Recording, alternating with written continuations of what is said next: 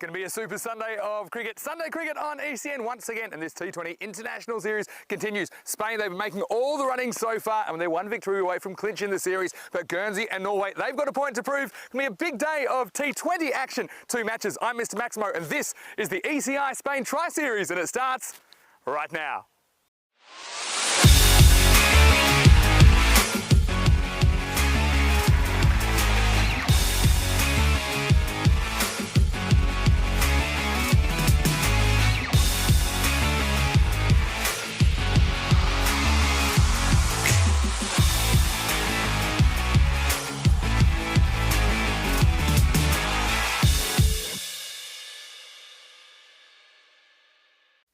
Good morning to you wherever you're watching from around the world, and welcome to another big day in European cricket. Well, we've got some Sunday cricket coming your way today, and the T20 International Tri-Series continues ECI cricket, and it involves 3 nations, Spain the hosts, as well as Guernsey and also Norway. First up, we have a rematch of last night's clash. It's Spain versus Guernsey this morning, and well, for this clash, I can tell you the news from the toss is that Lorne Burns, he's the acting skipper for Spain this weekend with the injury to Chris Mills.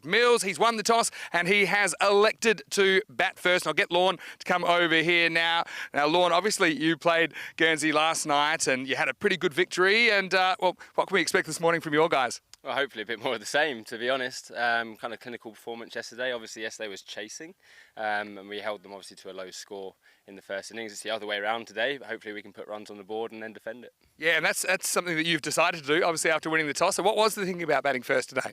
Well, I mean, we have a good bowling attack and good spin attack as well. And we know this pitch is hopefully going to spin. So if we can set a score and hopefully our seamers can get us off to a good start, as they've done in every game. And then from there, our spinners can twirl and hopefully take some poles. Look, I've got to say congratulations to you as well. Obviously, it's a big learning curve for you in international cricket yesterday, but a 5-wicket haul, that must be a really nice feeling. Oh, I mean, it's an amazing feeling, but at the end of the day, yesterday was yesterday and today's today.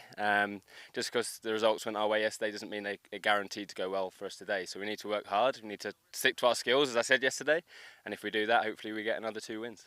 And look, finally, obviously just 1 win away from clinching this series. That must be a big motivator for you guys. Oh, absolutely, but I mean, our goals are huge. You know, climb that world ranking, and to do that, we need to consistently win.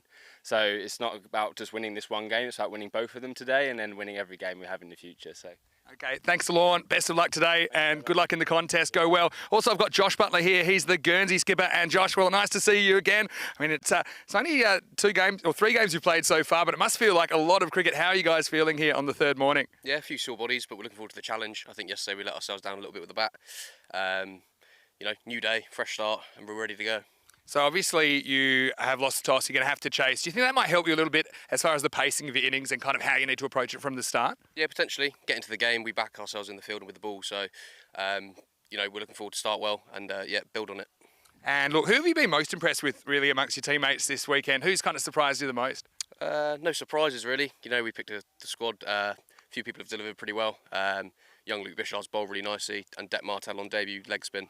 Obviously, it helps with turning wickets, but he's bowled really well. So, looking forward to another good day today. Yeah, there has been a bit of turn. I've been impressed with Det Martel as well with his control and the fact that he actually side spins the ball. It's a bit revolutionary in the short form of the game. Look, finally, you know, you couldn't really do the business over Spain last night. You know, do you think you can make it different this morning? Yeah, like I say, fresh start. We're looking forward to the challenge and we're ready to go. So, it should be a good day. Well, Josh, good luck to you. Wishing you all the best. So that's the news from the toss is that Spain, they've won the toss and they are batting first. This pitch, well, it's a different one than the one we used yesterday. To me, it looks a little bit harder, actually. And if I come down and give it a bit of a bang, I think that's been something we've talked about a little bit on this deck, that some of the batters have struggled, especially early on. But I think that the batters as well, they've got a bit more batting under their belt. I think we might see potentially higher scores in this one. And look, a beautiful day for cricket once again. We're expecting a maximum temperature of about 25, but it feels a lot hotter when you're out here in the desert. And look, no chance of rain. And look, I'm looking forward to a big day of cricket. Let's get ready for the first ball, and match 5 is on the way. Yes, good morning, and it's great to have your company, and we are ready for match 5. And it's all there. News from the toss. Lorne Burns, he is doing the captaincy duties for Spain in the absence of a regular captain, Christian Mills. Unfortunately, went down with a bit of an injury. Pretty innocuous one yesterday, in fact, but he will be leading España. They will be batting first, as you saw there. And I know that so many of you are looking forward to a big day of cricket here. And it's one of my favourites, Will Peatfield, who's going to open up proceedings here for Guernsey. Pretty good one. Gets past Daniel Doyle-Carrier. And he is someone I'm enjoying getting to know a little bit. And, Will continues to try his heart out for Guernsey, who are 1 and 2, as are Norway. Spain, they are 2 and 0. They can clinch this series, put it beyond all doubt if they win this game right here at match 5. 2 matches today, concluding the series. It's nicely driven away into the gap. Well done to cut that off.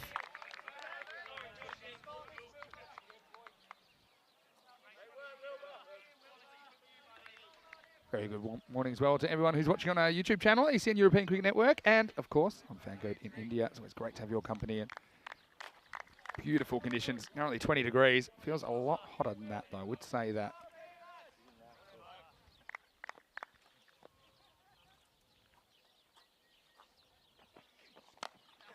This time it's always Ahmed, who hit form yesterday with a 42.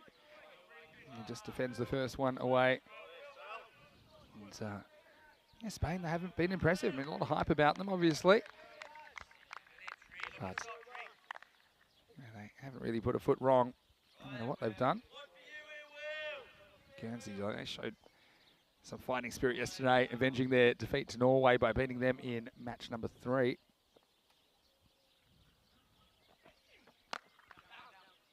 Pitched up and driven away. Yeah, slightly different pitch than we used yesterday. I think it's a little bit harder, I had to guess. And also, I think the batters are slowly finding a bit of form. I saw that with Always Ahmed yesterday, just willing to take the game on a little bit earlier.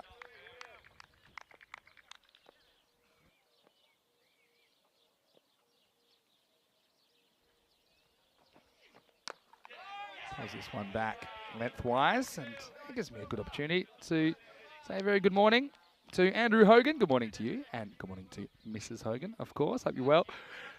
And also to Liam Day, who said it's good to see Spain batting first. Yeah, it's an interesting one. Norman Burns said he's confident defending with the bowling attack they've got. They certainly did a number on Guernsey last night, didn't they? As they bowled them out for 78, including a big collapse in the middle. 6 wickets fell for 5 runs at one point.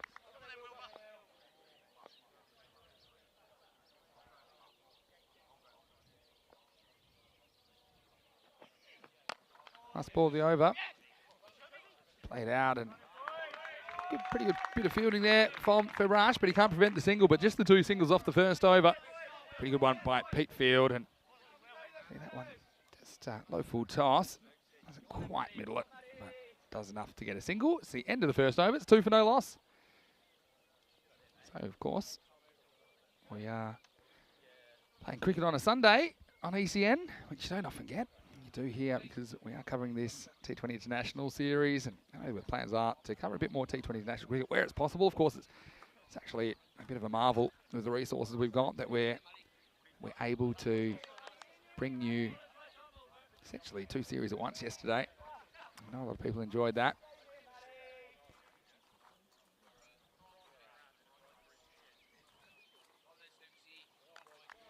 So it looks like Matthew Stokes will be the bowler at the other end. He's had a pretty interesting series. I think he's had pretty good success with the new ball.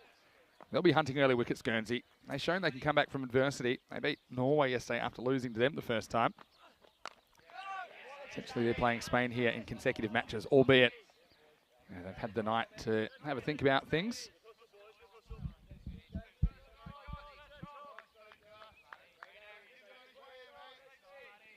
See, that's Tom Nightingale, player of the match in that win over Norway in the middle game yesterday.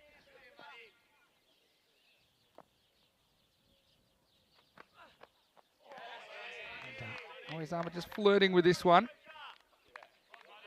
And, let us know where you're watching from. I know quite a few people who've been messaging me saying they've been enjoying this series, and thank you everyone for your messages. I can't get back to all of them because only so many hours in the day, but this does give me an opportunity to say thanks for everyone for your support of European cricket. And I think we've seen the development happening in real time.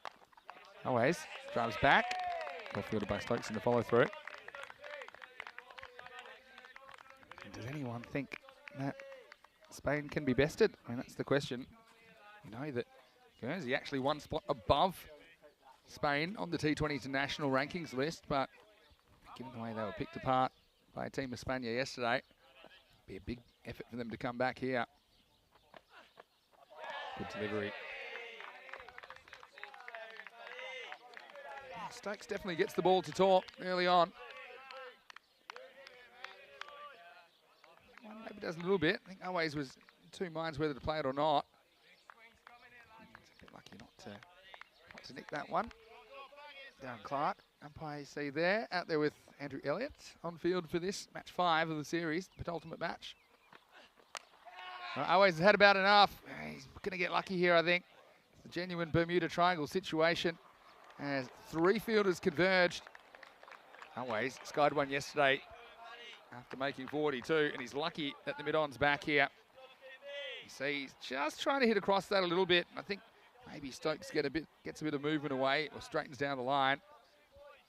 Always gets lucky.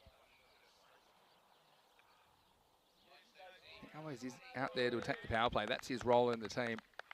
They've got cover for him if he does get out early. He's fortunate to get away with that one.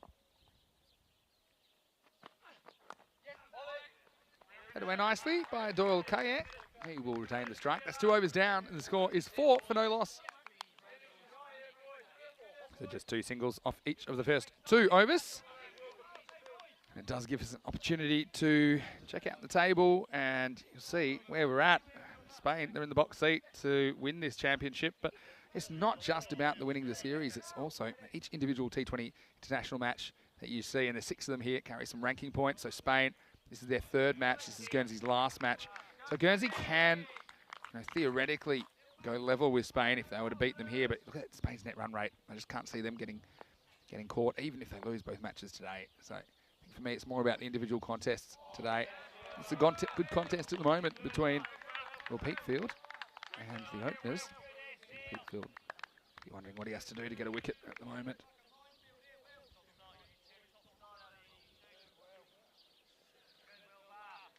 And, he's enjoying his cricket, no doubt. I think everyone's enjoying the weather, though it's a little bit warm out there. I think by the time he fielded for 20 overs, like I say, 20 degrees. But, wow, feels like swimming weather to me. Pitched up, well played by Doyle Kaye, who plays most of his cricket in South Africa. He qualifies on account of holding a Spanish passport. Of course, all these players have to fulfil the criteria set out by the International Cricket Council about what is required for someone to represent a country in international cricket.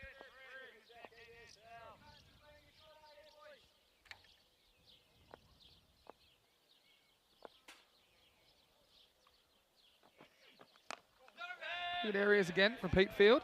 Got to say a quick hello to Underground Bodega as well as Ranju, who's asking how am I? Who's the favourite team? Well, I mean, what I would say is that these 2 teams, they are ranked right next to each other currently on T20 international rankings. So you've got Guernsey 38, Spain 39, but I just think with current form, and especially the fact that these 2 met last night and Spain won very comfortably, you'd have to say Spain are favourites. Hello to Naima Nadim as well. Thank you for your kind words. It's great to have you with us, and Mohammed Razzle as well. Just kind of open the face a little bit. Can't catch up with this one, Doyle Kaye. I mean, Guernsey, they've been asked to field first. Look, they've got a point to prove, I think. They are the higher-ranked team. Don't forget that. I wonder if fatigue is a factor for them a little bit after playing the opening evening and then, of course, playing 2 matches on the trot yesterday. Essentially, they're playing in matches 3, 4, and 5 straight.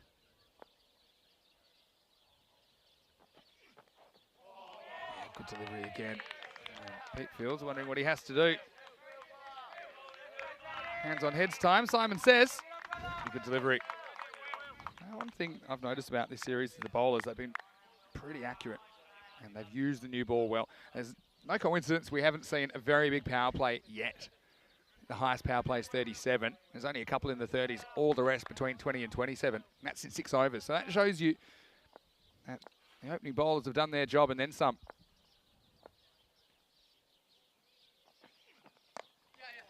more width this time. Dorka, will lean on it. Seems to be a bit of a strike pincher at the moment, because once again he gets a single off the last ball of the over after 5 dots.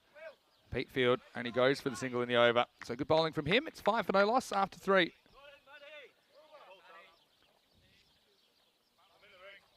Apparently Paolo Butchimatsa is in the chat. And hello to you, Paolo. It's great to have you with us, of course. Spent a bit of time at Paolo's cricket ground.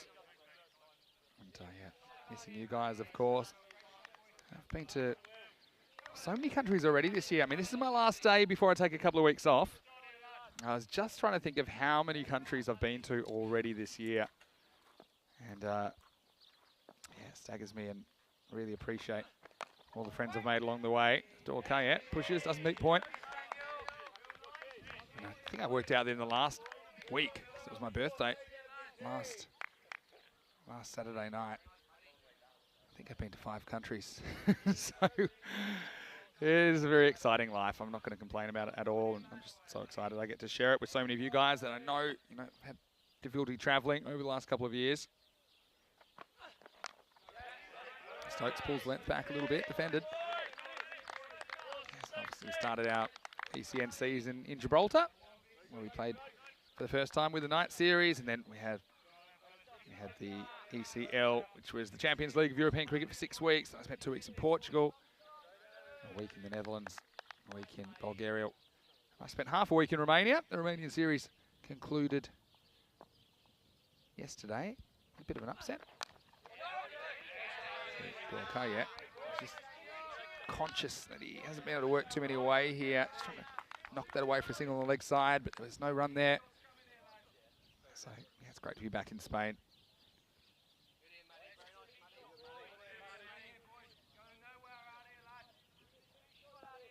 Michael Payne, hello to you as well. And he's saying Guernsey need Peatfield to bowl from both ends. Well, Stokes are doing a pretty good job at the moment. Case in point, that one. That gets past Dorka.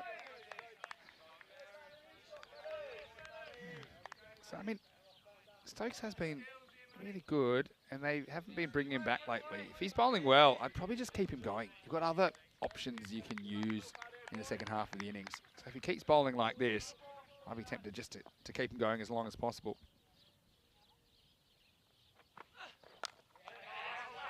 You want to try and keep this phase of the game going as long as you can if you're Guernsey. You see that run rate is kind of glacial at the moment, at about 1.3. Keep going at this pace. What they score? 26. Can't see that. That holding. We've seen that batters aren't afraid to spend a bit of time getting into their innings here. It's in that kind of series. Really good over. Very, very good over. It's a maiden, in fact. So we've had 24 deliveries, and all we've had is 5 singles so far.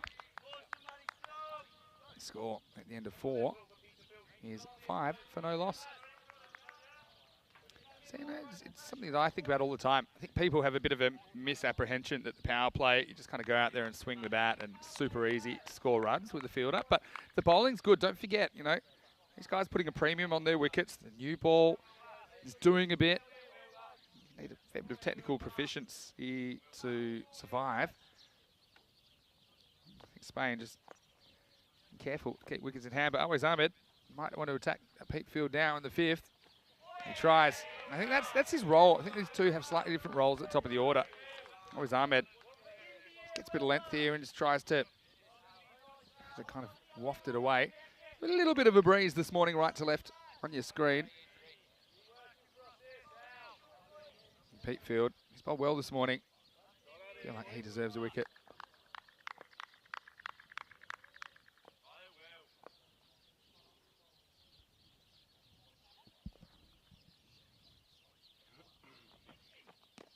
This one hits him on the pad. Andrew Elliott refuses the appeal. My instinct was that could have been just sliding down the leg side. Pretty good shout though. Certainly, if that got given. I wouldn't say it's a terrible decision. Just an element of doubt there, I think, for Andrew Elliott. He gets a long way across. Yeah, maybe Angle just taking it down the leg side. Great work from our crew at Spring Productions, and we're certainly thankful for their expertise in bringing us the coverage this weekend. This one looks a little bit high.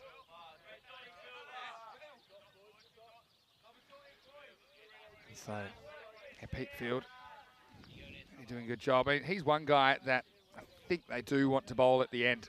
He typically bowls the last over for them. See that one? Just climbing over the stumps. Whereas Stokes is someone I think maybe he would keep on. He's already into his third over. They've got some good spin options in the middle in Tom Nightingale and Dick Martell, of course, Guernsey.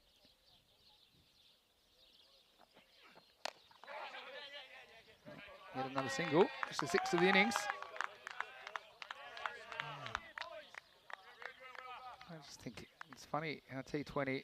I remember when we used to play it, when it first came to prominence in the kind of mid-2000s, what sort of a game it was. Really what we're seeing now is a bit more of a 50-over approach, I think, especially in these conditions where batters have struggled to get set. So an extra attempt, I think, for the openers to get their eye in and maybe attack down the track. Torkaya just tries to guide this one down. See, this pitch is, I think it's a little bit harder, if I'm honest, compared to the pitch we saw yesterday. Just a little bit. I don't think any of the surfaces have had too many gremlins in them at all.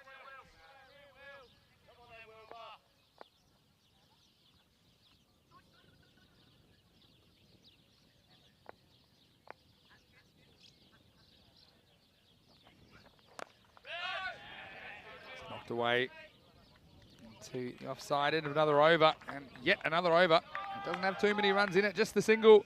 Pete Field, he's only conceded 4 in his 3 overs as we head into the last over of the power play. Spain are 6 without loss. It does seem like we're heading for the lowest power play of the series so far. The lowest is 20, the highest is 37. I won't speak too soon. But yeah, they are going back to Stokes. I think this makes perfect sense. They've shown they can get away without bowling Stokes in the second half. They've got lots of options. So bowl him a third or even a fourth here if he is keeping it tight. I mean, I think there's certainly a thinking of seeing these bowlers off at the moment. Well, maybe Always Ahmed doesn't get that memo as he pulls this away, and it will be the first boundary of the day. He's tried this shot a few times. This time he does get it away. Stokes just getting a little bit too short to Always. Not a lot of footwork there, but certainly picks up the length early. Cuatro carreras is the first 4 of day 3.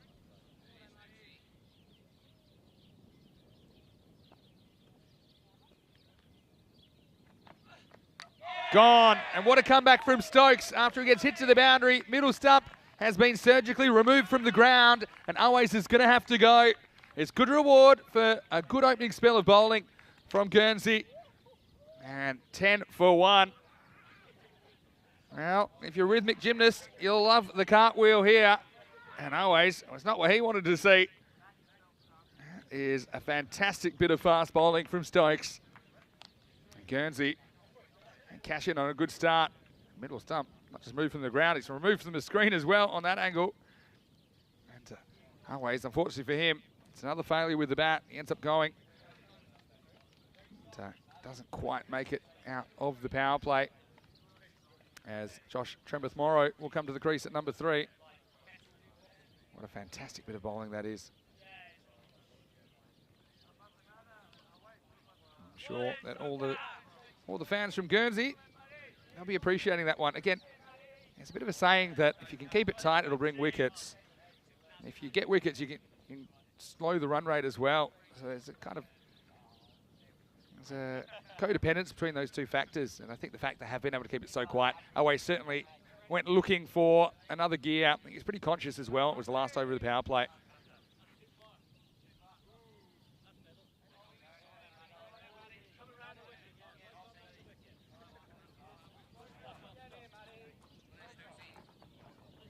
Josh Trembeth-Morrow comes in, and yeah, he's also shown he's not afraid to play himself in. But I mean, kind of a limit of how you can do that. One thing to to spend a lot of balls getting yourself in, but if you do get out in that kind of 15 to 25 balls ratio, you might have a bit of a feeling maybe it was all for nothing. Morrow wants to get off the mark, and he will here. Early call. These two have been drafted into the Spanish squad very recently. Daniel Dorkaya plays his cricket domestically in South Africa. Josh Trembeth-Morrow in Victoria in Australia. Both a long way from where they've played most of their cricket.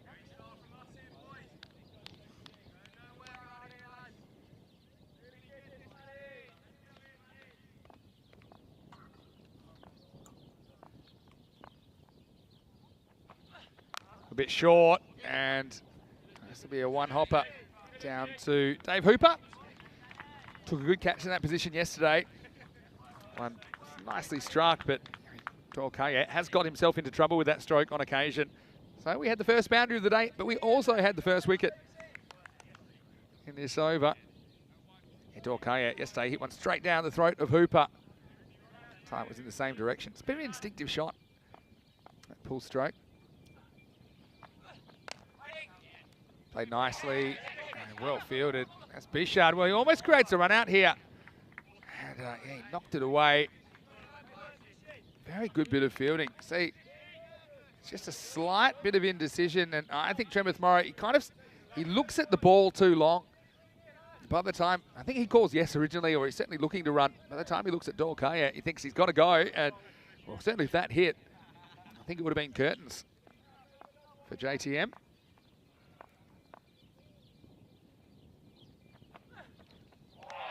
Another good delivery.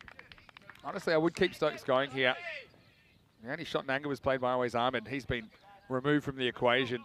It's 13 for 1 after 6 overs.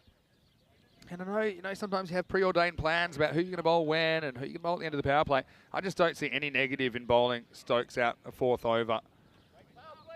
And he's been brilliant so far, and you've got other options down the stretch. And I think if you ask the batters who they wouldn't want to face in the next over from that end, I think they'd probably say Matthew Stokes.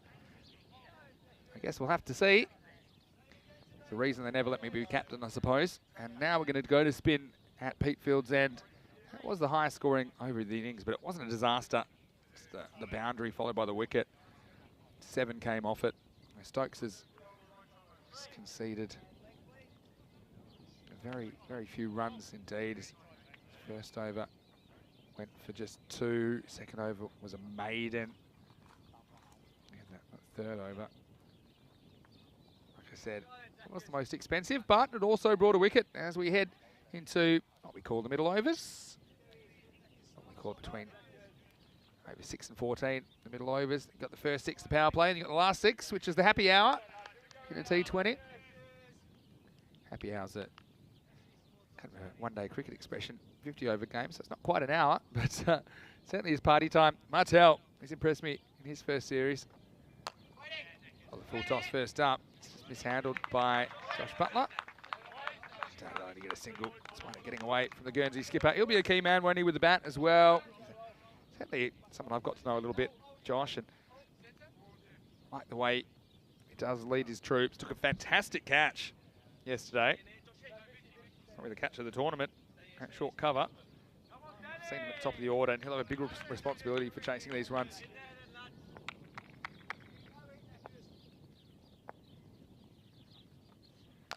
Oh, tossed up and elevated over Butler. Probably going to get 2 here for Brush, who's normally a pretty good fielder. Just not able to handle that one. Dorkaya.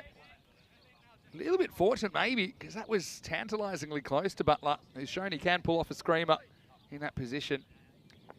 Does result in the first 2 of the day.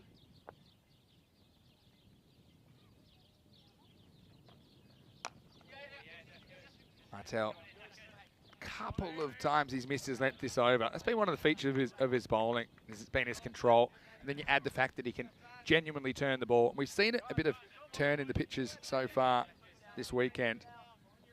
And this one, it's the first time we've seen spin on it, so see how he goes to Josh Trembeth-Morrow. I'm afraid to slow this one down.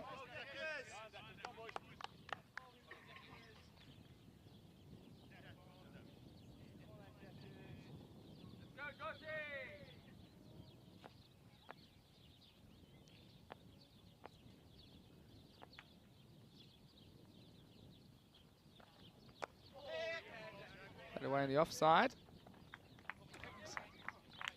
Just get the single there. It's still fairly pedestrian. Plenty of time left in the innings, of course.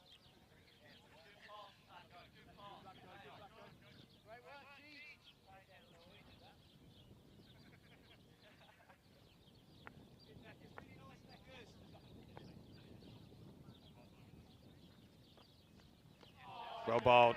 And that is where you want to be. A pretty good over. Let's have a look at this. The batter kind of committing forward. Maybe that's one he could have gone back to. Was that kind of middle kind of length. Anyway, Martel concedes 5. It's 18 for 1. Let's see where they go now. Looks like they're going to make a change.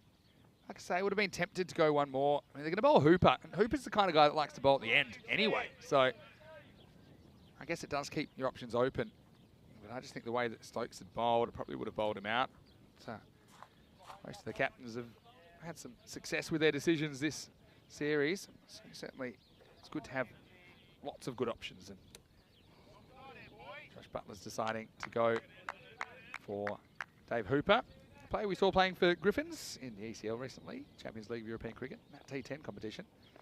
Here he is round the wicket to JTM. Works it away. There's nobody in the circle. Some thoughts of a second, but they'll just get the one. So once again, I want to say a very warm welcome to all of you watching and contributing in the live chat, Eastern European Cricket Network. Very appreciative for all the kind words in there.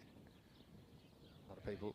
But, you know, particularly have watched a lot of ICC associate cricket. They're saying good things about the broadcast, and I do appreciate that immensely. It's all thanks to our crew, I've got to say. They do a wonderful job.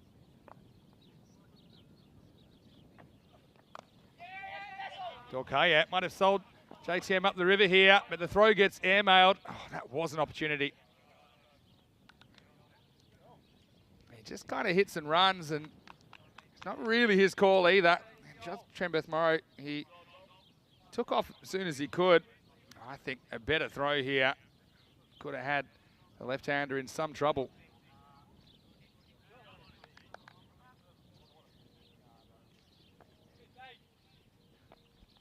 Just getting back to the chat. I want to say hello to Ninj, as well as Liam, Maiden Waters as well. A lot of people saying the field looks great. Yeah, certainly is a wonderful place to play cricket, no doubt about that.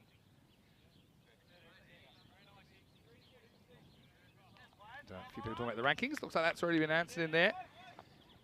But yeah, we'll address a couple of questions in there in a second. This one's hit to Butler at short cover. Yeah, well, questions about the injuries to Raza and from Norway, it is Raza Iqbal and Chris Mills from Spain. I haven't seen Raza this morning. As you see this one, even down the ground. Well, fortunately, doesn't make it all the way to long off. Trembeth Morrow, slightly uncharacteristic stroke. Can play attacking strokes, but just doesn't really rush himself into doing so. That's one with that long boundary down there. It's probably about 74 off the bat, they say. It's probably something like 65 to the middle. It doesn't quite get enough to carry to the fielder. So yeah, I saw Chris Mills this morning. As we get to the end of the 8th over, the score is 21 for 1. I saw Chris Mills and look, he's kind of walking around. I don't think we'll see him on the park today. Obviously, we're not seeing him in this match. And if I was Spain, I wouldn't risk him, especially because they're flying. They're going so well. They're able to cover his loss. Yeah, you know, although sure they miss him in the lineup. I think they've got other players that can do the job, and I just don't see any reason that you would expose him to further injury. So Chris Mills, I don't think it's a broken ankle, but I think it's just probably badly sprained it. Raza Iqbal, I'm not sure, because it's Norway, they've got just the one game left. Again, thumb didn't look in good shape yesterday. But again, I don't think it's a break. And yeah, he may play, but I guess, again, it's just up to whether they want to risk him or not. They can probably use him slightly differently, use him more as a bowler and less as a batter. We saw him batting 10, even though he normally opens the innings. So Sorry, can't be more help. I think we know these injuries. They're serious, but they're the kind of injuries that perhaps the players could play with if they absolutely had to. Martel, full banger. They should push for 2 here. It's a long chase for Stokes out there. And we'll get back for an easy 2.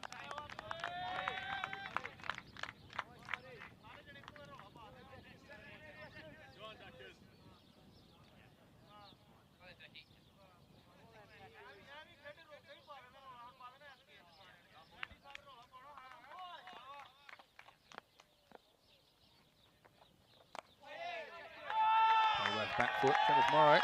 Just not many batters have gone out there and reached 10 at better than a run a ball. Just something I've noticed in this series. We at any time of the innings, but especially at the beginning.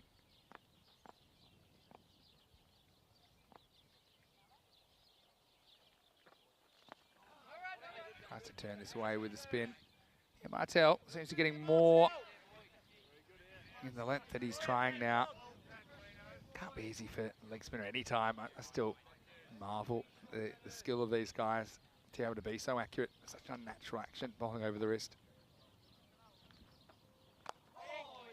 Travis Morrow gets this off the inside half of the bat just for 1. Guernsey continuing their good start, really. I mean, they still got the rate below 3 and over. Like I say, the longer they can do this, you know, even if Spain do get away a little bit at the end of the innings, there's no guarantee that'll happen, but they'll just be in a better position to chase down these runs. And again, chasing, maybe not the worst thing for Guernsey. I don't know exactly how many they need to get, how aggressive to be with the stick. As this next one is pulled away, but 2 fielders are guarding that area of the ground. Just a single. Once again, I want to say big hello to Thrive in the chat. To Tyler for Rush. And I know that you'll be sporting Guernsey in there. Appreciating the live stream. Well, hello to you, Tyler. It's great to have you with us. Driven away, but the outside half of the bat, Martel, has been good so far. He's only conceded 9 of his 2 overs. The score after 9 is 25 for 1. And Riyasad thinking maybe it would have been an idea to send in Yasser Ali at number 3. Perhaps, but I mean, still there's plenty of time in this innings. I think that's what we're seeing.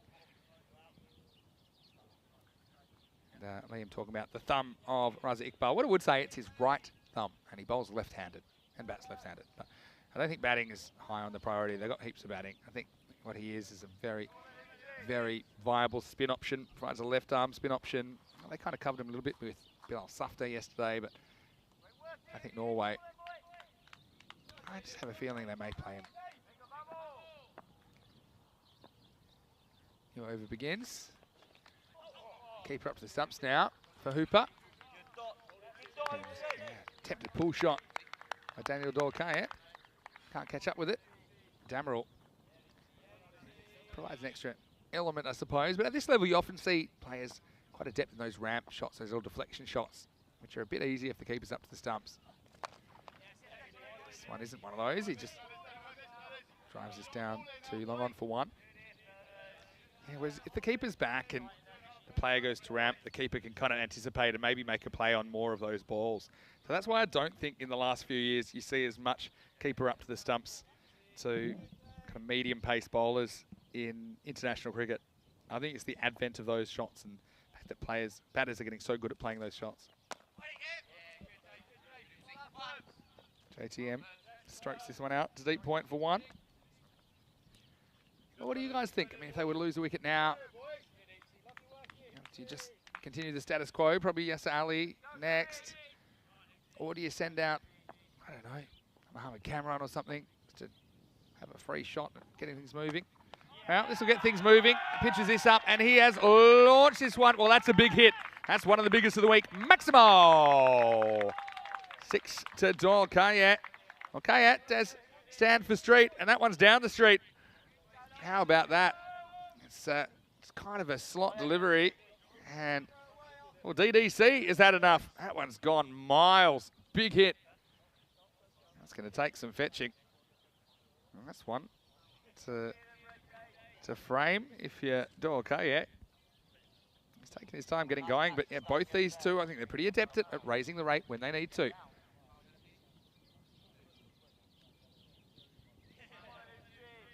certainly think that Daniel Dorkaya enjoyed that. Certain feeling when you get one right out of the screws. It's peak cricket enjoyment. I think Daniel felt it there. It's to go again now. So certainly shifting gears. This one does find long on for one. First six of the day. Thrive saying we want more sixes like that. Well, I'm sure the Spanish supporters are thinking the same thing. Torkaya, although he wants to be aggressive, he'll be acutely aware. He won't want to waste a good start here. Travis Morrow now that will face up. Last ball of the first half of this innings.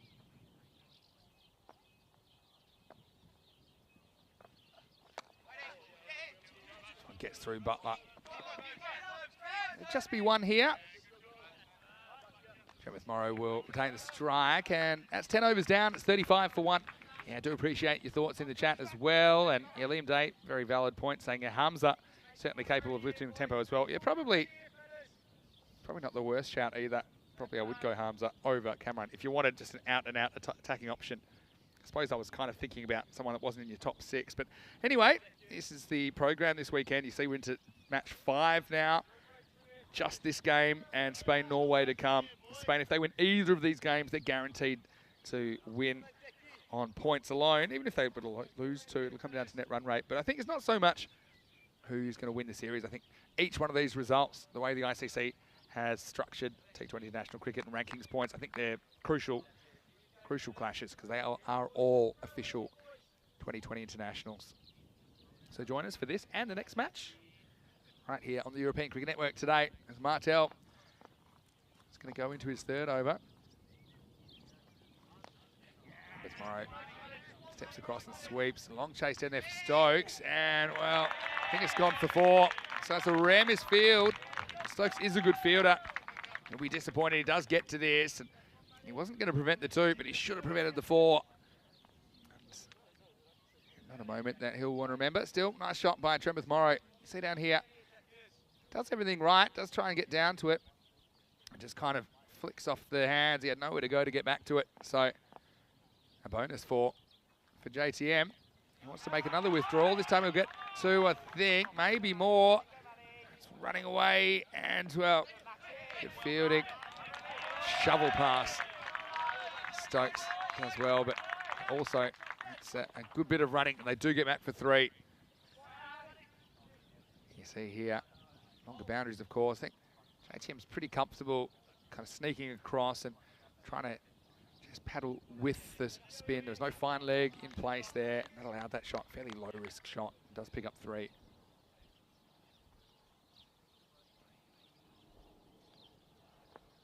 Right-hander on strike then now.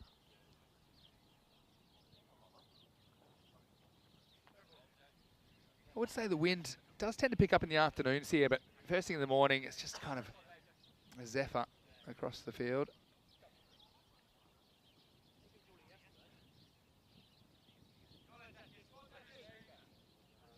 You can see the first signs of the acceleration here as we've got into the second half of the innings.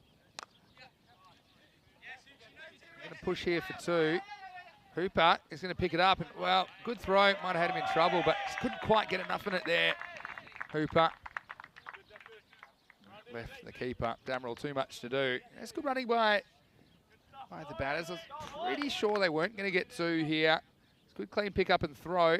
See what I mean here? It just takes the keeper a little bit wide, and because it bounces, it takes a bit off it. So they do get away with the double. Goes over cover this time. Hooper is hunting it. Oh, and he puts it down. Oh, he gets so close. Makes good ground to that, David Hooper. Just seemed to mistime his jump slightly.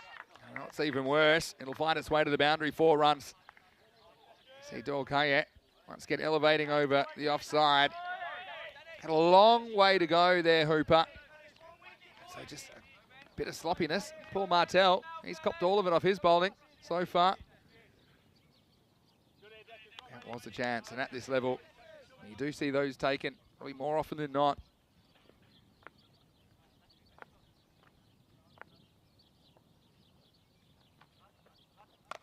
Short this time from Martel. That's going to be punched straight down to deep mid-wicket. We haven't seen Tom Nightingale yet.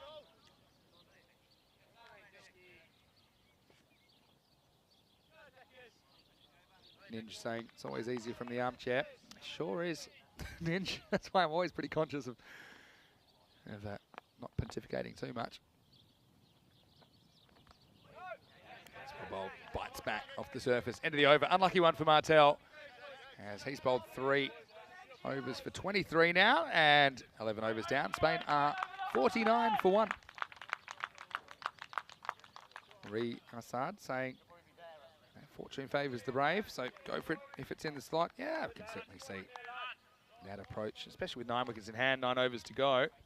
It's more just that players, the longer they're the more comfortable they are playing those expansive strokes. We haven't seen too many people come in and whack it straight away. Probably, the exception, Mohammad Shahar on opening night here. Played probably the innings of the tournament, 70 off 29. But even Shahar hasn't been able to do too much since. So they're going to continue with pace from the top end. And this is a player that I like the look of. Is Luke Bichard. And someone that we also saw playing for Griffins, teammate of David Hooper's. He was back in the ECL. ECL, if you're not aware, is the Champions League of European cricket. We have 30 top clubs, one from each country involved. We'll see that competition again in early 2023. But right now, here's Bichard. And little nick on this, and he's gone. So first ball, change of bowler, change of luck. And Daniel Dolkayet, we had a life in the last over, but he only survives the first ball. And no more of Bichard, who gets a wicket immediately. And the promising partnership is broken. Spain are 49 for 2. Yeah, it's just a slightly loose stroke, I suppose. No real foot movement, just wafts at that. And he has played and missed at a few of those kind of deliveries, attempting those kind of slashing cut shots. And this time, Daniel Dolkayet, he knew that he was gone.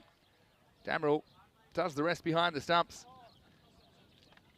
He'll be frustrated at this stage to get out, especially after making such a good start. 1-4 and 1-6 in his 24. Daniel Dolkayet, 33 balls. What it does do is it brings Yasser Ali to the crease. And JTM and Yasser had a very good partnership yesterday in the morning match.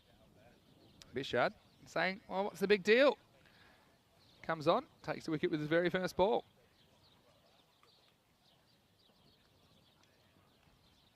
Got to say quick hello to Jeff Maguire. And yeah, big thanks to you, of course, for your support of this tournament. We do appreciate it, Jeff. Watching on from Northern Ireland.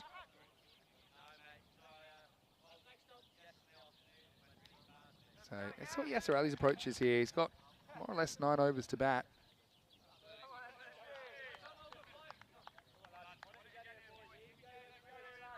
To Guernsey, that's an opportunity just to reverse the tide here, because it did seem that Spain were getting away a little bit in the middle of this innings.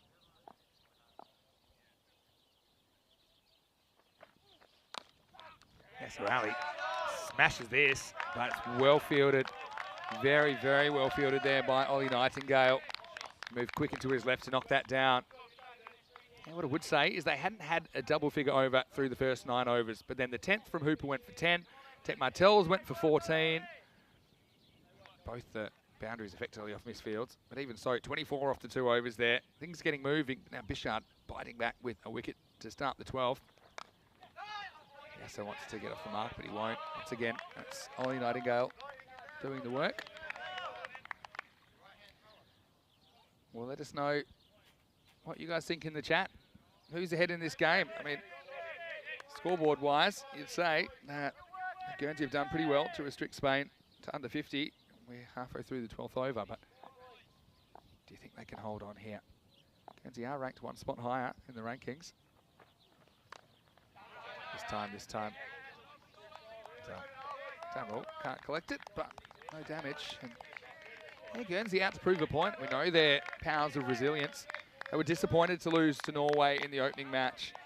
It was just that one innings from Scherzer Huck that seemed to take the game away from them. They got revenge on Norway yesterday after an opening loss. Guernsey trying their best to do the same to Team España. Slower ball, picked and hit. They want two here. It's a slightly dicey one, but it's a long throw. There's no problem with the distance. Tom Nightingale out there, but they do scramble back for a couple. Does bring up the 50 for Spain with the ball to go in the 12th over. Yes, rally, it's off the mark. Certainly think there's a lot of intensity being brought out there by the men in green. Australia plays his one off the back foot, and JTM not keen for the run was his call, and he'll have the strike. Trevor Morrow, as we get to the end of the 12th over, the score is 51 for 2.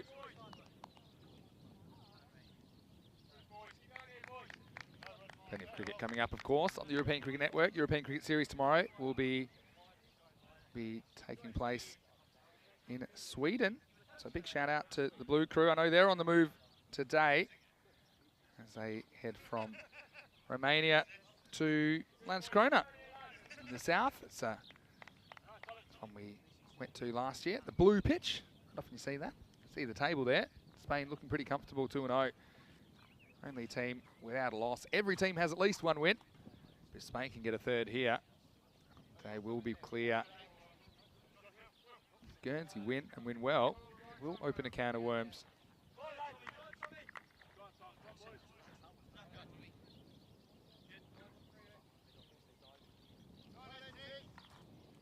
And now they are going to make a change, and it's going to be Tom Nightingale with his off spin.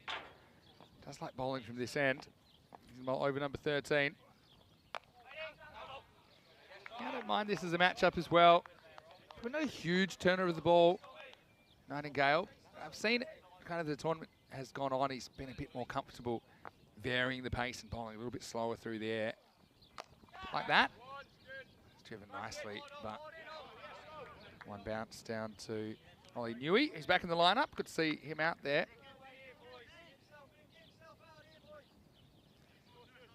A bit like Dorkaya. Trevor Morrow's at this stage where he doesn't want to get out after using up so many balls.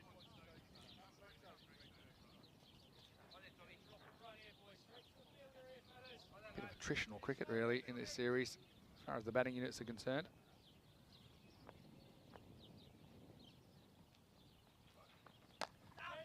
Given away nicely. Butler just missed a couple of those. They'll be annoyed. They want two here. They might get it. And there's a long throw. Had to throw off balance as well. That's good running. Butler be a bit frustrated, I think. He has let a couple get through him today. Fabrash is a good fielder. He doesn't bother choosing the end that time. Had to throw off balance, just throw it quickly to try and discourage the second run. Sometimes an early throw is better than a good throw because it can stop a run. And that was smart by the batters to take a couple. Now this isn't a particularly good delivery. Yasser Ali is going to whack him away. It's kind of a rotating stand-up sweep from Yasser. Nightingale just getting the line wrong there. And this is the risk if you're bowling around the wicket to the right-hander. If you get it wrong, if you get outside that hip, it's a fairly easy put away. And Yasser Ali wasn't going to miss out.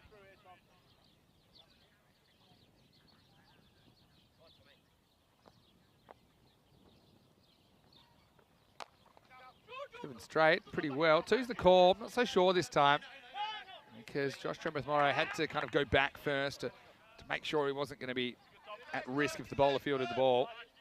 So we'll just get a single. Once again, hello to some of our viewers. I know that Charlie Hunt is watching, saying wickets in hand, big push needed soon. Well, I know that you'll be supporting Team España, Charlie. Good to see you. Hello to Devil 24/7. Also to Tyler Fabrash. And speaking of Fabrashes, he's going to try and hunt this down. It'll be between him and Hooper. He does really well, Hooper. And he knocks it back to Ben Fabrash. Well, we know that Tyler's in the chat, and she would appreciate that bit of fielding from Ben.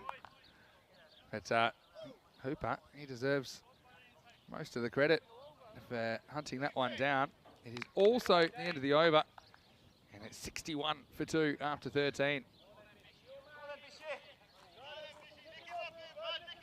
It's it's a fascinating innings. We always associate T20 cricket with bash and crash, but it's been an accumulation and a kind of slow but steady acceleration, I suppose. And you kind of see it there. And they hit the halfway point, or 9 overs at least, and they've said, all right, now's the time. Bishard's back for another one. Yes, hasn't really timed his shot well as yet. He will get a single here.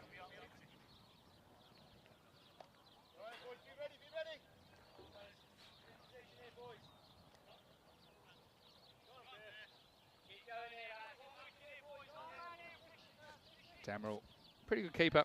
Also will open the batting for Guernsey.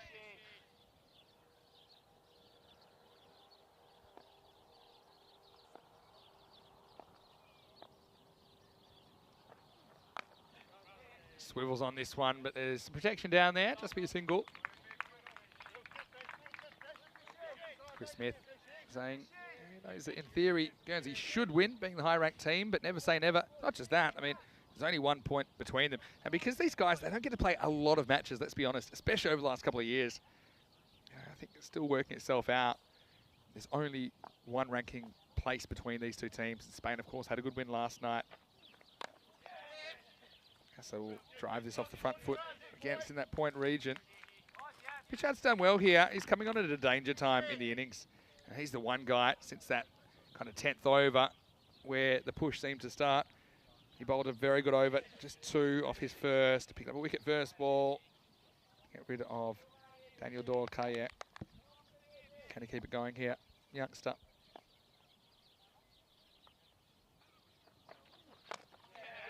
Pretty well bowled. Trembeth Morrow having to dig that one out. Looks at the toe of the bat afterwards. Ian Latin. Hello to you, Ian. Hope you're well and the family's well. And I know you'll be watching pretty intently as well. And he's saying Spain have the bowling credentials to defend 80 or 90. Well, that is true, I suppose. I mean, you consider they bowled Guernsey out for 78 yesterday.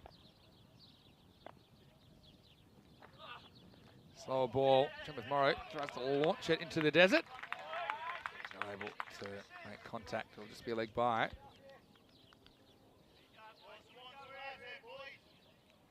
I talked about, in the 5th or 6th over, how long can Guernsey keep this phase of the game up? You feel like there will be kind of rearguard action at some point, but they've done well to sustain it. I know they've had 3 overs out of the last 4 that gone double digits, but still got that intensity there. Yeah, so just pushes for a single. But what I will say is that a couple more overs, if there's 8 wickets in hand, I think we're going to see some hyper-aggressive batting from Spain as the wickets really become a bit of a byline to trying to lift the scoring rate. That's 14 overs down now, and it's 66 for 2. I think Biss in the chat, appreciating the work of Luke Bishard. He has bowled well so far. And it's always interesting, I think it's always a different game on day 3 in a series like this than on day 1. And some of the bowlers are bowling better, some are probably running out of energy, I suppose. As we are in the desert, don't forget. It might look nice and green out there, and it is, but I can tell you the air's pretty dry and energy sapping conditions.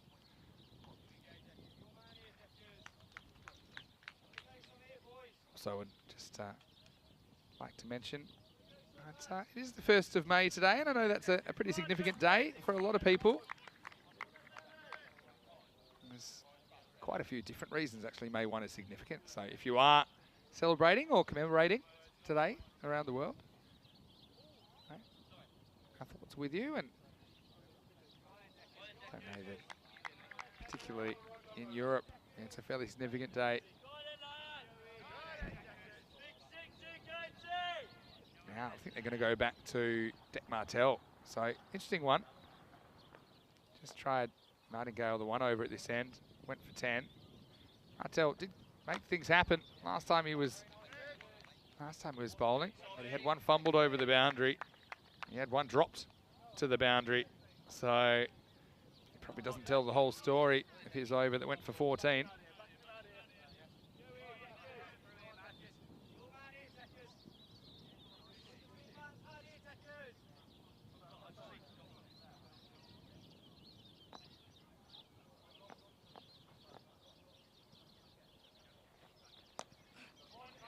JTM sweeps this to the sweeper, aptly named. Just the one. Yeah, so yeah, May 1. Traditionally, it was a Christian feast day.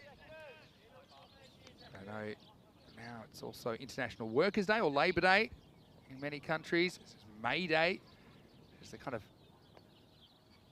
unofficial beginning of summer in the Northern Hemisphere. As well, this one somehow.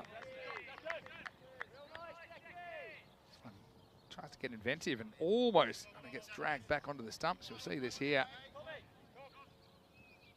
Just kind of off the pad onto the gloves. Just rolls innocuously past the stumps in the end.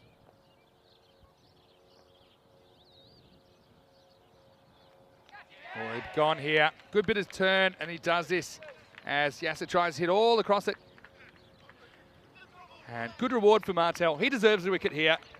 He had one go down earlier. This one he slows up for sure, and he just lures Yasser Ali out of his crease. And I think Yasser's keen to get things going, but where he goes wrong here, tries to go against the spin. He was always reaching. Yeah, simple bit of work for Damerel behind the stumps.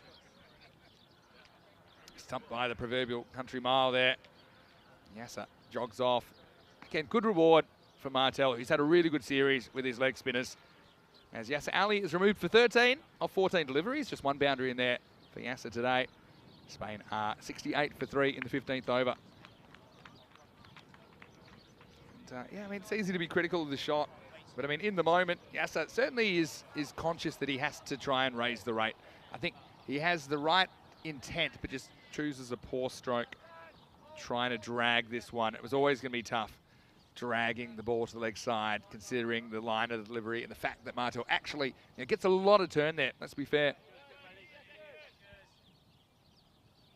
So, well bowled from Martel. And it will be Hamza Salim Dar now. So we'll have two left-handers at the crease. And the decision to bring back Martel is justified. Hamza hasn't really had too much to do this series. We know that he's a powerful striker of a cricket ball. He's had to throw his wicket away once or twice, searching for quick runs late on.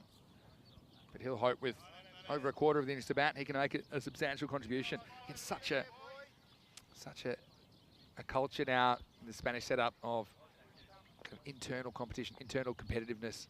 These guys know every opportunity. They need to make the most of it at international level. Martel with 2 balls to spend. This is the one that I think is kind of the top spinner. Doesn't really turn back towards the left-hander, but Hamza Salim able to go back and read that one off the pitch. He gets off the mark immediately. Chembeth Morrow just has the 1 ball to face now in the 15th.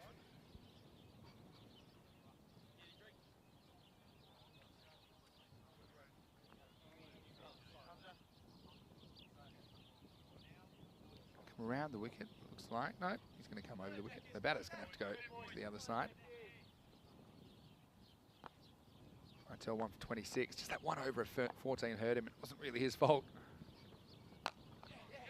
A full toss. That's the way he started. Hooper should clean up and does the fielding. So just a single. Chembeth Morrow will retain the strike. That is 15 overs in the books. Spain 70 for 3. Well, look here. Let's do a bit of a projection. If you can go 10 and over from here, then you get 120, which I know people are saying all the kinds of numbers. I still feel, based on what we've seen so far, 120 is about a par score here. Kind of factoring in the fact that the batters, I think, they've struggled to get going. Maybe it's the fact they haven't had a lot of competitive cricket or any match cricket. I think 120 or so Spain would back themselves to defend that. But also I think Guernsey, 110, 120, I think if they bat well, they can get it. So that's what tells me it's about a par score. Bishard will continue. It's round the wicket to Josh Chembeth Morrow. He's had about enough of this, so he whacks it away in the leg side, and he will get a boundary. Good batting and good placement from JTM. This one flies. See the village in the background. Almost goes all the way. Again, he's just appreciating that angle in. I think if you're going to bowl that kind of angle, you don't want to give too much length to the left-hander, because they really do love that. Either got to get full, maybe full and wide. Otherwise, maybe stick to over the wicket, try and angle across the lefty. Here's the comeback ball from Bichard. Well, same kind of ball. Well, this time, might be a different result is taken out there. And I think that is Tom Nightingale. I'm not sure it went straight into the fingers, but yeah, well, Bichard persists, and I suppose he does have the insurance of the longer boundaries. And that is a pretty good catch out there in the conditions. I mean, had a long time to think about it. Just trying to hit this, but yeah, slightly into the wind. You see, takes it fairly comfortably. And so Tremeth Morrow is going to have to fall on his sword for 28. The final stanza of the innings. You feel it's arrived as he tries to push things. He does get caught in the deep. 74 for 4, and another wicket for Bichard, who's having a very good series. This is Lorne Burns, the acting captain, with injury to Munoz Mills in the first game they played about 24 hours ago. Had a very good day with the ball yesterday, didn't he? 5 for 11. Pretty good effort. First day in international cricket for Lorne Burns.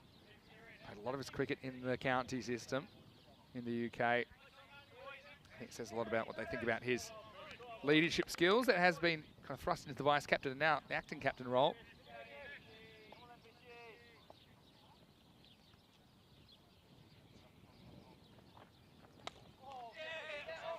Good opportunity for Hamza as well, for sure. He's been a bit short of batting. And yeah, I mean, this is the thing, they've set the table a little bit. But I mean, the run rate, not even quite 5. I mean, I talked about that, 10 and over, getting them to 120 or so. That's no gimme. Bichard. Certainly a good prospect, isn't he, for Guernsey.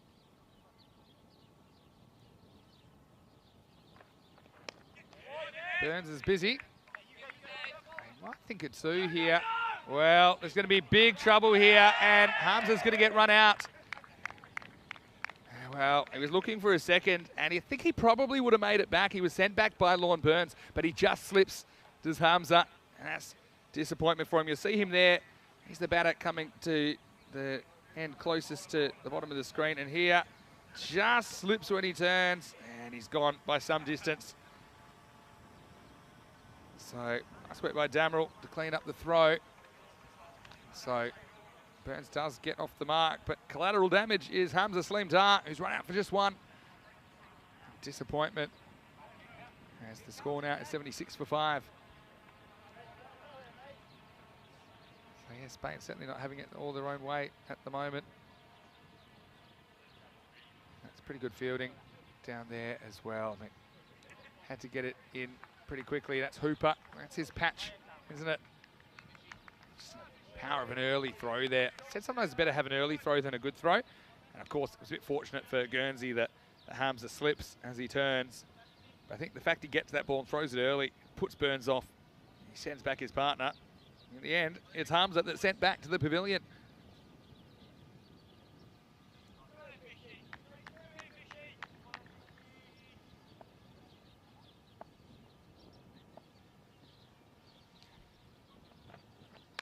Here's Mohammed Kamran, who's out there now. Hits this one pretty nicely into the gap. Doesn't get all of it, but he will get a couple. Mohammed Kamran, player we've seen plenty of in ECN cricket. And yeah, he will be a nuisance, Kamran. He just has these ways of getting himself fired up. And so often the opposition kind of plays into his hands. He wants to annoy you, and he wants you to be annoyed. And yeah, that time, just kind of taking a fake third run, or looking for a fake third run. Bottom edge on this. Slightly slower ball, I think, from Bichard, who finishes another over. And a pretty good one. There was 7 off it. Also, there was that run out. Not to forget that there was the wicket, of course, to Bichard, who's got 2 for 14, and that's 16 overs down. 78 for 5. And once again, you continue that kind of 10, 10, 10, 10, 118. It does seem like they're heading for what I would call a pass score. I mean, Corey Rutgers, the Spanish coach, said he thought it was close to 140, but I think that's maybe a little bit high when you consider everything, including the fact that Not many batters have felt that comfortable for that long on this pitch. And even batters that have batted for a long time, they seem to never really be in command of their game. See, Bichard, for me, has been one of the best of the bowlers. Stokes was excellent, though, and Petefield was really good as well early on. See that they bowled the first 6 overs, and at that stage, they're only 13 for 1, Spain. So it meant that even if there is a bit of a kick along in the rest of this innings, it's not really going to bat Guernsey out of the game. Here's Hooper. Oh, clever little shot. And I think this one will run away for 4. And it will. That's clever batting by Lorne Burns. And this is what I talked about with the keeper up to the stumps. I think the way that batters play these shots these days, it's a bit of a risk, because they know if they get anything on this at all, then it's going to go to the boundary. If the keeper's back there, Damerel, he probably catches that, because it's not a significant deflection. When you're trying to play that shot, essentially you're just looking for a bit of length, and that's exactly what Hooper gives Lorne Burns. Yeah, better ball, block hole. Burns will just get one. Certainly has been gripping cricket, hasn't it? And this will be interesting now. Mohamed Kamran, the hitman. Well, they want him to hit now, don't they?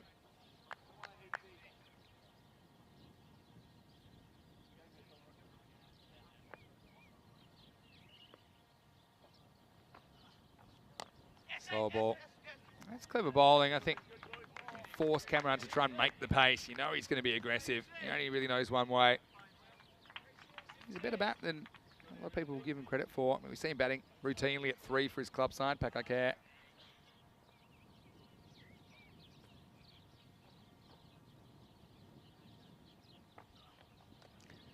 Horn tries to get inventive again. Probably, let's get the one this time. It's very off-putting as well for the keeper. Because if you're up to the stumps, you're not really trying to leave their crease. You probably start asking yourself, okay, what am I doing here? Because if I'm not going to get a stumping, maybe I'm better off just kind of covering the ground, having a bit more range. There's a slower ball, significant slower ball from Hooper. Got to say, I love watching Lorne Burns and Mohamed Kamran batting together. We saw them have a pretty interesting battle in the Spanish Championship weekend domestically last year. It was a pretty short battle, if you ask Lorne. But, you know, it's great. 2 high-level cricketers out there, new additions to the squad. It's been a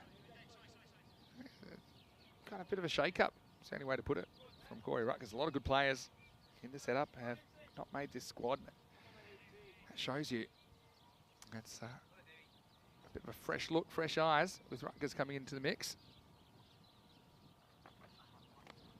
This one I think has to be a wide because it's outside the return crease. So I think even if the batter moves across, if it's outside the return crease, it kind of has to be a wide. You see this? Probably I think was a wide on width anyway, although he does move across a lot. See what Hooper was thinking. Good pick up by Damerel as well, to be fair.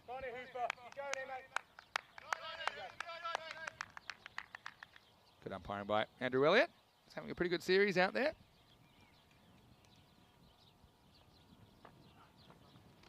Same tactic. I don't think there's any bat on this. Maybe just gets a bit of the shirt or nothing. But regardless, nothing is what they score off the last ball of the over. Hooper. He likes that slower ball, doesn't he? Lorne wants the leg side.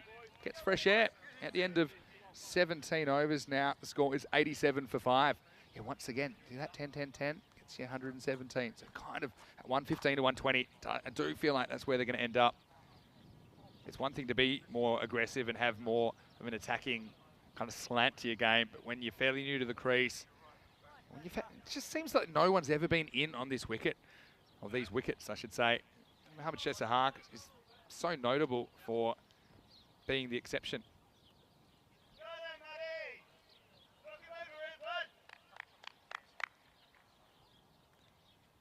$17 overs down. Once again, hello to everyone in the live chat.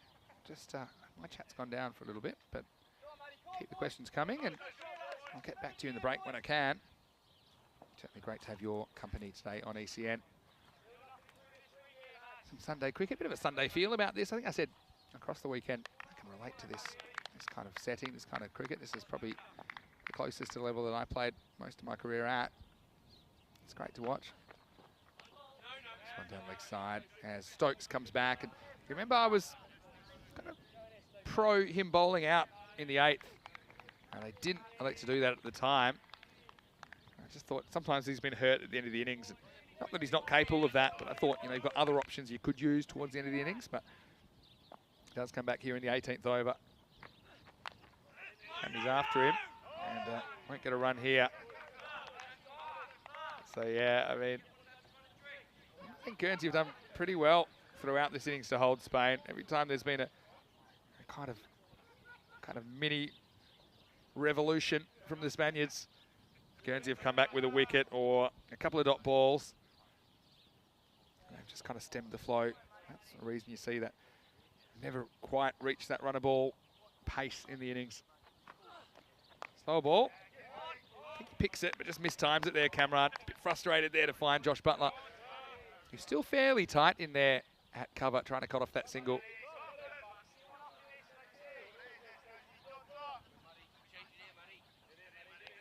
Liam saying he's enjoying Guernsey's chat in the field. Yeah, we do get the microphone picking up a fair bit.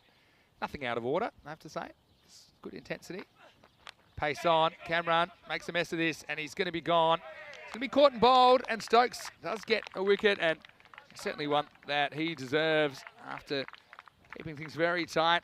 He takes his 2nd of this innings. You see, Cameron just never quite had the time in there, got himself in a bit of a muddle. He was backing away. I think Stokes follows him a little bit. In the end, it's a leading edge, almost off the back of the bat. A simple return catch for Matty Stokes. He takes a 2nd, and Spain, they lose the hit man at 88 for 6. Still 2.5 overs left. New batter out there is Ravi Panchal, who we'll see batting for the first time in the series. He came in for the regular captain, Christian Munoz-Mills, initially as 12th man yesterday morning, but then we did see him as part of the 11 for the first time in their 2nd match last night. Yeah, just running out of resources a little bit at the end of this innings. Look at the batting to come. They've got Charlie Ramistovic as well as Zulkarnain Haider and Il Raja. So really just the bowlers to come. Panchal, though, knows his way around a bat. Would say he's an out-and-out hitter. That's the thing, though. Very good fielder. Burns is on strike as they crossed. Gets a bit funky. Pete Field, the workhorse, gets down. And so Burns moves to 8. Yeah, well, you're watching history with batters crossing on court dismissals and getting to stay at those ends. Those days are numbered. This will be the last European summer or Northern Hemisphere summer where that will be the case, as the law's getting changed in October. I think it's a good law change as well, sensible. Slow ball. Panchal will hustle through, but he'll only get the one here. He's doing well to prevent the boundaries.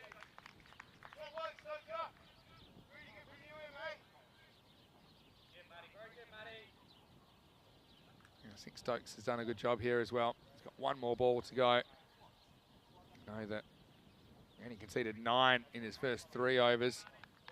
And when you consider there's only 3 off this one, he's showing, obviously he's very adept at bowling in the second half of the innings.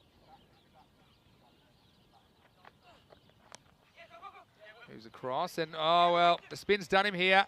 And I think this is going to be 4. It will be, and frustration. That's Pete Field. He did everything right there. He got down. But I know that Lorne can get the ball to turn a bit when he's bowling. It's the second bounce turn here that does him. Oh, poor Pete Field. There's just been a couple of those, haven't there? Probably 3, if you include the drop catch, that should have been kept in the field of play. That did find their way for 4. The hooper makes up a lot of ground, but he won't make it all the way to cut it off at the end of the 18th over. It's 94 for 6.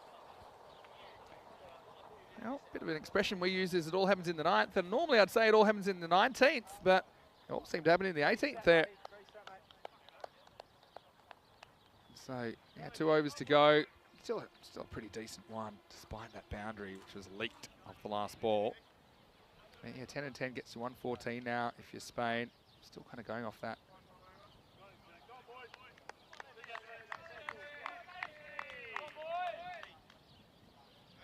few people talking about Cameron's innings. What I would say is he's not an army of one, is he? Not too many batters have come out and whacked it straight away.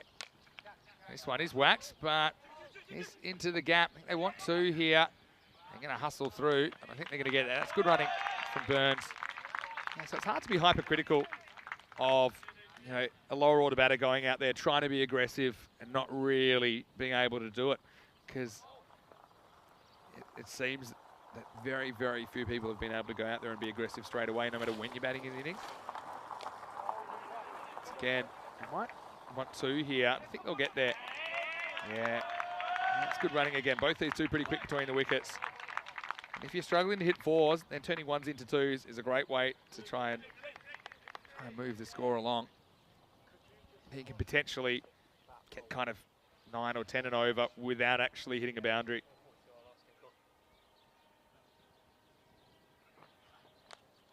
Yeah, gets a bit lucky here. And the chase is on for Bichard. I think it'll be another two. This is a French cut, staple of European cricket. Yeah, now it is go time. And I think I mentioned earlier in the weekend that it seems that so often innings have gone from kind of meandering to all-out aggression, and there hasn't really been a middle phase. As we see the 100 come up halfway through the 19th. This one's slower, kind of bouncer from Hooper. I think they'll probably try a two here as well.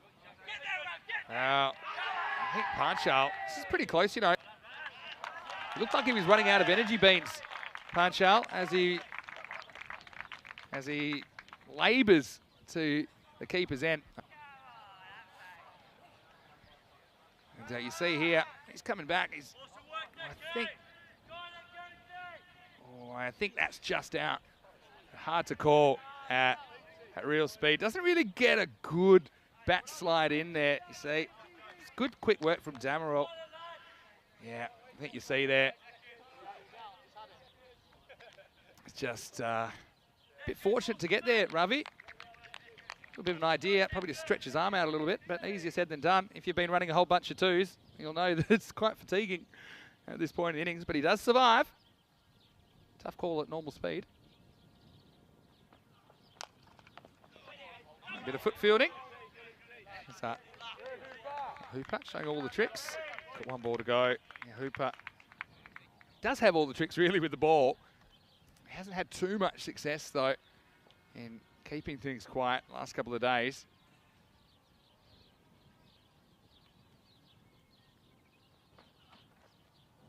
That's a good one. And I think he's going to be stumped here. I don't know if he goes stumped or run out. He'll probably go stumped because he does kind of move out of his crease. And I think Hooper deserves the wicket. Don't know if he takes another step forward though after he plays his shot. Panchal, he survives the ball before. Take a look at this one. What do you think? Comes out, he dances down the pitch. Maybe it is run out. He does take a couple of steps. You could argue whether that was actually genuinely trying to run or just kind of continuing the forward momentum of the shot. The umpires will make the determination on that. But what it is a wicket, and it will be the 7th wicket to fall. It is 102 for 7.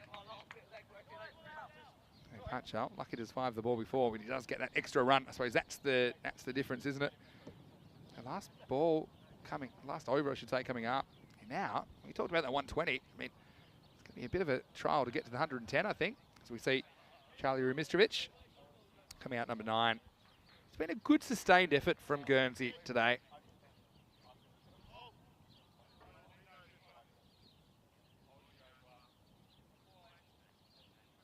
Here's Petefield. I do like him bowling the last.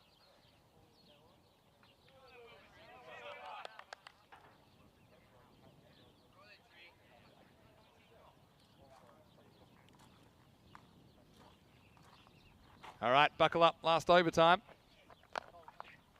Burns pushes. Don't see him getting two here. Well, might be wrong. Oh, this is probably just out. And so, yeah, good throw.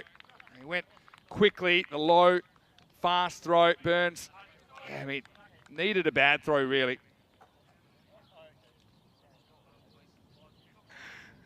And, yeah, Burns See, he's not even the screen yet, and just out. That's a good call by Andrew Elliott. As yeah, he's probably out by around about 20 centimetres, I suppose. Burns, doing the right thing. I suppose they've got 3 wickets to play with. It would have been handy if he could have pitched the strike. But what it will be is 1 and a run out, and 8th wicket falls now with 5 balls remaining. It's 103 for 8.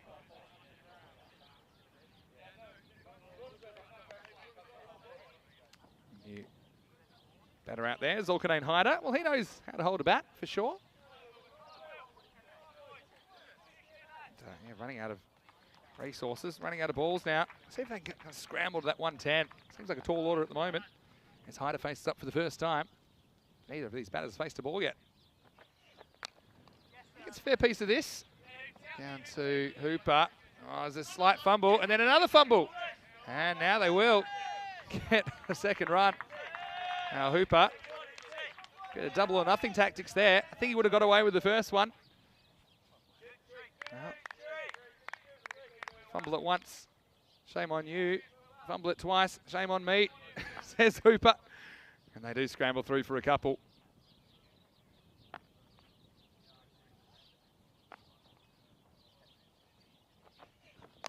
.105 with 4 balls remaining. Low full toss. Again, it's pretty well timed.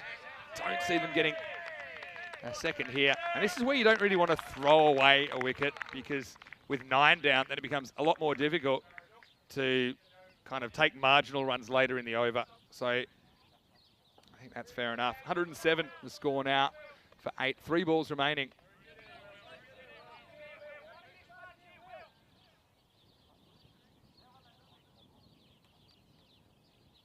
.106, I should say. Can't count anymore. 106, just a single there. So now Remistovic on strike for the first time. Now tries to get funky. Well, it's a strange kind of shot. Almost looks like he almost was going to hit this again when he was getting up, but I'm assuming he didn't, because otherwise he would have been out. Have a look at this. He kind of wears it, yeah, and the ball gets away, I think. Not sure if there's some bat in that, potentially. Seemed to hit a bit of everything, but what it will be is 1 to the total. So 107, 2 balls remaining. Peatfield once again. He's competing well for his side. It's going to be a very interesting chase. I mean, it's going to be the kind of score Spain will back themselves to defend it, and Guernsey will back themselves to chase it. Interesting second half coming up. Haider gets a bit of this, but he's picked out the fielder, and should be gone, is gone. So, still 1 ball remaining. And, nice bit of catching out there. I think that's Tom Nightingale in that part of the ground. And so, he's been pretty good in this series. Certainly a nice outfield catch. Remistovic does cross though, and so we'll be on strike. Remistovic for the last ball. As we get a look at Adil Raja.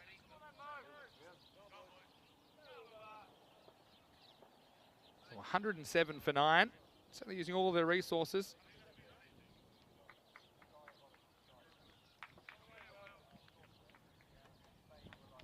All right, buckle up and get your running shoes on. 107 plus this. Well, probably just 107, as Adil Raja will be the unfortunate owner of a diamond duck. Damerel, he finishes things off and finishes off a pretty good 20 overs of sustained pressure from Guernsey. And they certainly had a point to prove. And you consider that they got rock and rolled by Team Espana last night, getting bowled out for only 78.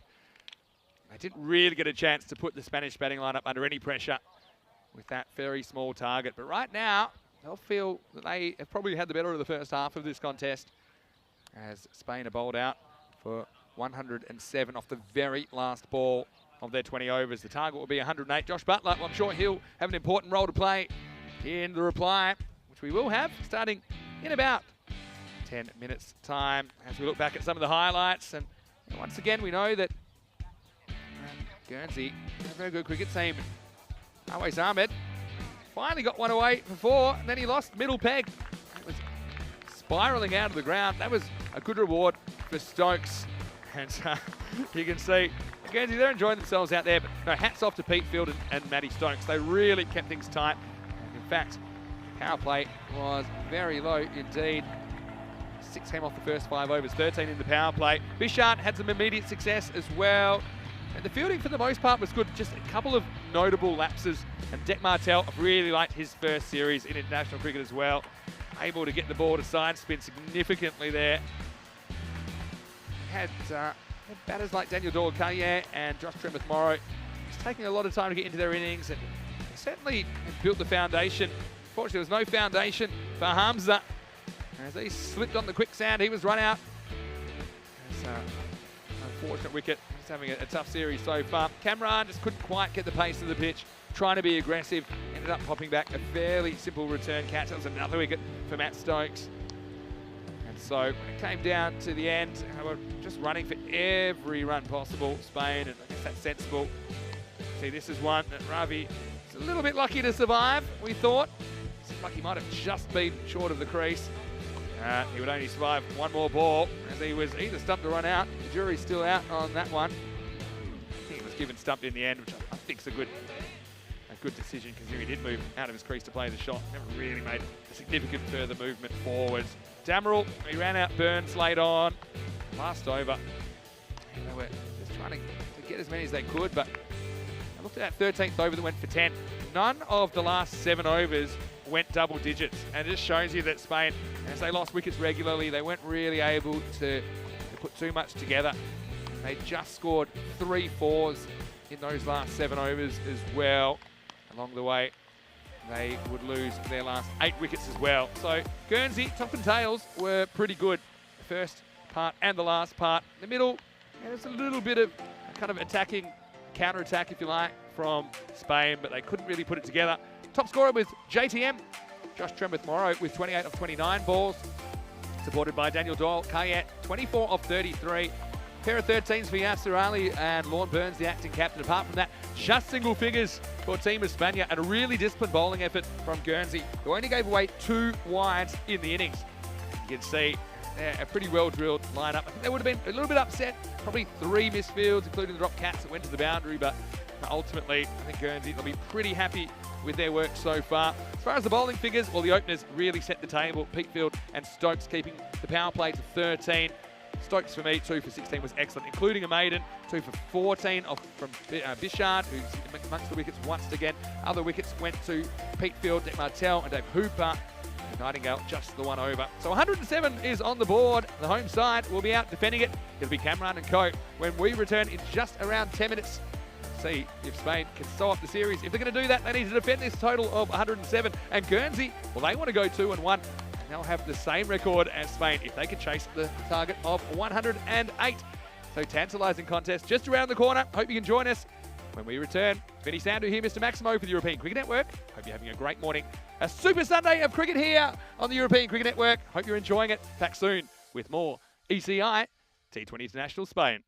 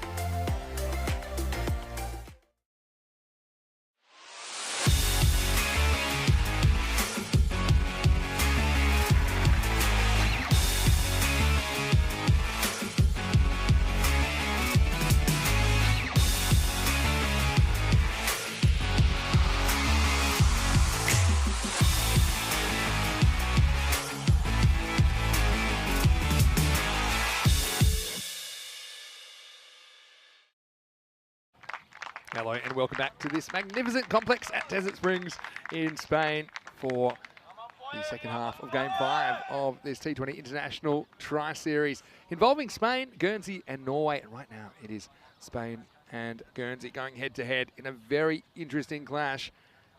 Guernsey keeping their championship hopes alive by restricting Spain to a total of 107. And right now we're seeing Guernsey going out there, and they'll need 108 for victory. In Spain, they're 2-0 in the series. The only team not to taste defeat just yet. If they can defend this total, Team España, they will have clinched the title. They will have one more match following up against Norway. All these matches are important, though, because they are all individually. They are T20 internationals, which carry ranking points and a fair bit of weight as far as where you sit in world cricket pecking order. And if you can get higher up the rankings, opens doors for these nations as far as playing in the slightly longer form of the game as well. Right now, I think we're set for a blockbuster second half, have to be honest. I think Guernsey, they got their noses in front at the halfway point. A lot will be on the opening. I think we see Mohamed Kamran opening up for Spain. He's really good at taking early wickets. I think also it depends on Guernsey's approach. I mean, do they want to be attacking early? Do they want to kind of take the approach that Spain had with them last night, chasing a slightly more modest target, but still, it's not an imposing target, is it? Spain certainly made a conscious effort to get on top of the bowling early and kind of just cruise to victory, ending up winning with 46 balls to spare. So great to have your company, no matter where you're watching around the world. Just want to say a quick few hellos to the gaffer, Sam Williams. I see that you're in there. Nice to have you with us, Sam, as well as Liam and Devil, and as well to Jeff. Thank you for your kind words, and Ninj. Chris Jennison, I do appreciate your feedback as well. This day marks the end of a bit of a long stint for me. 3 months and a day I've been commentating cricket all across the continent. I've been loving every minute of it. And here's Kamran. 108 to win for Guernsey. Just tries to knock Butler's head off first ball. Wasn't the quickest bouncer I've seen him bowl. Spins it fairly early in the over. Of course, just get the one bouncer over the shoulder. That'll be it. Yeah, we see. That's Darren Clark signalling that's one for the over. Look, I think we're really lucky to have these officials here.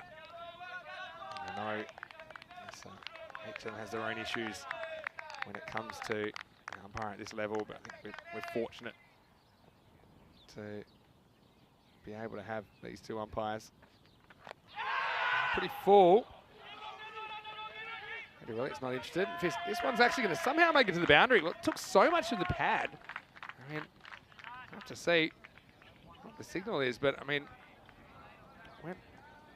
hit so much of that pad.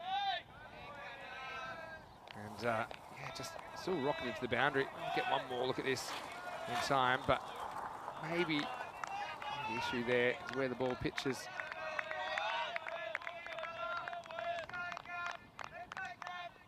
Well, yeah, I mean, looking at that again, probably missing a second set. So that's why Andrew Elliott did take a lot of time to look at it. This one does move a little bit off the straight. In fact, goes the other way. Andrew Elliott's just going to have a word to Kamran. I think one of the issues of the week has been Kamran. His second step. Just look at the way he follows through here. This second step, he pretty much goes straight down the middle of the wicket. Again, he wouldn't have played on turf for a while, I think. And something you have to be conscious of, not encroaching on that danger area. Good piece of bowling though, good heat. Good toss, and played away, over pitch from Kamran, and the result's going to be another boundary. So Butler, looks like he was credited with the 4 runs earlier in the over, so maybe a little edge on that. This one isn't edgy. It's just a correct shot, and he uses the pace nicely, doesn't he? Normally a few more gaps. They do have the floating slip in at the moment, so a few gaps in that cover region. Kamran's gone for a couple of boundaries in the first. This is a good start for Guernsey. Now the revengeologists, aren't they? They got revenge on Norway. He knocked them off in game 1 of the series when they met them again in match 3. Can they do the same to Spain? He touched them up last night.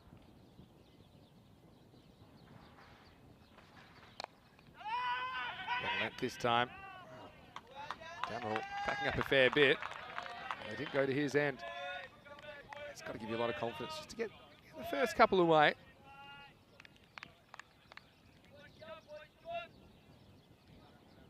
Liam, thank you for your, your beautiful comment there. And Liam saying, can't the hitman, but then another one, which I'll get to in a second. Last ball of the over for Cameron. Might not be, because this goes down the leg side for a wide. And Cameron has a proper death stare. Yeah, no, Liam saying, great shift, Finny, very well in break. Must be stoked to have Rhino as your replacement. Don't get much better. Yeah, no, I agree. I can't wait to hear Rhino. He's one of my favourites to listen to. We'd love to get him more. Obviously, he's a busy guy. He works at the elite level of sport, Andrew Ryan. But yeah, best of luck to Rhino and Rico. They'll be doing the first leg of the Sweden series. This one doesn't really get up. But, wow, Cameron, he's fired up.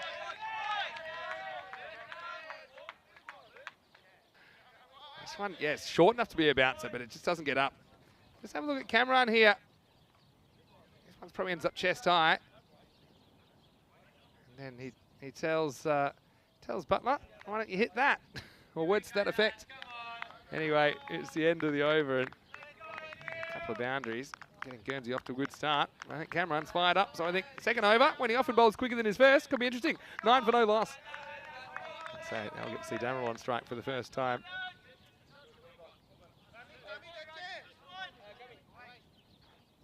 So, got to say hello to Terry as well, who is watching the Czech Republic. Certainly looking forward to seeing some cricket from Prague. And at the end of this month, in fact, we're into May today.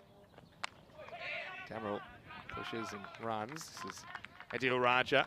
He's kind of been the quiet achiever of this bowling lineup. He's always done his job well. Of course, when he saw Spain yesterday for the first time, saw them twice. They have 3 very good pace options in Cameron, Adil Raja and Zulkarnain Haider. Got some good spinners to follow up. 3 key ones in Remistrovic, the left armour, Lorne Burns, the leg spinner, and Yasser Ali, the off spinner. So they've got some good variety in their attack. That's not to mention a couple of part-timers they could probably call on as well.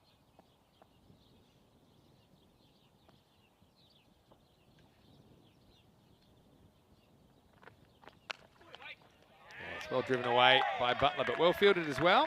Nice JTM. Looking good in his Spanish floppy hat. Bit of a sombrero about that one, isn't there?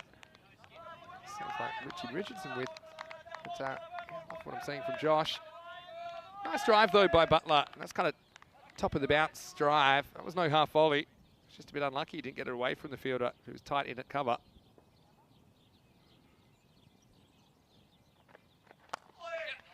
Flicked away nicely. It's a long chase for Panchal. And well, he's not going to get there. He scores it across the line.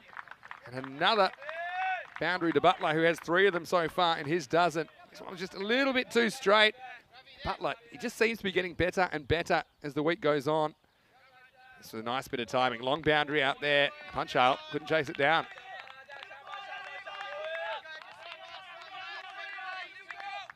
Good start continues.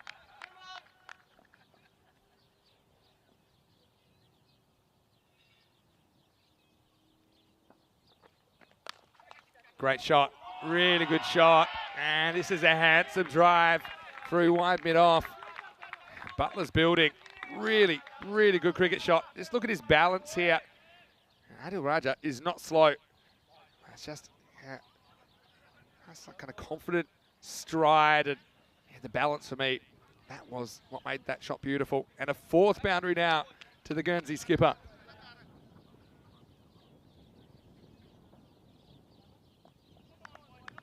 I thought scores would rise a bit as the tournament goes on. Next pitch is a little bit quicker than one we had yesterday. Chips this back. Wow, that's cricket, isn't it? He's looking so good at the moment, Butler, but he almost comes undone the very next delivery.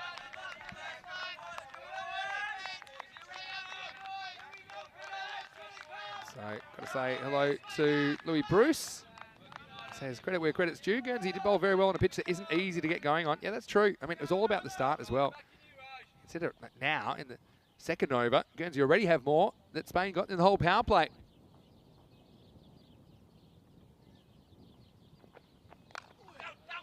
This one up and doesn't quite middle this. End of an over. That brings another 9 runs for Guernsey. Skipper is in business. It's 18 for no loss after 2. Going to say hello to Federico Mento. Enjoyed that. Yeah, that off drive, probably my favourite shot I've seen today. As Spain 2-0, hoping to sew up the series if they can defend this total of 107. Norway and Guernsey each play Spain today. Spain with the double header on day 3. Hello to you, Federico, and to Andy House. Good to have you in the chat as well, Andy. I know that you're watching in with a lot of people that maybe reside in Spain now. A lot of expats, I know. A lot of people connected to the team, watching intently. Cameron, I expect this to be quicker. He's getting his first crack at Isaac Damrell.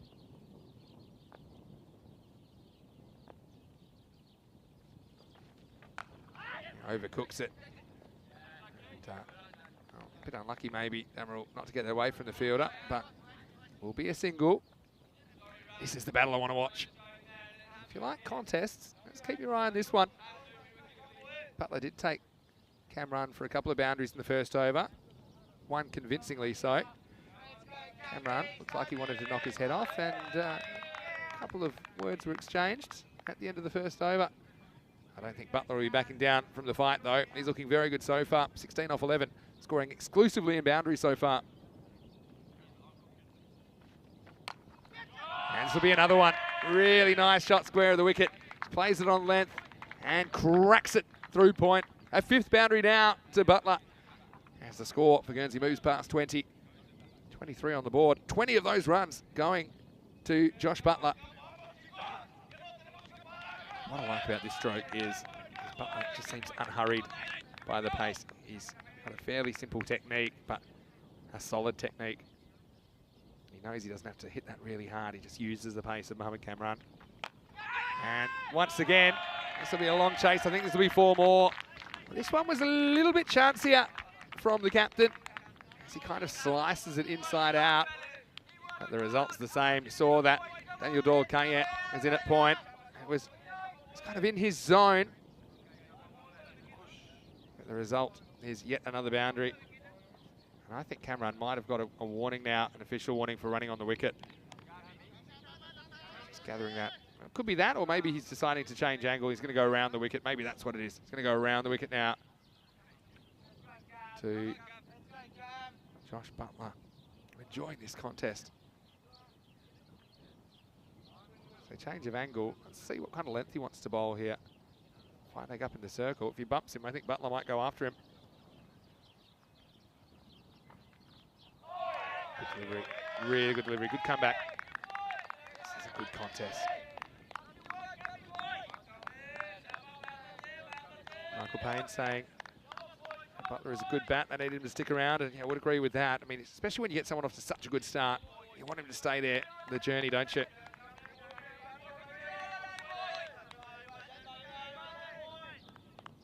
Terry thinking if Butler does stay for any length of time, Guernsey should walk this. It's hard to disagree with that. Terry. And Cricket John in the chat, wondering who's captain for Spain, because Christian Munoz-Mills got injured. It is Lorne Burns. No, it is definitely Lorne Burns who is captaining. ECN and Cricket Info saying it's Lorne.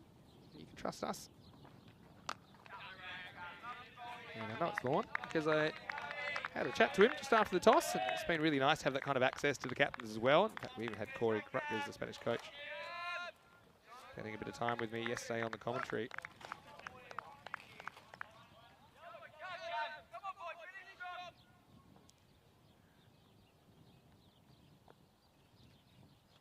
Last ball the over from Cameron. He really wants to remove Butler. Gets him to edge.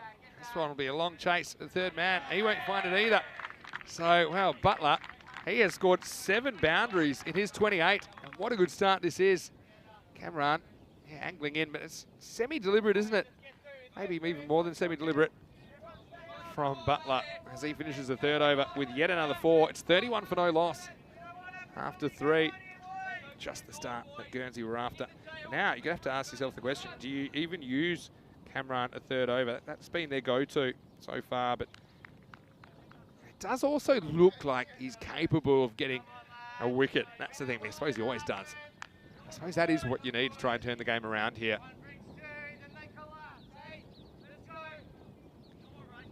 Just feel the wind taken out of their sails somewhat.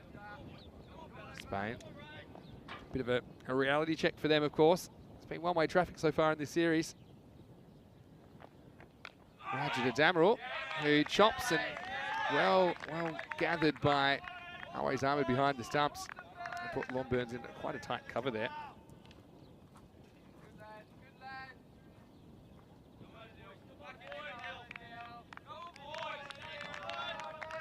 What do you think in the chat? Do you think there could be a twist in this one? Cricket John, just noticing if Guernsey and Norway can both beat Spain today, will be interesting on the table because all teams will have 4 points.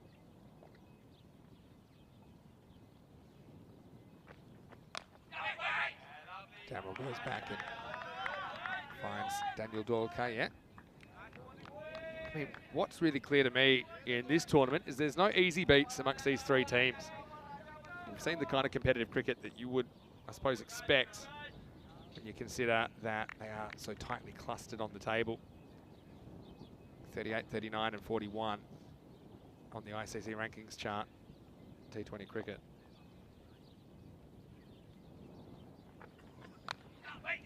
Damerel, well, he might have run out as captain here, and he would have. I think this bounces straight over middle stump from Daniel Doyle-Kayet. Yeah, he just hits and runs. I mean, I know it's technically behind the wicket, but often the striker will call these on the offside because they can kind of see how close to the fielder it is, a bit easier than the non-striker. And Doyle-Kayet knows he has to throw quickly, and it was just the bounce. That's why, I mean, typically you aim it at the base of the stumps to avoid it bouncing over. That's exactly what happened to Doyle-Kayet. So Butler survives and faces Adil Raja. Happy to give this one some respect. Yeah, they need to get rid of him quick. What you would say is if they can do that, remember that Spain did get a real run on against Guernsey yesterday. In fact, at one stage they took 6 wickets for just 5 runs. Tyler asking, what was Spain's score after their power play? Well, we had 13 runs on the board. 13 for 1. In fact, there were only 6 after 5 overs. So much better start this for Guernsey. Slight fumble, but no run given away there. It's Hamza Salim Dar. So, an unremarkable series so far. Not all his fault, I would say. Hasn't really been asked about for a long amount of time. He's been aggressive and batted selflessly while he was there. Got run out, unfortunately, today. He just had a little slip.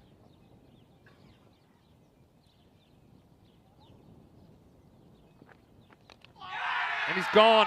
And so Butler, I think this takes a little bit of something on the way past, flicks the stumps, and Adil Raja is the removalist of Josh Butler, who goes for 28. 7 boundaries, 7 fours of 28. But Butler just couldn't deal with this delivery against Pacey. And yeah, you see it hits either one or both pads on the way through. Yeah, Butler, well, he can't believe his luck. But it was a good piece of bowling that removes him. And Spain, they're buoyed by that. That's exactly what they needed to do to get back into this contest. Butler goes 28 off 19.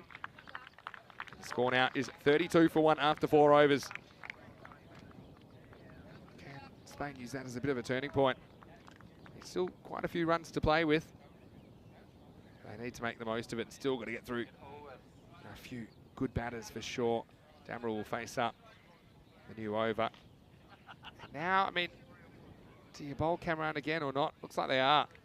Especially with Butler removed from the equation. That might move the needle a little bit. So Cameron is going to bowl a third. He is a real new ball threat as well.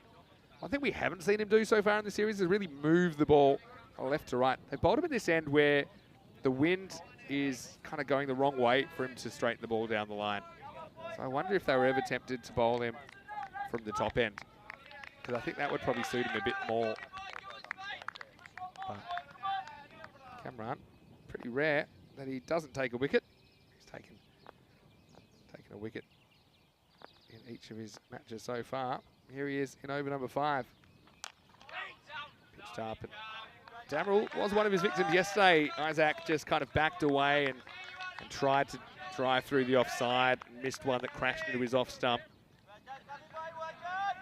So I'll be pretty conscious of that, I think. And it'll also be probably 20% more careful when you consider that he has lost his captain at the other end. It's Tom Nightingale in at number 3.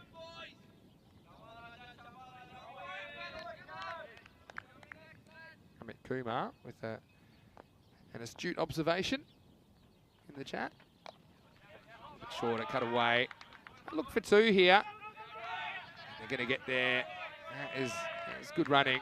The field there just had to take a couple of steps to gather his balance.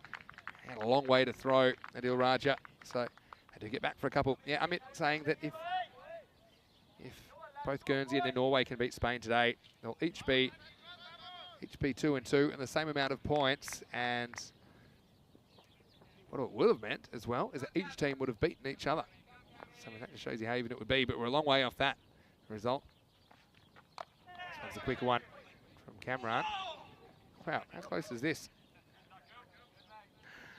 I think the batter has this covered. He knows he can't touch it with his hand, but he can always hit it away again if he wants. But I think he notices it's behind the stumps. That looks dangerous, but probably isn't. Cameron occasionally does pull out that effort ball.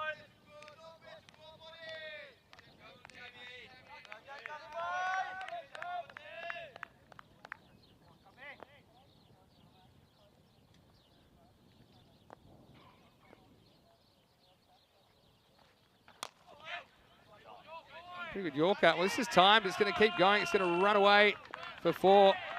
And so, wow, didn't really hit that hard, but when someone's bowling the pace of Cameron, you can just time it. That was just to push down the ground. And the result's 4 runs. Well, it's a confidence-boosting shot from Damerel. You feel like Cameron doesn't normally get a 4th. Now, I had some questions. Is Corey pacing? Well, he's not. He's just sitting on the fence doing nothing. Well, he did say yesterday that if he's done his job, then during the game, he doesn't have to do too much at all. So the question was, is Corey pacing around? The answer is no. He's sitting on the fence. Now, what about Corey? He's always giving me all sorts of nonsense about sitting on the fence. Well, he's literally sitting on the fence right now. You get another shot of Corey over there? He's literally just sitting on the fence. So, anyway, wishing him well as well. I mean, all the coaches, the management, they put in a lot of work for these teams. And it's certainly great that they get this opportunity to show what they can do. Damerel punches this away. It'll be the end of the over, so Cameron goes wicketless in his first 3. He'll probably have a spell now, I'd imagine, as the score is 38 for 1 after 5 overs. So let us know your thoughts in our chat, ECN European Cricket Network. I think slowly the system's coming back, so I can keep an eye in real time what's going on. Butler dominated with 7 boundaries, scoring exclusively in boundaries in his 28, but he fell to Adil Raja. The last ball of the 4th over, and we will see Raja continue now. I mentioned earlier, in Spain they do have a well-balanced attack, no weak links, 3 genuine pace bowlers, 3 genuine spinners. They're certainly keen to keep things rolling. Here is Adil Raja once again. Cuts the stumps. Wow. Makes the batter hustle. Ouch. I don't know if that hits him in the boot or the pad. Seen a couple of throws hit the runners in this series. I think Damerel's fine. He's a keeper, so he's a pretty tough nut. You know that. This is Hyder. He launches one. You see here, it's low on the pad. I know there's a pad. You've got a pad on. It still hurts. There's a bit of a dull thud, which can just kind of let you know you're alive.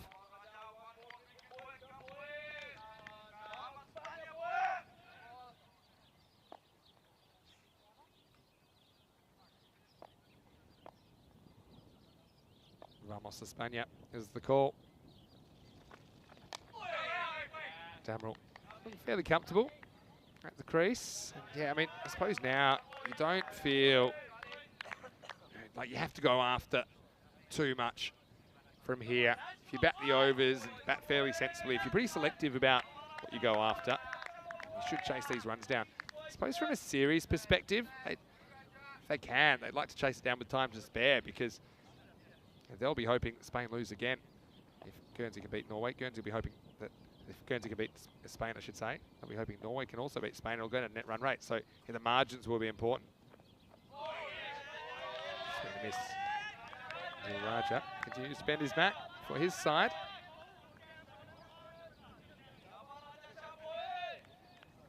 It's been a fascinating contest so far this morning, I think. I do like it, Guernsey, when they have gone down to a team. Obviously, come back to the drawing board, had a real think about what they need to do. They certainly executed their plans pretty well with the ball in the field this morning. Damerel just kind of beaten here, but there's no one in the circle at square leg. So I'll just kind of loop out harmlessly for a single.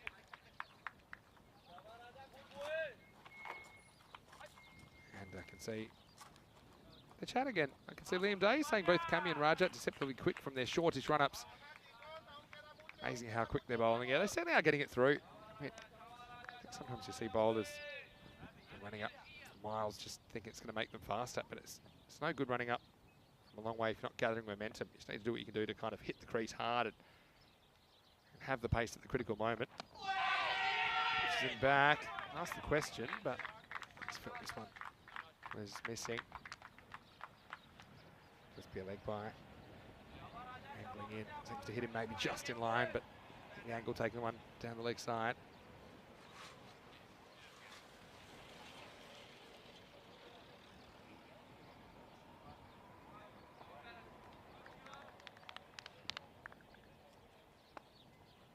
Raja would love to remove Damerel.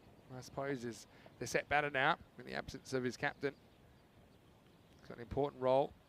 Last ball of the power play coming up. It's the best power play of the series. And it will go no further. That's 6 overs down, 41 for 1.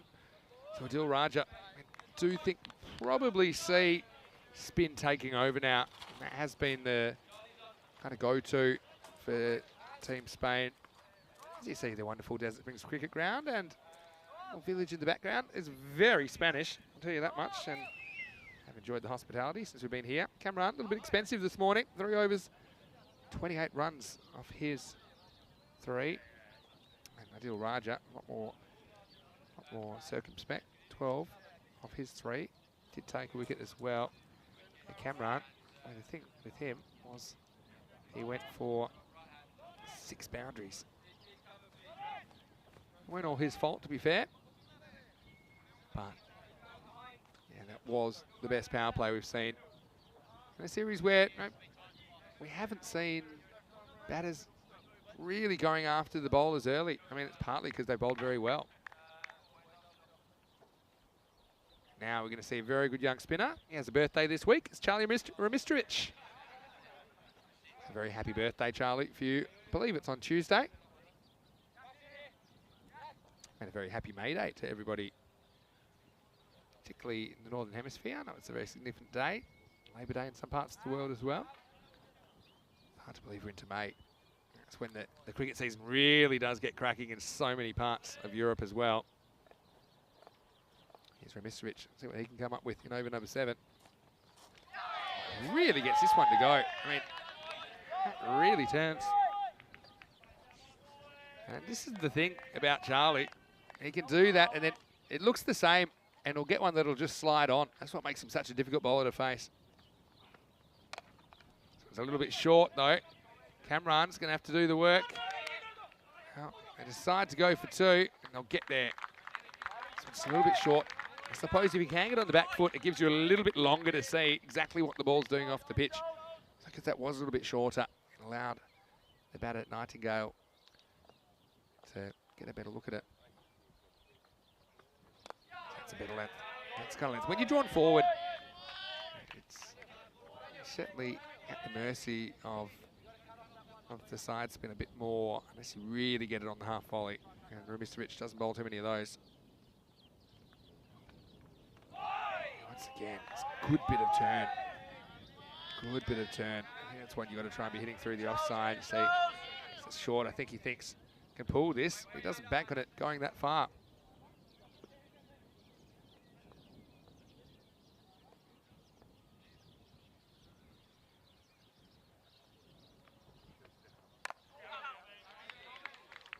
punched away and should just get one here. Ravi Panchal's a very good fielder. Make sure it's just one. I'm loving the chat. ECN European Cricket Network. I am watching it now. I got my connection back, so that's good. Say hello to all of you. In fact, you know, it might be a very good time. Why don't we do a lurker call out? Have a lurker call out for the day. If you're watching and you haven't made a comment in the chat, why don't you get onto the live chat ECN European Cricket Network and say hello. I'd love to hear from you. Let us know where you're watching from. We'd like to acknowledge you, and thanks for supporting European cricket. Very high quality European cricket at that from Desert Springs. So watching out for all lurkers. I was a lurker myself the other day. Well, yesterday I was lurking in Romania while I was here. As we get to the end of the 7th over, Mitrovic, pretty metronomic about what he does. You know what you can expect from Charlie. He only gives you 4 runs if you Guernsey that over. The score is 45 for 1. Going to say hello to Ricky Adams, who is not watching from South Australia, I think. Oh, it's been a while since I've been in Adelaide. It's a very interesting city. Gets a bad rap, Adelaide. I really like it. Beautiful cricket ground there as well. Hello to Ricky. Ashish Thapa is watching from Nepal. That's a lot of cricket happening in Nepal. Everest Premier League. And I was chatting to Andrew Leonard, who is working on that one. Another commentator that has done a lot of associate cricket events. Ibrahim, hello to you. This is the first ball from Lorne Burns. He's played away to cover. And Lorne, he took 5 for 11 yesterday against Guernsey. Right now he's having to deal with the left-hander, Damerel, who doesn't care about the 5 for 11. He whacks him away, and he whacks him away for 4. So goes with the spin. And that's a pretty good shot. I mean, that boundary was attended, but he gets it away from the fielder. He just decides to go for it here. And you see Hamza Salim maybe just not picking the right route to the ball. I don't think he realised how hard it was hit by Damerel. This has been a plucky inning so far from the Guernsey keeper bat. Straighter. Well, bit of a miscommunication there. Nightingale gets sent back. Michael Payne. Well, I didn't realise you were a South Australian as well. That explains a lot. Of course, I'm a Western Australian originally. We got on pretty well with the Crow Eaters. Can hustle here, they might get 2, you know, but there's no real urgency from Damerel. He's happy with just 1 at this stage.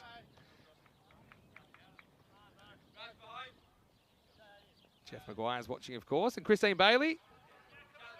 Let's just say hello to Alan from La Manga Torrevieja Cricket Club, watching in Drakes Brunton, UK. Well, hello to you, Christine, as well, and hello to Alan. I know that I have a large contingent from La Manga Torrevieja that will be watching, no doubt, especially with young Charlie bowling at the moment. Devil 24/7 saying they're playing sensible cricket. Yeah, well, you don't have to do too much. I mean, just keep that run rate quiet. It's under 5. Just don't want to get in wicket trouble. And that's exactly what happened to Guernsey yesterday in the middle of their innings. They lost 6 for 5, 6 wickets for 5 runs. Nightingale whips this one away to Panchal. Just be a single. 50's up in the 8th over. And at the end of it, it's 51 for 1. So again, we're seeing what I would call attritional cricket for a 2020. Where the batters are valuing their wickets, and I don't want to get out and expose other batters to the situation. You know, that can kind of see the game get away from you pretty quickly. At the moment, Guernsey, they're cruising. 57 required off the last 72 balls of this one. Got a few more lurkers there. And I know that a lot of Australians are watching. It's great. Andrew's asking anyone else from Tassie. Well, I know that in Australia now, on the West Coast, it'll be 6:45 p.m. Probably on the East, it's 8:45. 8:15 in Adelaide. Hello to all of our Australian viewers. Probably a few in New Zealand as well, I imagine. Doesn't really time this one. A bit short from Ramistovic. It'll just be a single. Ahmad Mardin saying a nice amount of dust flying from the pitch. Yeah, this pitch is a bit drier. But even when the pitches weren't particularly dry in the first couple of days, I still thought they took a lot of turn. Something that surprised me a little bit, actually.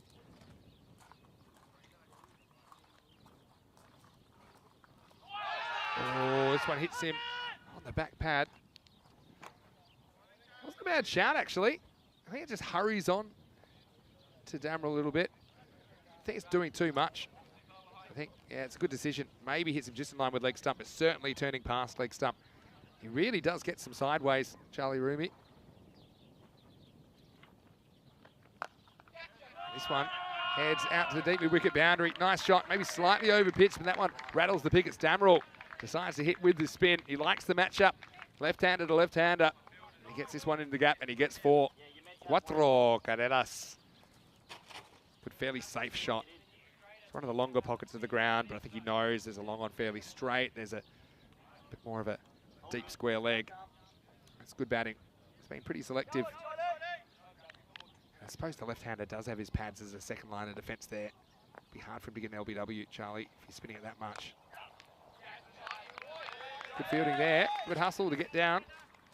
And also, I think, what's that? Matthew Marion watching from Guernsey. I'm sure we've got a few people watching from Guernsey. Always Nazir saying it looks like Spain's on their way to a defeat, but it's not over till it's over. Again, turning into the pads. Gotta say hello to Samyam Purasani. So Spain have been pretty good over the first day or so. Does look like they're in a bit of trouble here. I will admit that. Chris Smith saying he's watching from Telford in Shropshire, England. Though he does have some family from Perth, WA watching. Well, Perth is my hometown. Say hello to anyone that is watching from Perth. Wow, this could be out, you know. Wow, has he touched this? I think he, wow, does he get back? There's a lot happening. Let's have a look. I don't think he's given out. Maybe he gets back here, Nightingale. All right, he's done well. He's done really well there, Tom Nightingale, to kind of at least get his bat back in his crease. I'd call it lazy backing up, but it pays off because it was hit back pretty hard. Just comes off the fingertips of the bowler, Charlie Rumistrovic. But Nightingale, he never really left home base for very long, so I think Guernsey catch a break there. I think a lot of batters would have been caught short of their ground there. As Guernsey now 56 for 1. Thanks again to all the lurkers. I normally only do it once a day because I do like to acknowledge everyone that's watching and supporting European cricket. I do appreciate all the messages that I get on my social media at Mr. Maximo, of course, and do encourage you to subscribe to our channel. You get live cricket 6 days a week, live and free, no matter where you're watching from around the world. I don't think you can say that these days. It's a very exciting project, and we're all very thankful to be a part of it, to share the game we love and to try and bring it to new horizons and to try and, I suppose, put a professional slant on cricket in Europe. Got some more lurkers as well. And, say hello to Mikey, who's lurking in Lincoln. Hello, Mike. Hope you're well. And say hello to Kai Bay. Well, he's always lurking. He's lurking in Sydney as well. Hello to all of you.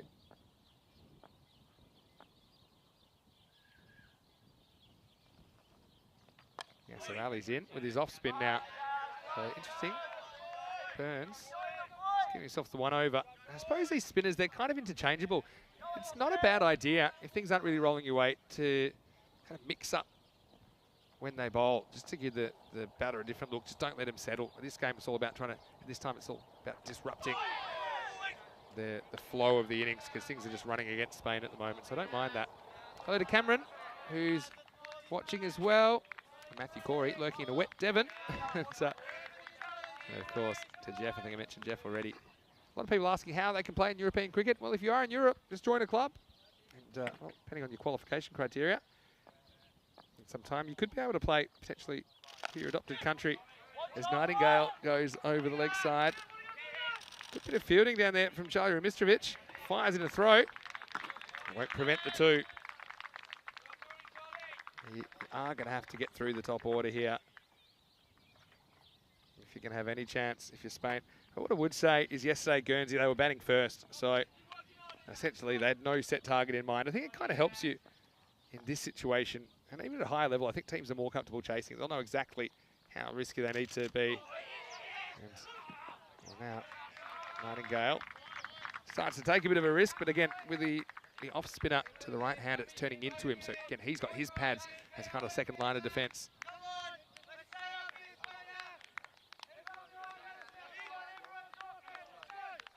one thing that's great about Team España as well is that you're just hearing the different languages, but you do get a lot of team talks in Spanish. You do get the regular captain, Christian Munoz Mills, regularly talking to the guys in Spanish. I think that's great. But again, this group's really come together over the past couple of weeks, and they're really thrilled to be out there. Yasser Ali is having a good tournament. Last ball of his over. As Tamarul is happy to watch it sail past. It's the end of the 10th over. Halfway through this reply, it is 59 for 1.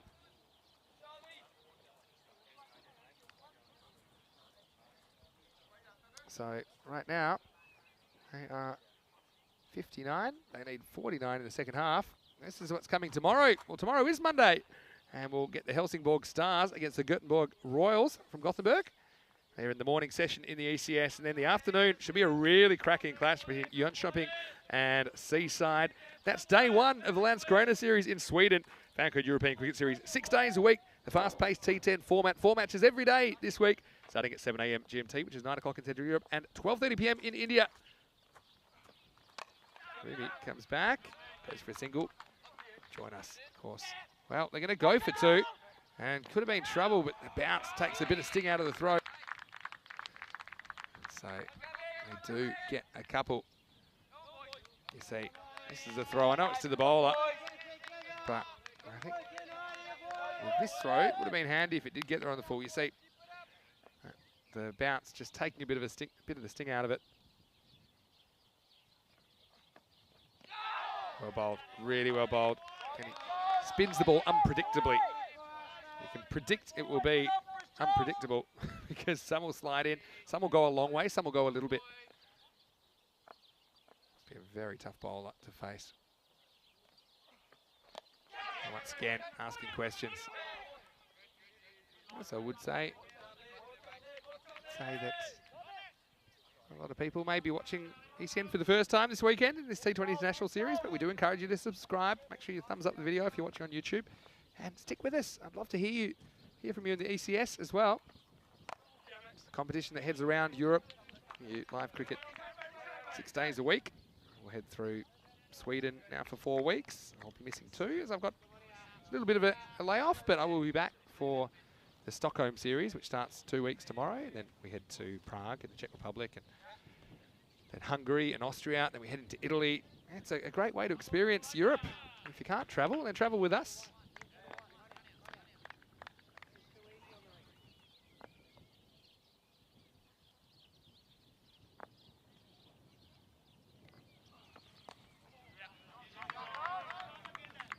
Worked away, just a single, still in cruise control.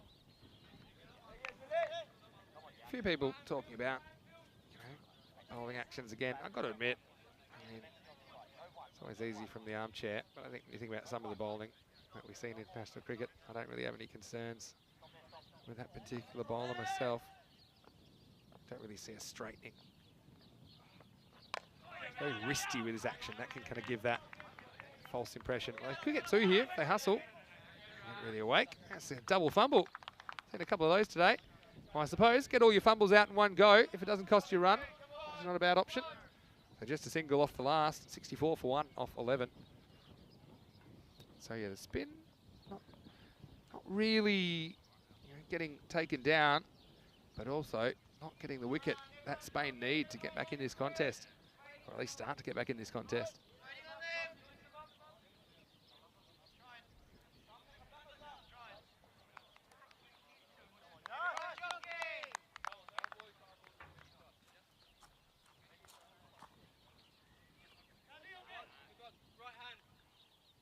That I was lucky to do when I was a lot younger was train with the Sri Lankan side when they were touring Australia as a net bowler, and then I was lucky enough to face Murali as be down the other end, and he just wanted to bowl a few, and they asked me when I was young, so I don't know if that counts as facing Murali, but I enjoyed trying to pick his deliveries.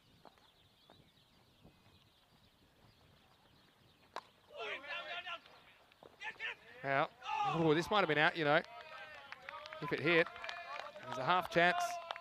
I need to take half chances at the moment. I mean, your only way back into this game, take a bunch of wickets and hope you can dot up the new batter. You see Damerel, he was struggling from that angle. I think it looks like the last bit was a little bit short. So tries to elevate here, but it's a one hopper down to long on. I've just had a little visitor in the commentary box. Corey Ruckers has wandered in. He's not looking particularly happy this morning. I'd say he's grumpy. I think he's more concentrating on the process, not the outcome. You know, things aren't always going to roll your way, but he just looks a bit frustrated, if I could describe him. A lot of people asking if Corey was pacing, and we caught him sitting on the fence doing nothing. Now he's pacing. So he's paced all the way over here, didn't say anything, and now he's pacing away.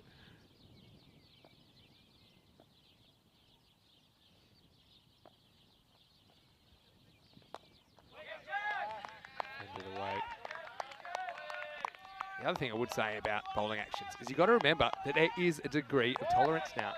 So I think what they decided is, or what they found out when they started testing people, is that almost everybody does straighten their elbow joint to a degree. So it's built into the laws. It's just a matter of if it is exceeding the tolerance or not. So that's something you have to realise. That the days of pure actions, or the kind of law being interpreted the way it was written originally, it's not really the reality anymore.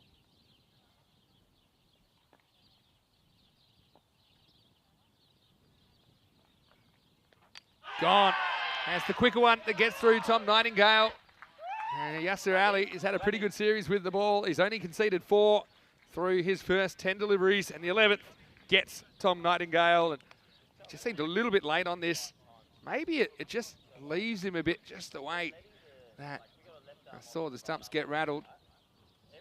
Maybe it comes back, in fact, because he seemed to have it covered. But yeah, Nightingale just kind of gets caught in the crease. Feet don't really go anywhere. And so I said that Spin had been holding things but hadn't really provided the breakthrough. Well, now it comes, and it's Yasser Ali that is the man that does it. As Guernsey lose a second wicket, Nightingale has to go. He ends up making 13 off 23 in this one, and the score is 66 for 2.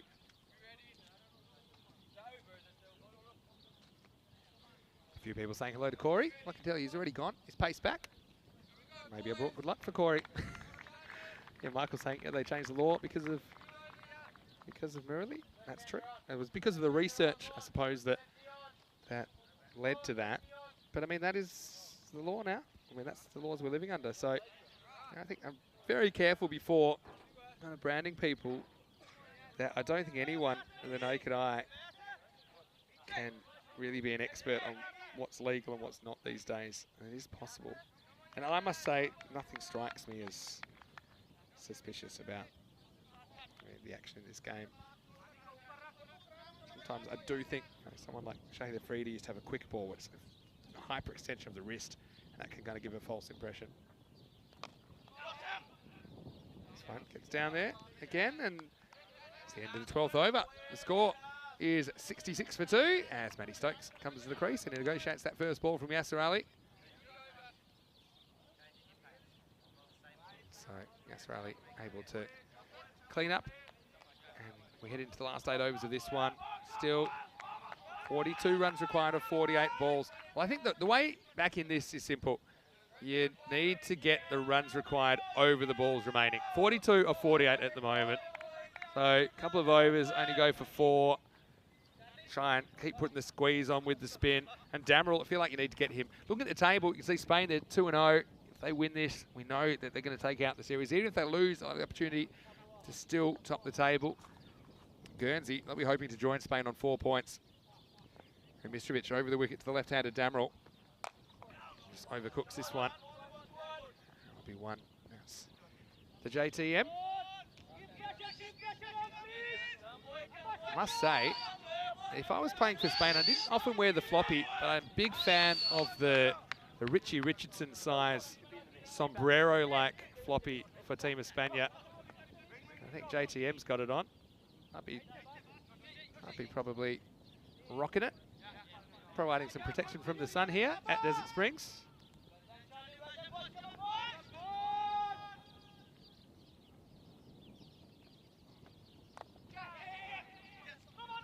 well fielded, and still that's good running really, because he backs up well. Here, look at Damerel. Bat in the wrong hand, but I'll let him get away with that. He's off to the races pretty quickly. Behind the wicket traditionally. It's a non-striker's call.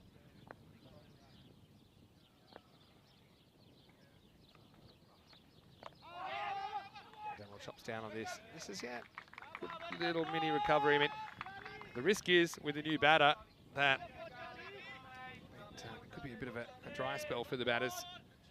We might see the runs and balls tightening up a little bit, but these two, I think they're identifying. Look, let's just try and eliminate dot balls here. Mid-wicket comes in a bit tighter now to Stokes. He decides to go reverse and gets a fair bit of it. Be a long chase for Zulkarnain Haider, and he's not going to get there. So Stokes, bit of an audacious stroke first up. He decides to go with the spin from Rumistrovic. This is modern cricket, isn't it? Gets in a good position early. He gets it fine, that's the key. He's able to use a bit of the pace on the ball, and it rolls down the hill. 4 runs and a valuable boundary to Guernsey. Come on, boys.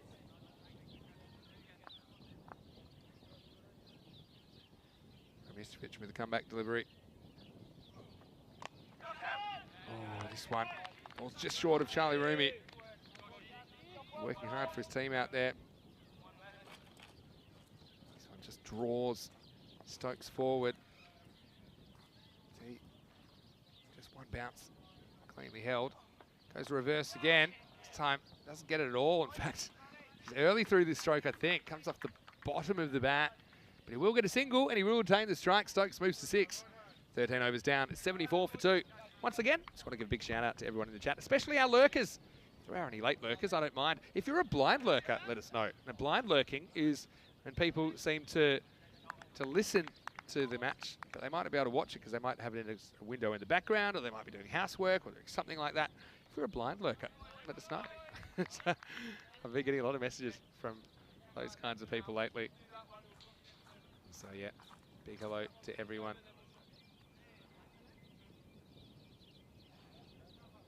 And so I think that Liam in New Zealand, he's off to bed Sunday night. Well, hopefully you catch up on it in the morning, Liam. Thanks for joining us once again. Enjoyed your contributions in the chat. A lot of people enjoying the work of Charlie Rumistrovic, including Ninj. He's sick with Yasser Ali. No surprises there. He's got 1 for 4 off his 2 overs.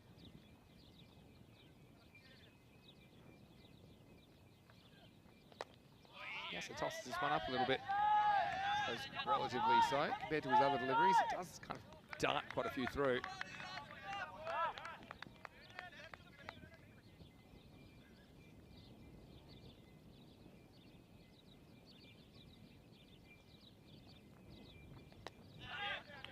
Slow this one up either.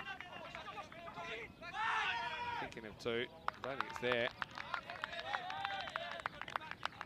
I would say Guernsey kept their cool. Don't forget, this is the last match we'll see of Guernsey in this weekend. So if they do win, they'll be very keen spectators, I think.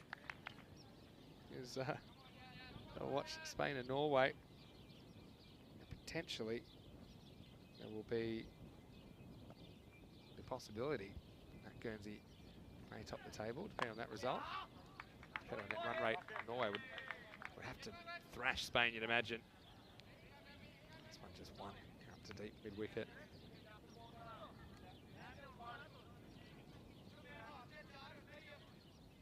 There's Stokes. He's had a good job since he's got there. He's got to run a ball 7.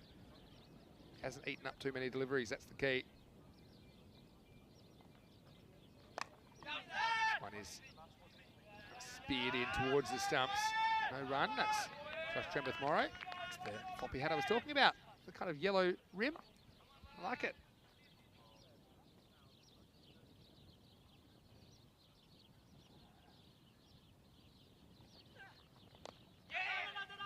Wants this one, but just gets a thick outside edge down to Adil Raja. Another run to the total. Again, just keep an eye on that runs and balls differential. Currently kind of -6 if you're Spain. They'll want to try and close that up. Won't be easy though. You can see there's 8 wickets in hand. You've got Damerel who's set at the crease. You've got Stokes who's just doing enough at the moment.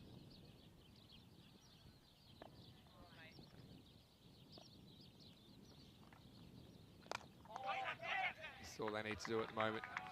Prevent top balls.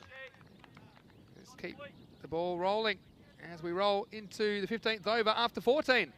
It is 78 for 2. So again, 30 off the last 36 balls required. Guernsey do seem to be in the box seat here, but anything can happen in short form cricket, we know that. I can say goodnight to Michael Payne as well. Saying, hope I have a good holiday. Thank you very much, Michael. Appreciate that. Thanks for joining us. And hopefully we see you during the ECS as well, because we'll be starting in Sweden tomorrow. I won't be there, but I will be watching. Partly lurking, partly in the chat when I can. So yeah, Michael, all the best to you as well. Hello to Ricky, and also Only Cricket in the chat, saying Spain fielding looking confident. Yeah, I mean, they are a team that puts a lot of pride in their fielding performance. Okay, now we're going to break the run of spin bowlers, and yeah, we're going to get someone that I'm surprised we haven't seen yet, Zulkarnain Haider, because they bowled Adil Raja one more than usual. Haider hasn't bowled yet. Let's see if he can impact this game. He's bowling to Damerel. Oh, ball first up. Let's say Haider, he has been one of the quickest bowlers we've seen in the tournament. He's normally been bowling at the other end, but he's really been getting him through. Slower ball first up though. And he's looking forward to seeing the blue pitch again. Yes, I've got to say, tune in tomorrow for that Lance Corona series. You will see a blue cricket pitch. You'll see stuff on ECN you won't see anywhere else in the world. It's a bit of a funny backstory to the blue pitch. Artificial surface, of course, in the south of Sweden. Lance Corona Cricket Club is the host of that series. So it's block hole, just sliced away down to third man for one. So, of course, Sweden, cricket's not as well known as some other countries, and the cricket club asked permission to get an artificial surface. And the council said, yes, no problem. They delivered it, and it was blue. And the cricket club said, well, it's blue. And the council said, yeah, well, you didn't tell us it had to be any particular colour. So, actually looks really cool. The white ball, you could really pick it up well on the blue surface. And that got me thinking, artificial surfaces, and we see a lot of them in European cricket, why do they have to be green? You could have an orange pitch if you're in Holland, for example. Maybe a red pitch if you're in Spain. You don't see too much red ball cricket these days. This one could be two into the gap. Two's the early call. Stokes is going to get back. That's good running. Good hustle here from Guernsey. Still in control. Talking about bowling options. Ravi Panchal could be an option as well. With the keeper up. Could be. Reed.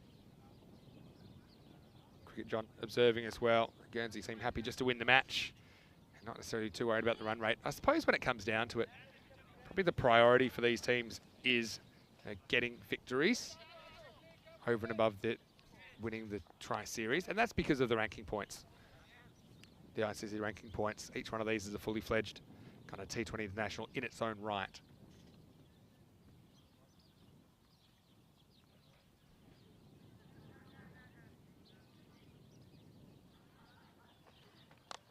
Nice shot worked away, slightly ill-directed. That'll be one bounce over the fence. Cuatro carreras. Good batting from Stokes. And Haider, it does have a bit of pace on the ball, but if you don't get it right, if someone like a Stokes, just pick this up. This ball just kind of angled in towards the body, helped on its way. And that takes Guernsey 4 closer to the target.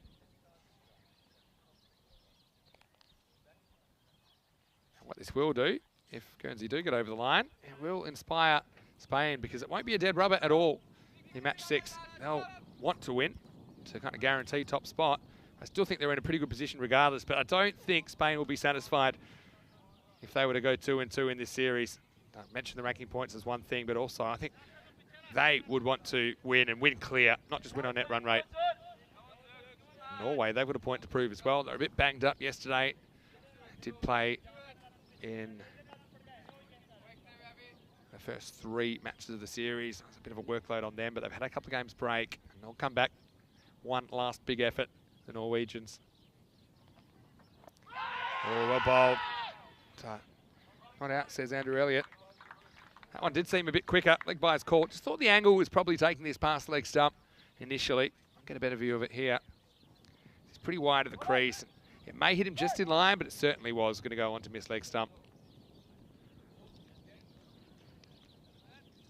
Beautiful day for cricket. We're up to 23 degrees, expecting a maximum temperature of 25, but it feels a lot warmer than that out in the middle. Don't really have that cooling breeze in yet. It's just a light breeze. Zulkarnain Haider is a bowler that continues to impress me, though.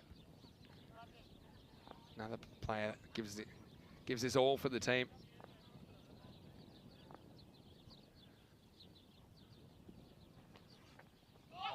Once again, we see him beating the left-hander, but Damrell, what he has done, he stayed there, and he stayed there through his team's first 86 runs. That takes us to the end of the 15th over, 86 for 2. Maiden Waters saying the kids are looking forward to seeing a blue pitch. It is cool. I'll be so disappointed if it's not there. I'm sure it'll be there. I'm sure it'll be there tomorrow. We'll get to see some rivalries renewed. We had a lot of drama last year in that series. We had a golden ball, amongst other things. We had one of the best collapses, or biggest collapses we've seen. We had a team that needed, I think, 13 for victory off the last 3 overs, and they lost 8 wickets for 4 runs to lose the match. In fact, they ended up losing 5 wickets in 5 balls in the last over to get bowled out with a ball to go. That was Malmo Cricket Club. So that was memorable as well. But yeah, let us know where you're watching from, Maiden Waters. I always forget. I can never forget exactly where you're watching from. Let us know the city. Say hello to the kids. Hopefully they're enjoying the European Cricket Series. Well, Yasser gets switch hit away. And well, this could run all the way. It's going, and it's gone. 4 runs. Nice shot, Stokes. He makes up his mind pretty early. He's got a really good eye, doesn't he? Again, you can do this when you think that the bowler is trying to bowl a line outside the off stump, because then it becomes a fairly low risk shot as far as LBW won't be on, the bowler won't be on. It's a matter of how well you hit it. And that's the second time we've seen Stokes execute that shot well. Kind of by necessity, that shot has to be premeditated, so you don't want to overdo it, but he certainly has picked his moments well. 18 to win now for Guernsey. This one, probably same kind of line. Don't often see it twice in a row. Pushed away for a single. So yeah, Spain, I mean, they'll have to come back, won't they? They've got about an hour and 15 minutes until the next match that they'll play, the final match they'll play against Norway. That one starts at 12:30 p.m. GMT, which is 2:30 p.m. in Central Europe, and at 6 p.m. in India. It'll be the final match of the day, the final match of this ECI T20 series. Bit slower from Yasser. Driven down the ground. Damrell has played a good role here. I think he hasn't tried to be too flashy. He's picked his moments to attack, but for the most part, he's been really reliable. And you can see kind of perceptibly, I should say, took responsibility when Butler was removed after hitting 7 boundaries. It's taken him this long, actually, to catch up to Butler, because now he's on 28 as well. They've had a slightly different approach. I mean, Butler, 7 fours in his 28. Damrell, just 3 boundaries in his 28. No Maximos so far in the innings. That always makes me a little bit sad, but they're hard to hit here. These boundaries are fairly hefty.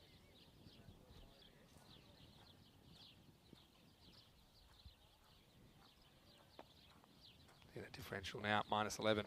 15 runs off 26 balls. That's a quicker one. Damrell happy to let it go. Last ball for Yasser Ali. Well, he's done a good job as well for Spain today with the ball. Doesn't look like it'll be enough, but he's got 1 for 15. Last ball of his spell coming up. Wow. Damrell says enough's enough. He tries to launch this one into outer space, but it's Guernsey that's on the pace after 16 overs to score. 93 for 2. Good 4 from Yasser Ali.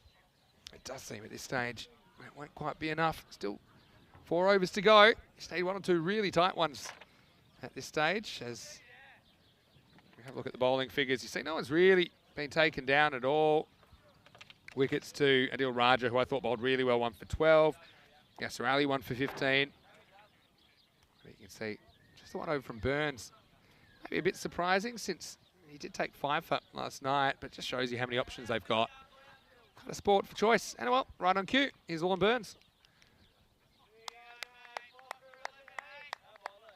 You need something fairly dramatic if you're going to come back from this situation, and Lorne certainly provided that last night. I suppose the issue then last night was Guernsey. They were a bit directionless as they were batting first, and they were in a bunch of trouble. So you saw middle order and Laura really going after Lorne and not really coming off. But they know exactly what they need to do. They need 15 runs off 24 balls. Just got to hope you get a really good over. I mean, it's hard with two batters that are now pretty set, but you're probably worth gambling and bringing a couple of extra in, just trying to create dot balls.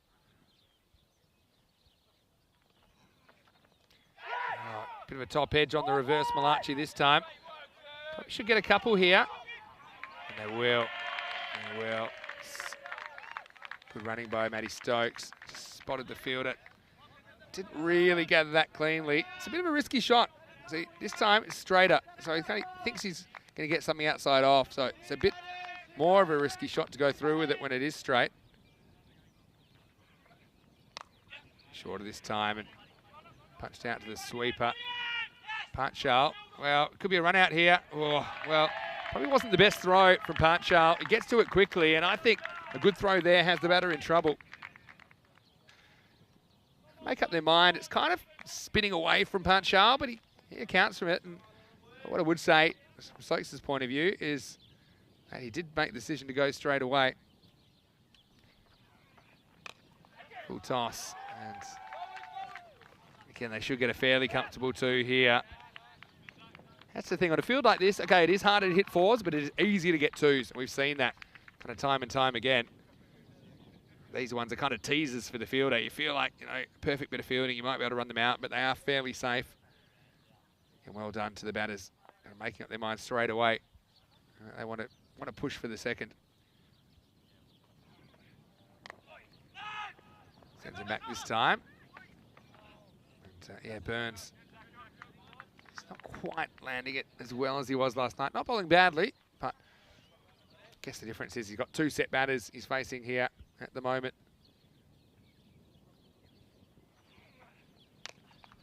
Now this one, I think, is the one that goes straight on. Picked and sent away into the leg side. This time they will just get a single, but it will bring up the 100 for Guernsey in the 17th over. They have it down to 8 now. Burns still yet to get a wicket, and it's looking like he might not get another opportunity the way things are going after this ball, last of his second over. Maiden Waters letting us know that watching from Sydney. Okay, I'll try and remember that next time. Been a while since I've been in Sydney. Kids listening while doing their homework. Well, hello, kids. And it's good that you're doing your homework on a Sunday. No one ever does it on a Friday night, do they? I remember thinking that when I was at school. That's ball the over. Bat and pad, but a run.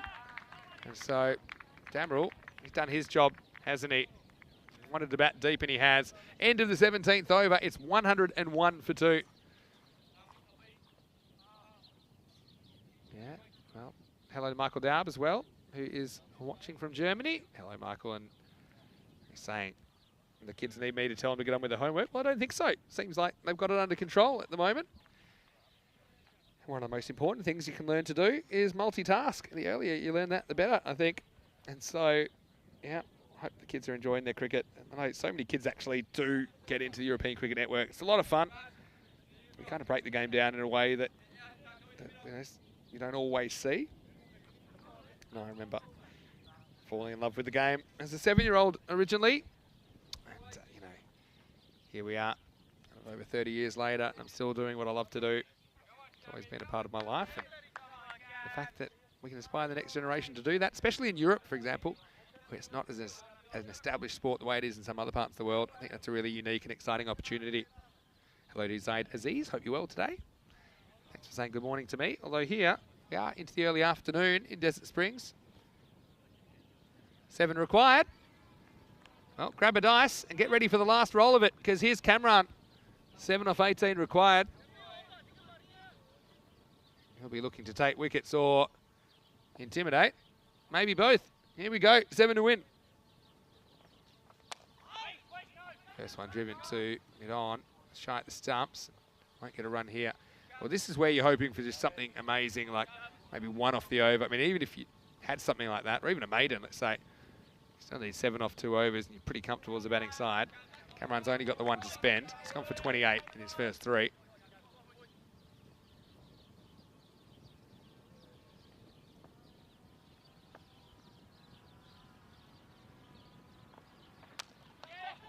Just overcooked the Yorker a couple of times. It's something that he bowls very well normally. Can't get the batters to jam down, but he's probably been half a yard too full with it, and we're seeing them turn into full tosses. So I think that's frustrating for Cameron, because that is one of his big weapons. The bounce has been coming out pretty well. So probably the 2 things that haven't really worked for him this morning are not getting the Yorker right, and also probably the whole series he hasn't really swung the ball. He's going to get a go at Stokes. That deep backward square in place. They've got fine leg up in the circle. Takes a bit off this, I think, Cameron. And, yeah, smart cricket here from Guernsey. You certainly see less brain snaps, as I call them, at the international level. I mean, these players know what they need to do. Now, technically proficient enough to deal with the raw pace of Mohamed Cameron. Zaid Aziz saying it's 7:20 in the morning in Trinidad. Well, good morning to you, and hello to all our viewers in the Caribbean. That is one place I haven't gone that I really do want to go. Maybe one day. Not going to complain about not being well travelled, because I certainly am. Once again, you see the attempted Yorker, and it turns into a full toss. And this one will tie the scores. It's been that sort of a morning, and Guernsey does look like they're going to get revenge on Spain. That shows a lot of heart from the men from Guernsey. That's twice they've been beaten in this series, and they've come back and beaten those that did conquer them the first time around. Now just the one required. It becomes a formality, I think. It shows you how close this series is, and we expected it, didn't we, when we saw how closely these 3 teams are bunched on the ICC T20 International Rankings. Any score now wins it for Guernsey. Damerel on strike. Yeah, I won't get it here. Yeah, 38, 39 and 41 are the rankings of these 3 teams. And well, what it does mean is if Norway can do the business on Spain, it will mean that everyone will be tied on 4 points at the moment. We'll have 2 teams on 4 points, Spain and Guernsey. Without seeing the run rates, I do think Spain will still be on top. And this will do it. And, well, it may go for 4. It does, and so it will be a boundary that brings it up, and Damerel will credit to him. He bats through the innings, 38 off 45. Once again, we see a batter not quite going at 100 strike rate pace, but having a really important contribution and a really big say in the outcome. And especially when Butler went, I think Damerel decided he was going to be a little bit more careful and take the responsibility to bat through. I think he knew that if he did, they would get there, and that's exactly what Guernsey have done. They win this one with 13 balls to spare. It's 107 off 17.5 for Guernsey. 111 off 18, in fact, after that last 4. Defeating Spain 107. And so they do win with a dozen balls to spare. And Spain, back to the drawing board for them. It was Cameron early. He couldn't quite conquer the Yorker, could he? He was ordering the Yorkers, and they were delivering full tosses. And some good correct batting by Butler early. He takes a lot of credit, I think, in this chase, because he did look good. He hit 7 boundaries. In fact, he only hit boundaries in his innings of 28. And the captain certainly got Guernsey off to a good power play. In fact, it was the best power play of the series. It was worth 41, and a lot of that was because of the aggression from the captain. You see Spain, they were searching for something, Team España. Daniel Dole-Calle was a bit frustrated there, but then it was Butler's turn to be frustrated. Bit unlucky, deflection back onto the stumps. Just flicking the furniture, and Adil Raja, who's bowled really well this series, he got the initial breakthrough. That brought Nightingale to the crease, but it was Damerel then that really buckled in for the ride. And this is a nice one off Charlie Rumistrovic, once again, who bowled pretty consistently, and he's certainly a player we've been watching a lot. This was a close call for Nightingale, but fortunately, or lazily, he didn't really leave his crease, so he survived. And then ultimately, it would be Yasser Ali that would remove him. That quicker one, just sneaking in and tilting back the off stump. That second wicket to fall would be the last wicket to fall. As Yasser, he was happy with that, but it did bring Matthew Stokes to the crease, and he showed a penchant for the Flamboyant. As he knocked away a couple of reverses, and Damerel also just kept getting better and better. He looked solid, didn't he? He just seemed to pick his moments to be aggressive, and Cameron was brought back as last roll of the dice. Ultimately, they would get through that over unscathed, Guernsey, and they do end up winning with 12 balls to spare. As Isaac Damerel, top scores, 38 not out of 45. Matthew Stokes, 28 not out of 21. They certainly capitalised on the good start from Butler, who got them off to, I won't say a flyer. It was 41 in the power play, but he certainly made the most of his opportunities, timed the ball really nicely. I think Josh was a bit upset to not go on with it, make a bigger score, but what he has done is he has gotten Guernsey to their second win of the series. Also, Tom Nightingale, important as well, 13 of 23. Again, they may not look particularly flashy, some of those strike rates, but it was important, I think. If they didn't get into wicket trouble, then they were going to chase these runs down. And they did with 12 balls to spare.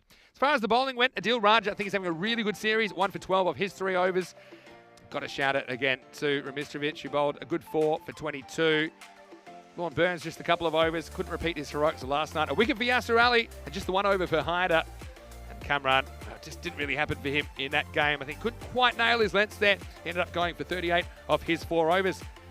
So we will be back in around about 1 hour exactly. We'll be back with the 6th and final match of this T20 International Series. It'll be Spain versus Norway. The toss will be coming up in around about half an hour's time. Stay tuned to our website, europeancricket.com, to find the result of that. Also, in the live chat, I'll try and pop in there and say hello to all of you. Hope you've had a great morning so far. One more match to go in a big week of cricket on ECN, and it will be the hosts taking on Norway for the right to win this T20 International Tri-Series. Vinny Sandhu here, Mr. Maximo. Hope you're enjoying your day, and see you shortly. In 1 hour, we'll have more cricket right here on the European Cricket Network.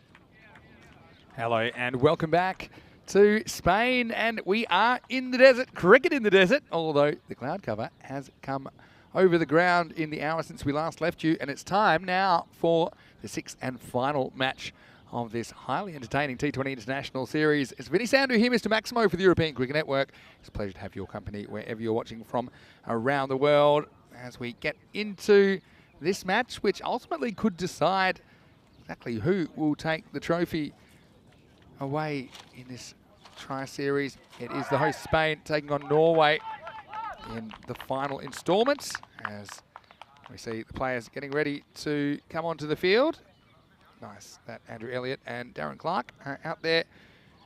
And we certainly appreciate the contribution from the umpire. Sometimes it is a thankless task. I mean, it is an ICC event, but let's just say that we appreciate that they have taken the time to be available for this series. And while we get ready for the first ball, I can give you a bit of team news. These two teams, and Tom Vine comes in for his first match of the series. He comes in, the Spencer Zulkarnain Hyder. As far as Norway, I can tell you they've had a little bit of time off, haven't they? Well, they've had the last two games off as they've watched Spain and Guernsey battling in a bit of a double header, although they did have the Saturday night break in between. And Tano retains his spot, but Raza Iqbal, he is in the side, and normally he opens for them, but he is in primarily as a bowler. He's listed at 8. They've got a pretty good pace attack, and the wild card there, Mohammad Sahak, he's listed at number 6. This is what the bat versus ball supercomputer is telling us. We haven't really seen scores that high, so maybe it knows something that we don't. Predicting Spain 149, 136. The news from the toss is that Lorne Burns has won it for Spain. The team of Spania will bat first. I know they were very disappointed to lose their first match, and their only match so far in the series, in that last match against Guernsey. So credit to Guernsey. They're going to finish with 2 wins, 2 losses. They lost both of their first encounters with their opponents, but came back to beat them in the second match. So they've got a lot to be proud of. Shows you how even this series has been. Now, Spain, if they win this, there's no doubt that they will be the champions here in Desert Springs. If they lose, it depends how much they lose. Essentially, anybody could win, and because all teams will be tied on 4 points. But I don't think they plan to lose. And neither do Norway, who have had a bit of time to think. And this is a guy who's bowled really well in this series. Vinay Ravi opening things up in match 6. He's out there bowling to Daniel Doyle Kaye. And you can see slight change behind the stumps, as it is Kuruge Abaratna who is keeping for Norway. Kisar Ahmed in as a batter and captain.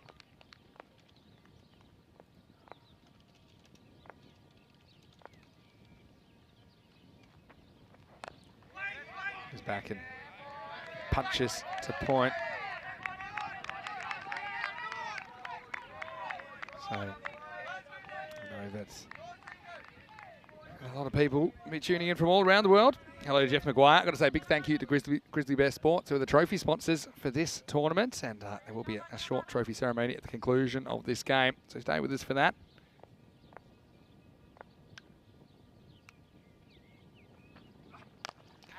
It goes over. And, well, that one's going to go all the way. Maximo!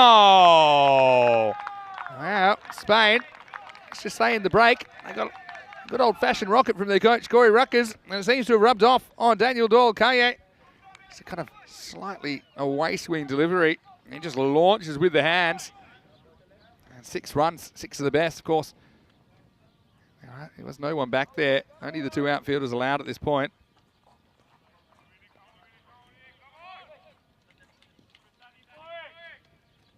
So, interesting one for me.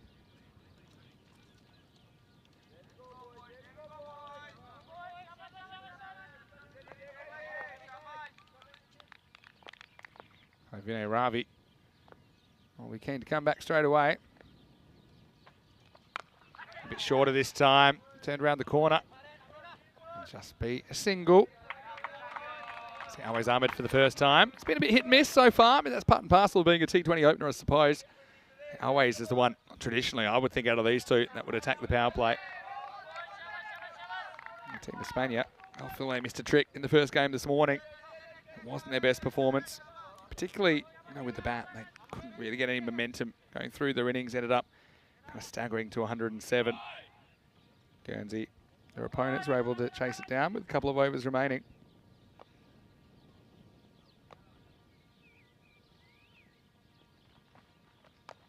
Always just leans on this one. Say hello to Steve Cook, who's watching from an overcast Rotherham. I know that's in Shropshire. Steve, from yesterday. So not as much other sport to follow compared to yesterday. Well, it's a bit less busy on ECN today with just the one match at a time. Because yesterday we're juggling with the ECS Romania. I'm still looking forward to watching the final in full. I haven't quite gotten around to that yet. No, I did know the result. Goes in, but going down the leg side. Just a single. Into the first over, and the big Maximo setting the tone. Dolkaye. He will take strike in the second. It's 9 for no loss after one. Once again, it's great to have your company. I know a lot of people watching on Fangird in India, they're enjoying the series as well. T20 International Cricket right here on ECN. And a lot of people saying, they'd like to see some more of it, so we do appreciate that. And I know that there's a lot of cricket fans out there from all parts of the world that like watching what's happening in the world of European cricket. Again, we have a real variety, and that's what it's all about. It's about variety, and so the fact that we can provide you this broadcast is certainly a step in the right direction, I think. In Norway, and they have a net run rate of minus 0.537. Spain plus 1.435. So I think that would have to be a real smashing if Norway were to kind of win and overhaul the net run rate. But we'll have a bit of a calculation and we'll try and work that out for you in the innings break. Second over, and it's Abdullah Shimwari who will open from the top end. Starts with a wide. I wonder how much of that lofted square drive for 6 was premeditated from Daniel Dolkaye, or was just kind of a see ball, hit ball situation. I always thought the batters would get more comfortable as this weekend goes on. They just haven't had a lot of opportunities to play, being so early in the season. I mean, some like Daniel Dolkaye and Josh Trembath-Morrow have been playing in the Southern Hemisphere. Coming off a bit more cricket, but then again, different conditions. It's a long travel schedule for them. Here's Ali Salim. He normally likes to whack it around when he's given a chance. I mean, Norway, they'll feel they've had a bit of rest, and now it's time for their final fling. And they've got nothing to lose here, really, the Norwegians. They're the lowest ranked team in this Tri-Series, albeit only by a couple of spots to Spain.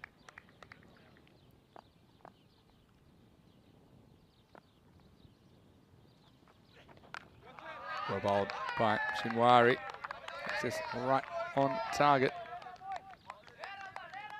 Let us know how you've enjoyed the series if you're in the live chat, ECN European Cricket Network. Certainly, no, the feedback's been very good. Got to say hello to Luke Belgium. It looks like he popped in during the break. And to Chris Smith as well. Everyone was asking me about the toss. Well, I gave you the information as soon as I knew. Amit Kumar. It'll be interesting if Norway to win and the points table was tied. That's another cracking shot straight over cover's head by Daniel Dolkaye. It's maybe slightly over pitch, but this was no half volley. And the opener gets under it and he gets 4 more. It wasn't a terrible ball at all by Shimwari, but that's a confident looking stroke. The DDC is in business. We've got the JTM. And now the DDC getting it going. It's an expansive stroke, and I mentioned yesterday, because the power plays have been so horrendous, I thought, well, it can't get much worse. There's a bit of careful batting in there, nothing really working, because it wasn't like in the middle phase, there was a lot of production after these starts, so why not have a bit of a crack while the field's up? Theoretically, I think it's the easiest time to score boundaries. And speaking of boundaries, not sure this one will get all the way, slightly miscues it. Gets 2, probably should get 3 here on the arm. And that is good running. Yeah, Spain. Slight kind of raise in intensity from them. I can kind of perceive that already. Again, not afraid to go over the top of the infield here. Daniel Doyle-Kayet. You got Jeff saying he hopes that Spain lift the Grizzly Bear Sports sponsored trophy. Well, if they win this, there'll be no doubt. If they lose it, I'll have to get out the abacuses. And so, I do think Spain, they're still in the box seat, aren't they? Always only faced the one ball so far. Oh, good delivery. Wow. Right, a little noise there as well, actually. Yeah, Abaratna is interested. No, I don't think so. Maybe just hits the ground or something, but thought for a second maybe it flipped the stump. We've seen that once or twice this year in world cricket. South Yorkshire. Okay, gotcha. Steve, and hello to Jack Perman. The Perminator's in the house. Hello, Jack. Hope you're well. Obviously missing you here, but I'm sure you're keen to rejoin the squad as soon as possible. Hello to Charlie as well. Now this time, is there a little edge on this? Andrew Elliott has a good think and says no. It's almost a carbon copy of the last delivery. You see there, see the big puff of dust? That tells me that maybe he does hit the ground. Yeah, just have a look. We slow this down. Yeah, I mean, there's a lot of dust going. Okay, one of them is when the ball hits the ground. But, yeah, maybe that was a little noise there. Yeah, certainly there's a lot of dust coming up. Didn't strike me as a dusty turner.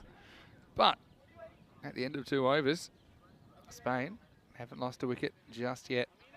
They are going along, and 17 for no loss after 2. Vinay Ravi to bowl the second over.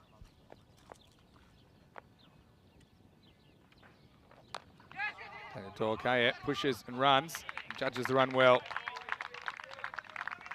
Yeah, it's been a very exciting start to the series, no doubt about it.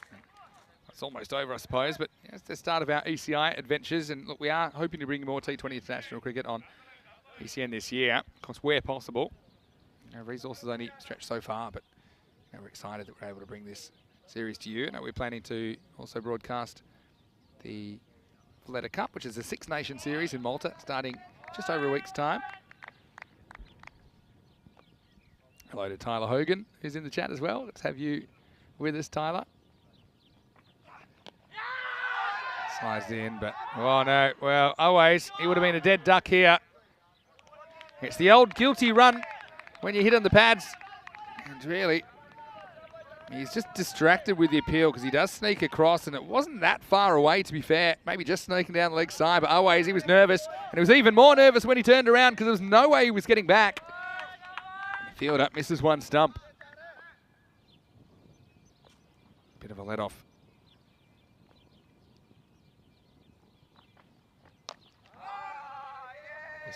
Clocks and runs this time. It's, don't care what level of cricket. You see batters when they hit on the pads and they think it's close, they always take off. And the theory is you're acting cool because you're not too worried about the appeal, but really the reality is very much the opposite of that.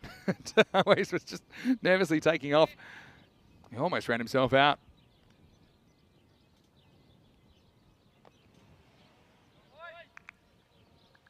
Vinay Ravi. He's had a pretty good series, but had one off game yesterday. Oh, mistimed, and this is going to be dropped. Wow, this one just kind of knuckleballs through the air. And Ali Tuff's here.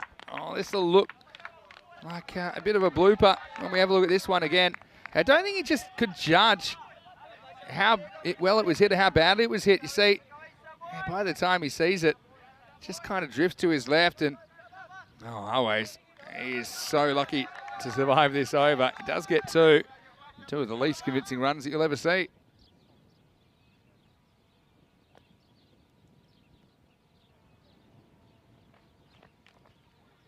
Always.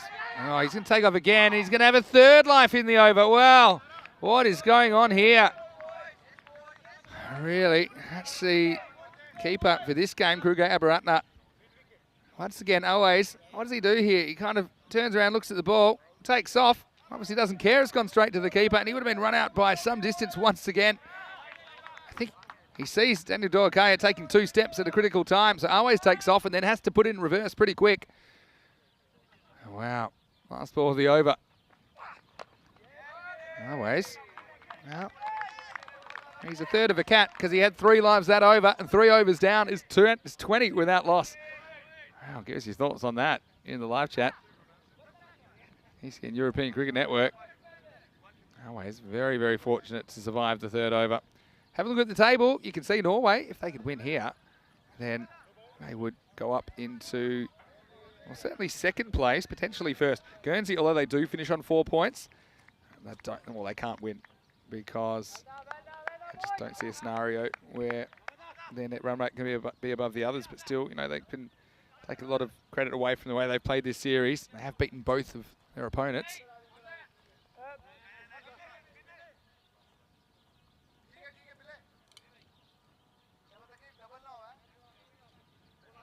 So 4th over coming up, and be Abdullah Shinwari to continue.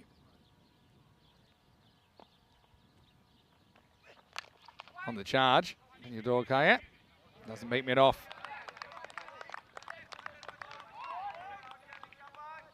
So, yeah, net run rate scenarios, we'll go through those at the halftime break. I'm more than happy to do that. You can see that these sides clustered in the ICC T20 rankings. Hit pretty hard once again. Dorkaya seems to have found his mojo early on. Seen a lot of batters bogged down early. We actually haven't seen so many batters at all batting kind of a run a ball or better in their first 10 balls. And he's done that here. He's done it early. So it's a real opportunity for him to go on with it.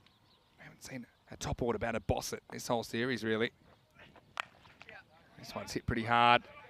It's just been a little bit of a concern for him. Sometimes that pull stroke where has brought him undone a couple of times, but he does play it pretty well. That's clear.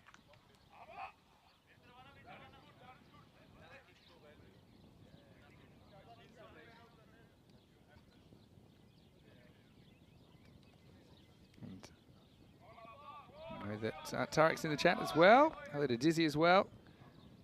Almeria Cricket Club, no surprises. They're in and they're watching. Driven to mid on, no run.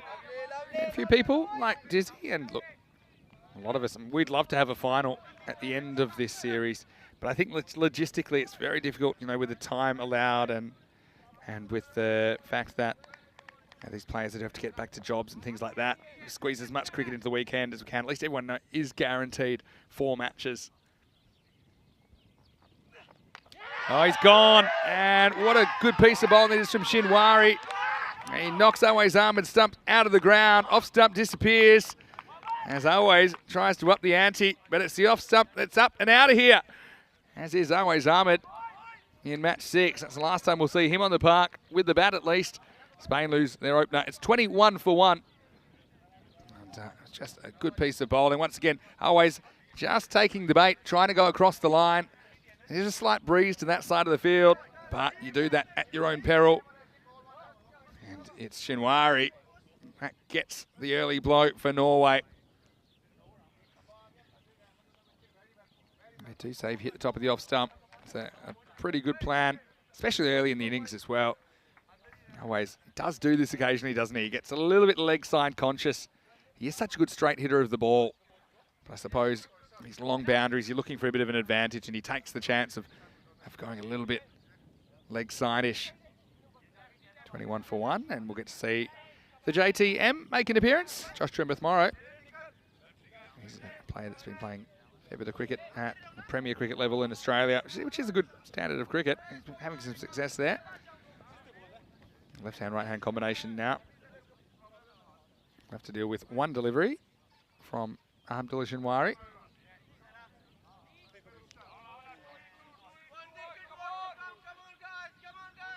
Ninj saying, was there a slight inside edge? Oh, I can't say I saw it myself. If it was a feather. Luke saying maybe Always be more effective in the middle order. Or maybe. It does like to go over the top. I think that's the thing. They can do that, I suppose, easier in the power play, but you have to deal with the new ball. That's the thing. Slants into him. He appeals there. JTM scrambles to the other end. And I think there was a bit of bat on that anyway, so he will be off the mark, and that's the end of a successful over from Abdullah Shimwari, who takes 1 for 10. The score after 4 overs is 22 for 1.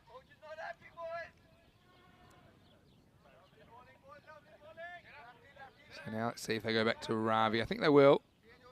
I often do like to bowl him, at least one at the end, so I don't think we'll see him bowl out here. All about early wickets, I think, as well. Doesn't matter what form of the game. Now, there is a bit of cloud cover which has come over the ground. Like I said, in the break between the games, it was about an hour, wasn't it, that we had, where it's just cooled things down a little bit. Still very, very pleasant, 23 degrees, expecting a maximum temperature of 25. Chambeth Morrow seems to get in every time. Takes his time, but he's been very, very reliable for Team Espana in his first series. Here he is facing Vinay Ravi. Up and drives, but doesn't beat the man at point. Yeah, interesting to me that Kaiser Ahmed is not keeping wicket for Norway.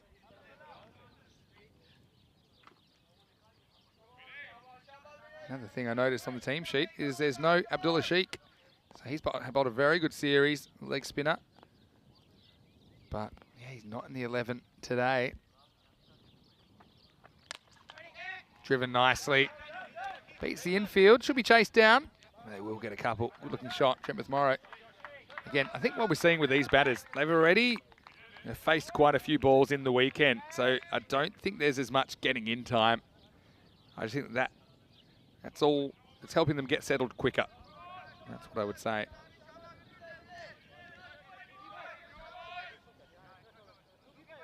Say hello to Thrive.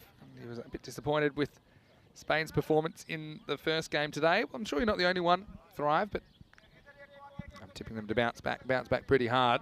Certainly had a stern talking to from their coach, Corey Rutgers.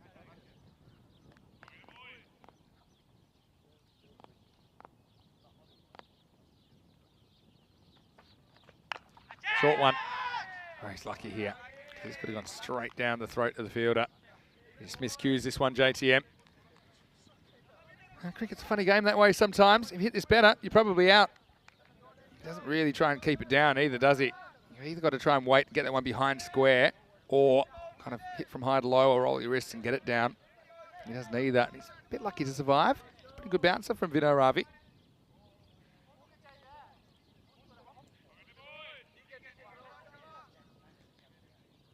Once again, warm welcome to our viewers on Fancode in India as well.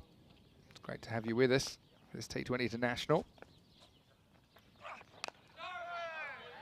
Pretty well bowled by Ravi.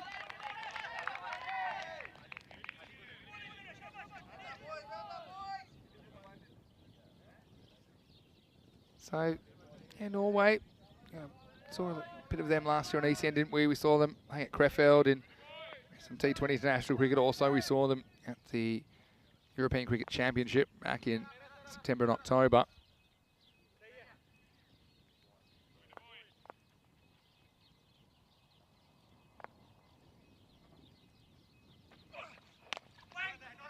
Worked away and doesn't beat Bilal Safdar. Short cover. That's been a pretty important fielding position during this series. Very important to try and cut off those singles early. Just don't want to get this innings rocking. And this morning we saw the first 5 overs, Spain only scoring 6 runs. We've got a few more than that on the board.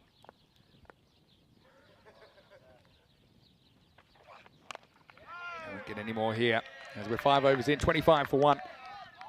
A bit of party tricks from Vinay Ravi.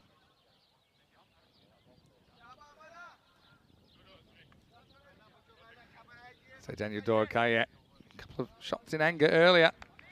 Always Ahmed, he was the victim in the first quarter of this innings, as he has tried to waft across one from Abdullah Shinwari. He departed for 3 off 10.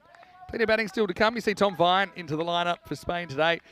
He's a pretty useful medium-pace bowler. He's got a really good slower ball. He's got a variety of slower balls, actually. Josh Trenbeth Morrow facing up then left-hander. Spain keen to make a statement here, you feel. They want to put the kind of 140-plus score on the board that they think they're capable of. JTM drives, once again doesn't beat the field. Nice bit of direct hit practice there. But obviously the batter was aware of it. Daniel Dorka, yeah. Bit of a risky throw, because if this deflects off, we'd quite easily go for 4. I had a bit of spice on it. It's Ali Salim who hits the pegs. In fact, no, it was Bilal Safta.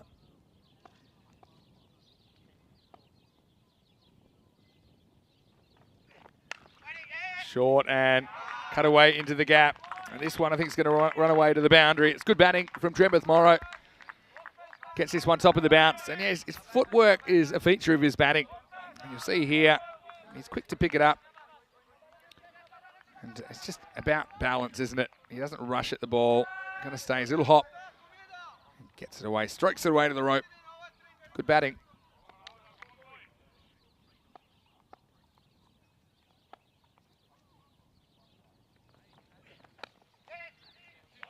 Around the corner. Can they probably just get one here this time? All the power plays in this tournament. Pretty tame, to be honest. I think the biggest was 41 now. We'll get a couple days of creeping up.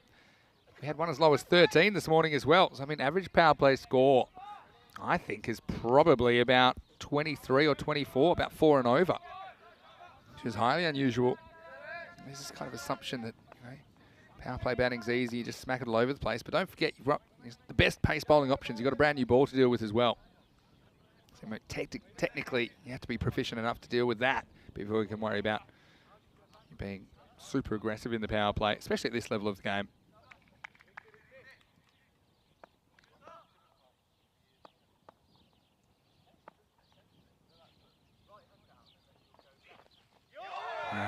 Daniel Dorka. This can often happen in the last over of the power play as well.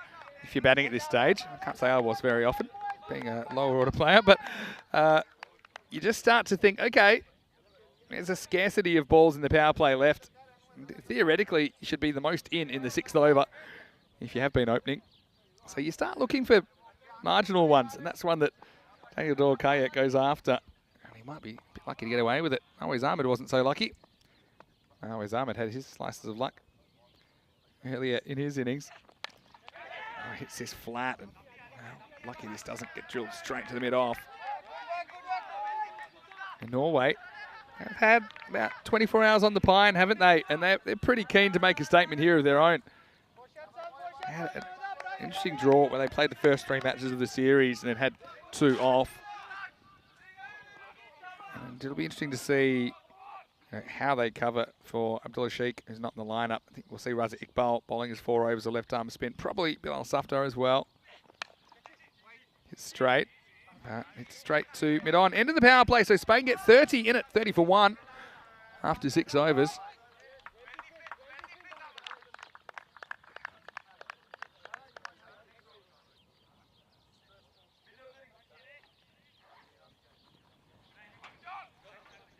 So Sheikh, I do hear that he's got a slight thumb injury, which has kept him out.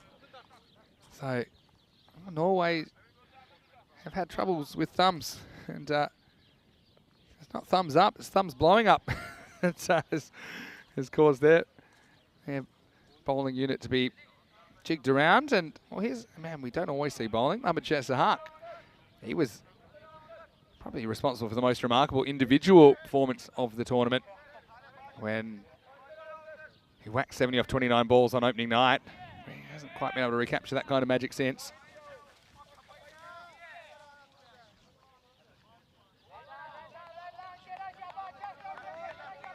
But yeah, I mean, we'll be trying to let his ball do the talking here. Maybe on to Josh Trenbeth Morrow. Zayed Aziz saying I'd be welcome in Trinidad. Well, I would love to go to Trinidad and Tobago. Certainly certainly a place I'd like to go for cricket or without a cricket reason. Also, you know, a lot of the Caribbean.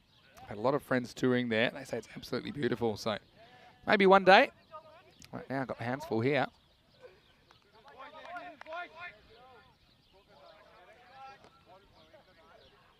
Fairly even at the moment, this game.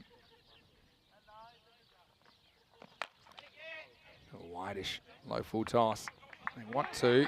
Well, he's going to take it on, and he might have sold himself down the river. He gets there. That's incredible running. I don't think it was really a necessary risk at this stage. See, makes up his mind. Oh, I thought a better throw would have got him, but it was a pretty good throw. Okay,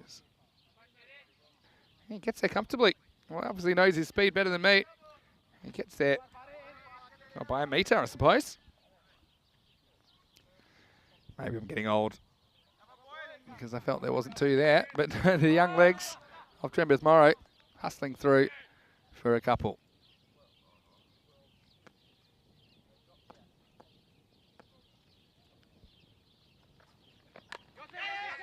He should get one here as well. Yeah, it's good running.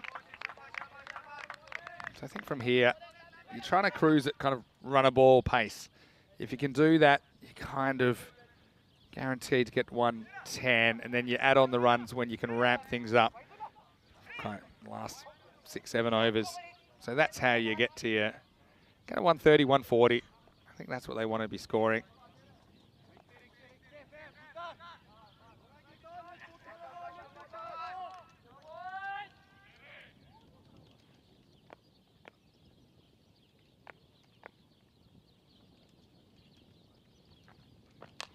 Shot. Really good shot. Finds a gap.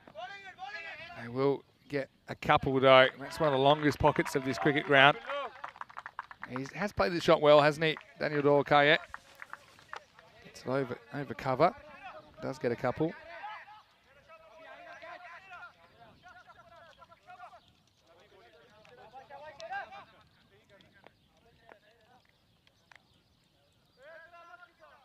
I think he's just going to make a field change here. Looks like wants third man back, and he's bringing square leg up. Well, this is probably a sign that he's going to bowl outside the off stump. In fact, they're going to push an extra man across to the offside as well. So I think they've got 6 men on the offside now. Can't afford to get too straight with this field. I wonder if this tempts Daniel Dorkayet to get a bit funky and try and ramp, because there's nobody there at all. Oh, well, lucky to get away with this, to be honest. I mean, probably lucky this is so wide that it's unreachable, because it's not the kind of ball you want to bowl when you've just brought the man across for a 6-3 field. He is an enigma, Mohammad Sher Sahar. Just gets away with the one wide. Make it 2, actually, for the one that they run.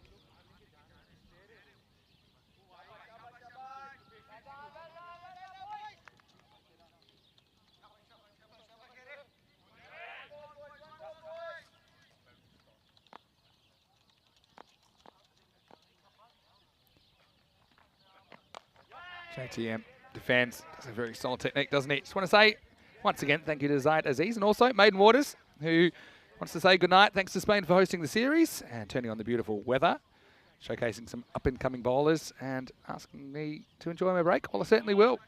Too much cricket is never enough. Well, that could be our motto if it wasn't stronger together on European Cricket Network. Oh, good slow ball. It just catches Trembeth Morrow on the crease. The man, hello to you, and I'm always appreciating your contributions. Saying, what would happen if two hyphenated name people get married? Will they have a 4-banger surname? Well, these are the big questions, the man. I can't say. I've got an answer for you. Round the corner and gone. And well, it goes to Raza Iqbal, who's nursing a broken thumb. But unfortunately for JTM, he's nursing his pride after just working that one round the corner. And Raza, well, instinct took over. And he does take it. And hopefully that thumb wasn't damaged further. They're trying to hide him, but there's nowhere to hide out there at Desert Springs. And Mohamed Sahar gets a wicket. Wasn't the best delivery. Just angles in, turned around the corner. Never really tries to hit this. He's just trying to deflect it away. Ideally away from the fielder. But Josh Trempeth-Morrow is going to have to go as he becomes the second wicket to fall. It's 37 for 2. End of the over. 7 overs down. And Spain will be frustrated to lose their number 3 in that fashion. Yasser Ali comes out at number 4. He's had a pretty good series, hasn't he? With the bat home the ball. So, yeah, not always the best deliveries to get wickets. That's one, I think, Trempeth-Morrow just kind of gets cramped for room, so he doesn't really get a proper swing on it. He just kind of helps it round the corner, but he couldn't get it down.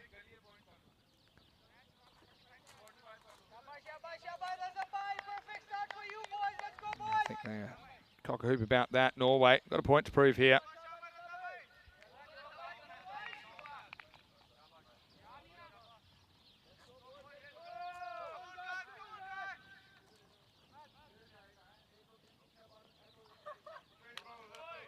So now we move into the 8th over. Ninj has a really good point in the chat saying, well, maybe if you have 4 hyphenated names together, maybe it turns into an acronym. Well, you better buy a vowel if you're going to do that. Anyway, back to the game. And Raza Iqbal, broken thumb and all. If it is broken, we don't know. Damaged thumb. So his non-bowling hand, so he is going to bowl his left arm spin. Worked away by Daniel Dorkayet. First up for a single. First chance to have a look at Yasser Ali.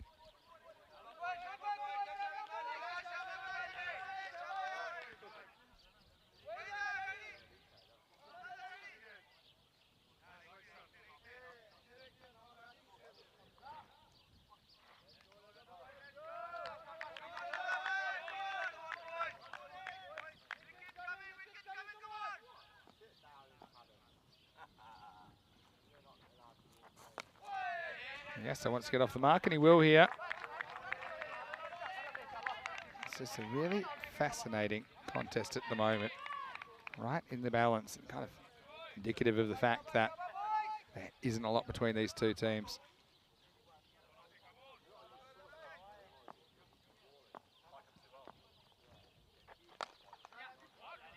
In terms of Kaye, he's got a bit of a dilemma at the moment as well. I think he came out with a fair bit of attacking intent. See him elevating the ball very nicely over cover in particular. Now, this is where Norway normally strangled with the spin, although no Abdullah Sheikh in the lineup. This is not a good delivery from Raza, but he gets away with it. Yassar just gets one. Like I said, we will do some kind of scenarios, I suppose, in the halftime break about what Norway would have to do to turn around the net run rate. At the moment, they have about 2 clear points separating them, these two, in net run rate.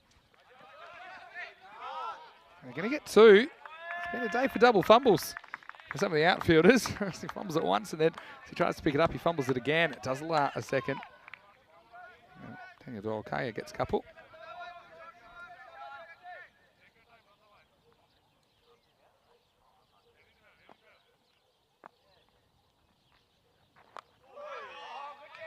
This is cleverly bowled.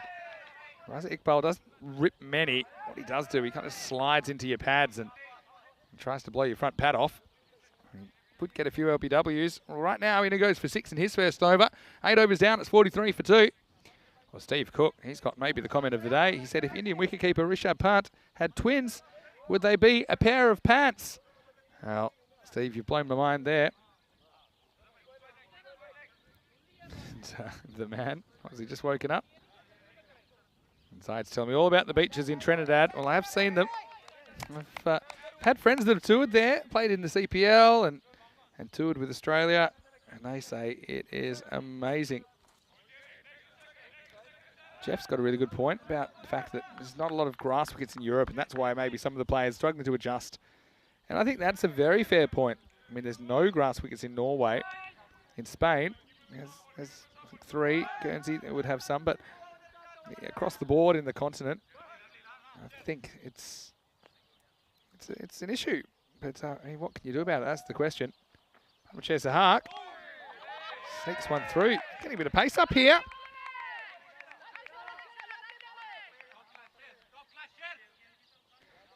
Just notice this pitch. There's a few puffs of dust every time we see the bat hit the pitch, for example. So I think they're going to miss Sheik a bit with his leg spin because he'd really get something out of it, I feel. He's a genuine spinner. Slower ball. Another play and miss. And Spain, a pretty good start. They're just kind of stalling here, aren't they?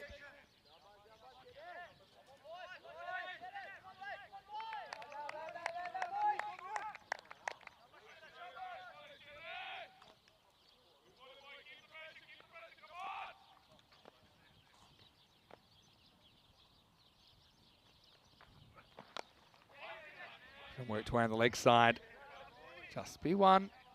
Yeah, I mean, let's know your thoughts about the turf pitch versus the artificial pitch. To be honest, I have to agree. I always found turf a lot easier.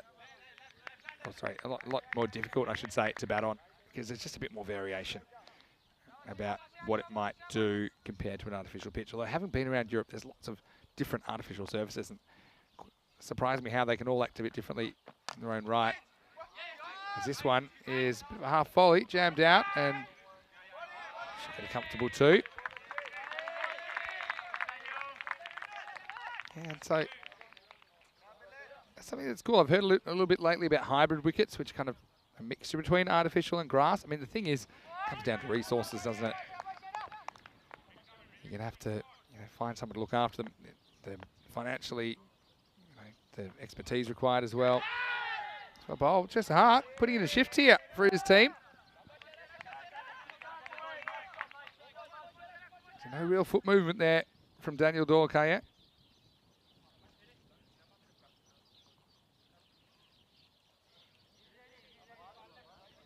Yeah, very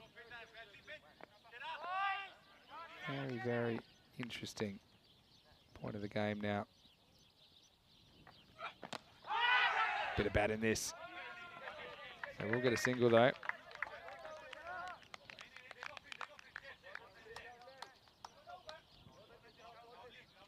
Into the over. And the score now is 47 for 2. So they're kind of going at that 5s, not a lot more at the moment.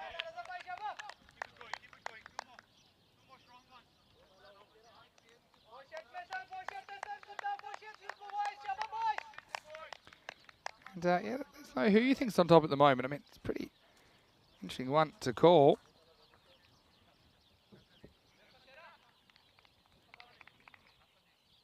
I think that's we'll see Raza Iqbal continuing.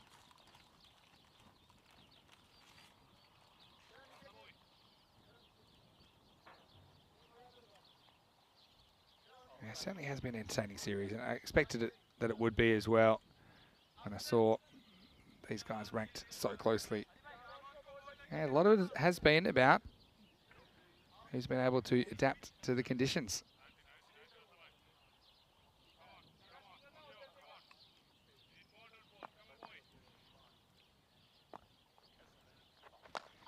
Well, Dorkaya is after him. Gets down the pitch and forces a slight fumble. That was travelling. Now they're going to take a third. Well, this is lazy cricket. And they're going to get there. Well, it did take a while getting up. And that was the issue. And I know he's had a lot to do this weekend, Vinay Ravi. But have a look at this. So he gets to it, gets down. And then he just never throws it in. And I think the batters look at each other and say, well, it's a long way to go. And he hasn't let it go yet. So very good running to cash in and get a third. So Yasser has the strike. Punches away for one. That's alert stuff. At this level, it's just a really good heads-up play.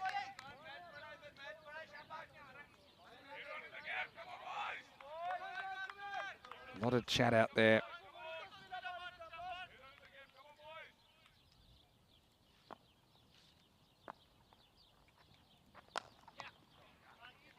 This time, Vinay Ravi, if he was fielding at the MCG, he'd probably get a big cheer now. We'll just keep it to 1 that time. I just want to say a quick hello to Cooldeep, who's in the chat. Hello, Cooldeep. Yeah, wish you were here. Hope you're well. And I know you're right on the brink of making this squad. Wishing you all the best in the season ahead. It's not a great delivery, this one from Raza. Seems to get away with it. Yeah, Cooldeep. Hopefully I'll see you on ECN at some point during the year. Always great to see some familiar names in the chat. Cooldeep. He's one of the real cool guys of European cricket. Oh, geez. Oh, dropped. He's absolutely laced that. It was the slower one. It was almost the ephus, we'd say in baseball. It was just asking to be hit. Maybe it kind of flicks out of the front of the fingers. And Yasser, he smokes that straight at the field who can't hang on. I guess you call that a chance. I think maybe he's lucky it doesn't go out of the park. Raza Iqbal. Now Yasser Ali will get one. Can't hit a cricket ball much harder than that. And that's Ali Tafsir.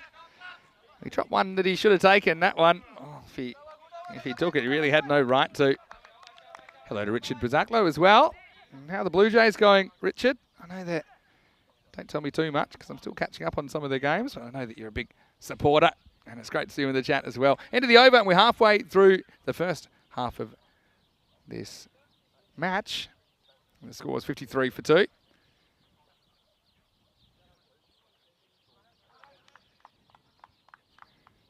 Head into the 11th over, and it gives us an opportunity to let you know what's happening in the world of European cricket. And coming Monday, well, that's actually tomorrow now, that we'll have 4 matches from Sweden. Our first matches from the north, although it is the south of the country. Landskrona is the host of that European Cricket Series. Starting tomorrow, Helsingborg Stars taking on the Gothenburg Royals, first half of the day, and Jönköping versus Seaside in the afternoon session, all starting tomorrow. 7 a.m. GMT, 9 o'clock in Central Europe, and 12:30 p.m. in India. Chester Hart, bit of a wild thing, isn't he? One goes down the leg side. He's the kind of renegade that will set a 6-3 field and then deliver this. Done that a couple of times. What I will say is I am stepping away, if you're not aware, for a couple of weeks. Just a couple of weeks, though. I'll be back in Stockholm in a couple of weeks in Sweden for the second half of that leg of the European Cricket Series. Andrew Ryan will be filling in for me. Wishing Rhino and Rico all the best for a successful series there on Landskrona. I'll be watching. You can bet I'll be doing a bit of lurking as well.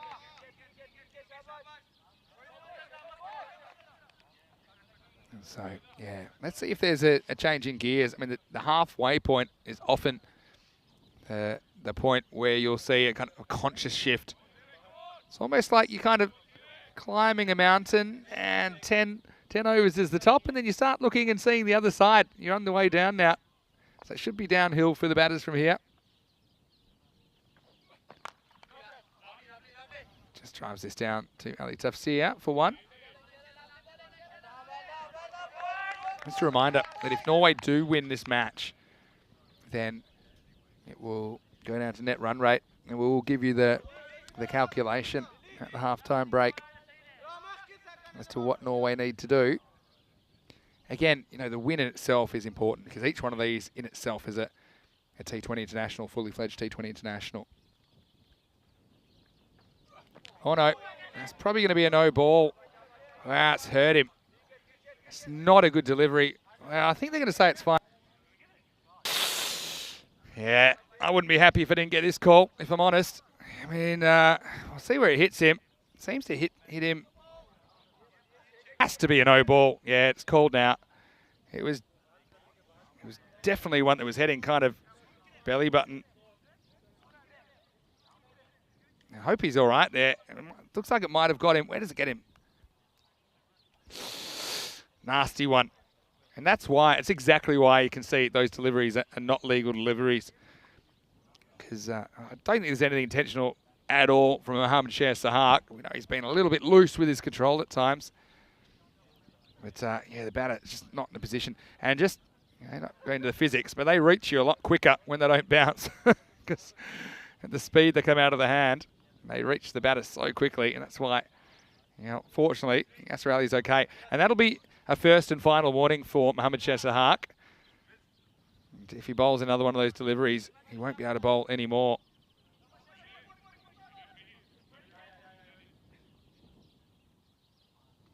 The man saying the magic spray won't help with that one. Ouch. Yeah, ouch indeed. Free hit though. Sound the horn.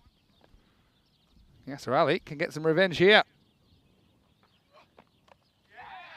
Gets bowled, but doesn't matter. In fact, he's a bit unlucky this doesn't deflect for 4, but gets enough of the stumps. Yasser Ali, he does like to play this shot. So Mohammad Sherzahak, show he can hit the stumps. And Yasser doesn't really cash in on the free hit. It's an interesting one that he went that way. I suppose it's not a bad effort, well, not a bad bit of thinking, because you are quite likely to get a boundary if you get it right. If you drive straight, okay, yeah, I haven't seen a lot of straight sixes. He's probably more likely to hit the sweeper. So, yeah, maybe that was a good bit of thinking for Yasser, just didn't pay off. Oh, no. This is going to be another one. I think we got trouble afoot here. And that's well hit by Yasser. And I think this is going to be curtains. Yeah, we'll see this here. And this certainly to me, yeah, that's above the waist as well. So I think he's going to have to be asked to be removed from the attack. Well, not necessarily asked, to be told. Because that's a second high full delivery at the body. So Sahak maybe just searching for some extra pace. It'll be another no ball, another free hit. And yeah, Mohammad Sherzahak. Well, it's unfortunate, but those are the rules, and it's to do with, I suppose, safety. If you've got a guy that's delivering a couple of those, and the control from the bowlers for the most part has been so good this tournament, but, you know, for sure, I mean, there's no question at all. And the replay shows they were both above the waist. They're both above the kind of trousers. The bowler doesn't really have any argument. And Vinay Ravi is going to come back and bowl it. Oh, no, he's not. I would say you got to be careful who you bowl here, because remember it will count as part of an over. So, you know, he's bowled 3 balls. So, for example, if you were going to bowl Ravi, that means he can only, well, he's already bowled 3 overs, so it would mean he'd only get to bowl 3.3. So this is where you often will use, well, essentially, your 6th bowler, where you don't think you're going to use someone that you do want to bowl out.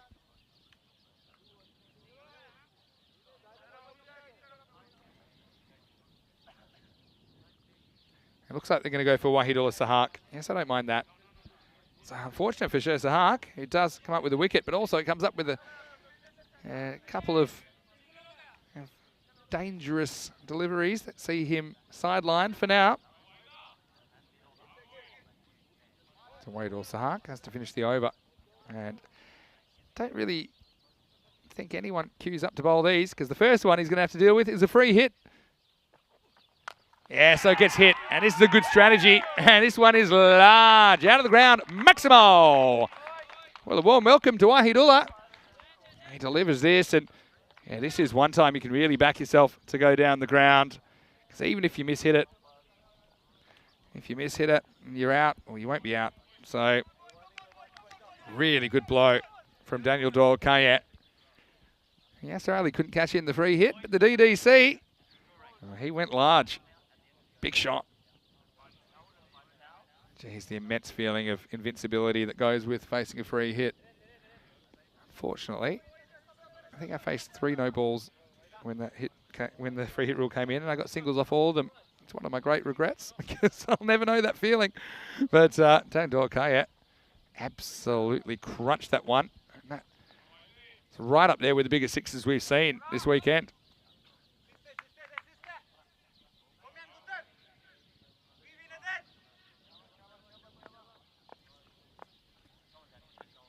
Sahak with a comeback ball. This one is played down the ground. Just shows you, I mean, it's a really good indicator of what the batter's capable of, but there's certainly a sense that they've held back a bit on the aggression because of the dimensions of this ground. It's fairly large. I mean, it's something, I think, from the batting crease, something like 74 metres straight. So, you know, the costs of failure, or the costs of a slight mishit are quite large. So I don't think the value is quite there to try that all the time.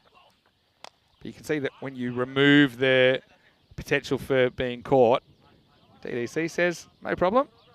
I'll just smack that one into the desert as we get to the end of another over. End of the 11th, and the score 67 for 2. Daniel Dorka, yeah. Let's move along to 37 off only 32 balls. Again, he had a good start, didn't he? He talked about how some batters have taken their time to get going and never felt in. But now he's in pretty good shape. Yasser Ali, it's been a bit slower than usual, but yeah, plenty of batting to come. Chatterdan Gurung saying he thinks that Guernsey have been impressive this weekend. Well, that's true. They have beaten both Norway and Spain, but they've also lost to them both. So yeah, perhaps not the most consistent team, Guernsey, but I'm sure they'll be watching with interest.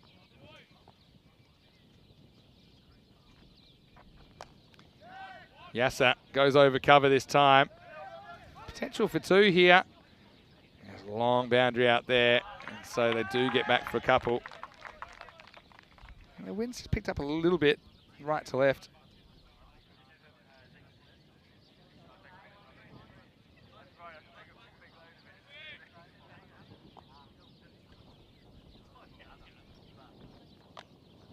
Well, this time doesn't get the same success.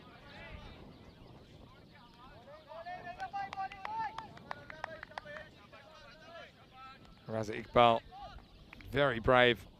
He's dealing with a badly damaged thumb on his right hand. Gets this one right in, has to jam down on this. Yasser Ali. They bowled well to him so far. Just can't break the shackles. Saw him get stumped earlier today when he said enough's enough. This time he does come down the pitch. I don't think there's 2 here. Fielder hadn't quite reached the ball, but the thing is that it would have been a fairly short throw when he did pick up the ball, and that was Abdullah Shinwari who was hustling in there.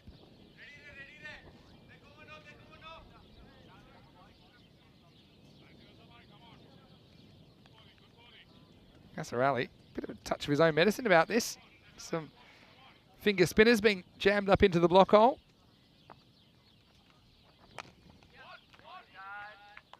Driven to the sweeper. Just one. Yes. Haven't had a lot of high individual scores in this tournament so far. This one overcooked slightly. Hit pretty well, but it'll just be 1. That'll be the end of the over as well. The score is 72 for 2. So they're up at run-a-ball pace. Let's see, with 8 overs to go, if they can lift things a little bit. They do seem in control. I mean, it's gone from what I would say was kind of 50-50 a few overs ago. But even with Yasser Ali not quite hitting his straps yet, I think that over from Amateur Zahak helped. We saw Daniel Dorka blast one out of the ground.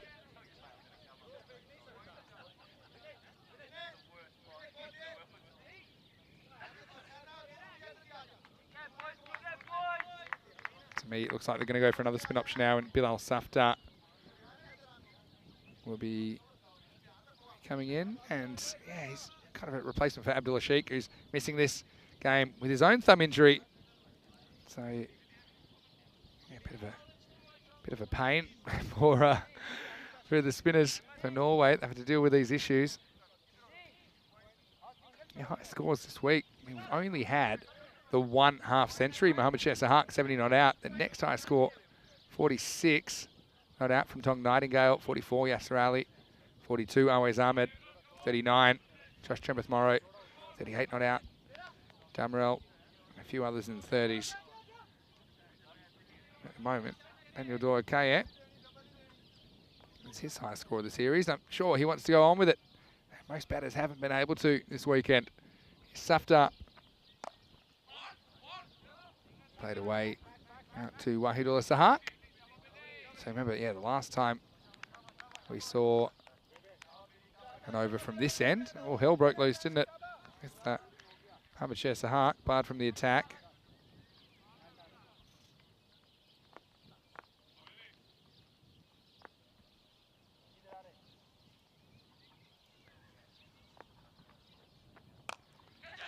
Gone, full toss, and he's hit it straight to cover.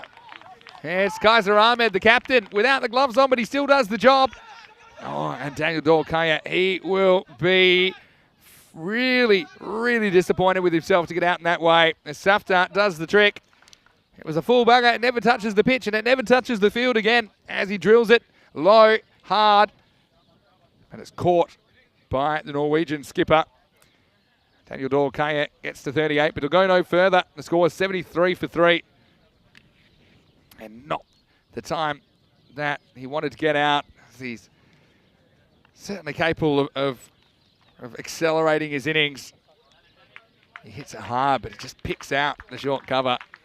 And once again, important to hold on to those chances. We saw one in that kind of area actually go down earlier. It was hit super hard from Yasser Ali. And that was hit pretty hard as well.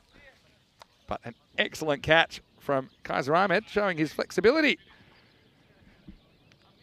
Seen him do the job behind the stumps this time, in front of the stumps, and a very good technical catch, clean as a whistle. And score now 73 for 3. See Hamza Salim Dar coming out at number 5, and what a good opportunity for Hamza. He hasn't really had the green this series yet.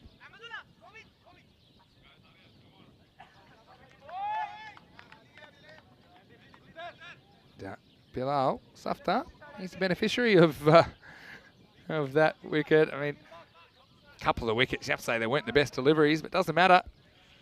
You just got to take your chances when they come. Left-hand, right-hand combinations back now. That leg side, slightly wind assisted for Hamza. Hurricane Hamza, as we normally call him here on ECN.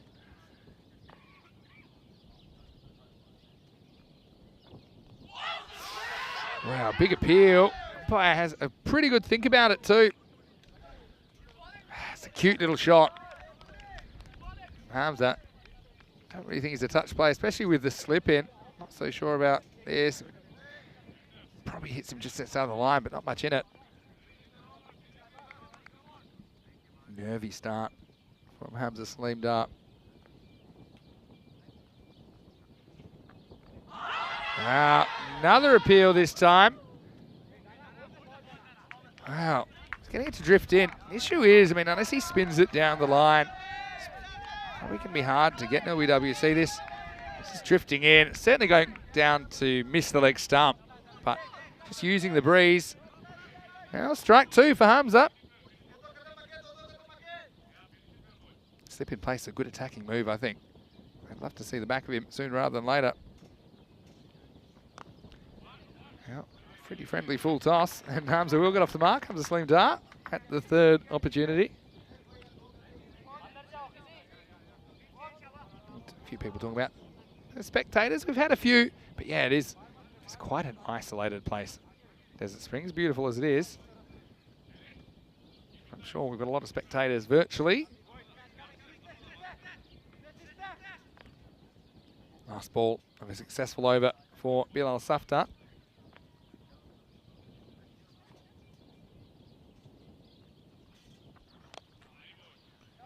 And Yasser will just turn this away to the leg side. He'll get one. He'll retain the strike. 13 overs down. Score is 75 for 3.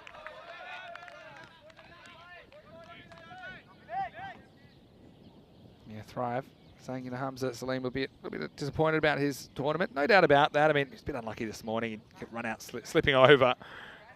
Just a couple of times he's been asked to bat towards the end of the innings and try and push things along. He's holed out. I mean, that's unselfish as well.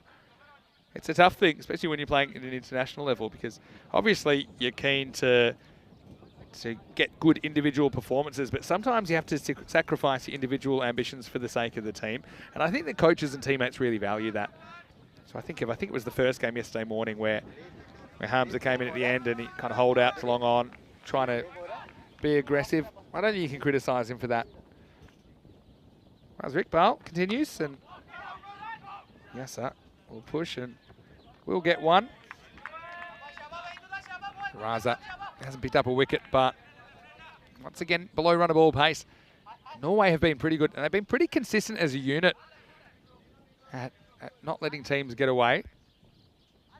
typically, sometimes all their bowlers have been less than run-a-ball pace. Of course, Sheza Hart was a bit of a bull in the china shop in this innings, but yeah, no chic, a slightly different look, but they have bowled well as a team. For the most part, their fielders have backed them up. Arms up, pushes and runs. So good to see Jack Perman and Kuldeep Lal having a bit of a chat. I know that you guys certainly I know you'd be disappointed to not be on the park in this weekend's tournament, but I'm sure it'll spur you to perform well at the domestic level, and obviously demonstrating the strength of Spanish cricket at the moment. Yes, so pushes and runs.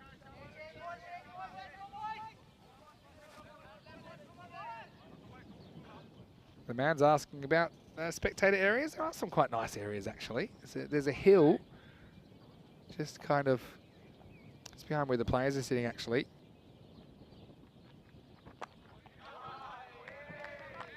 Quick one from Raza Iqbal. So he does vary his pace pretty well. He's got a few different grips that he'll use. Back to live action. Hamza pushes, doesn't get a run here.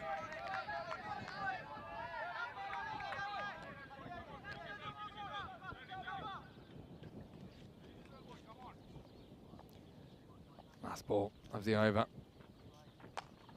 Hamza, he will get one. He'll retain the strike. And Raza Iqbal, once again, well, he might only have 9 good fingers, but he's still a very, very tricky customer with the ball. He finishes with none for 21 off his 4 overs. And after 14, the score is 79 for 3. And nice to see a bit of love from the Spanish guys in the chat.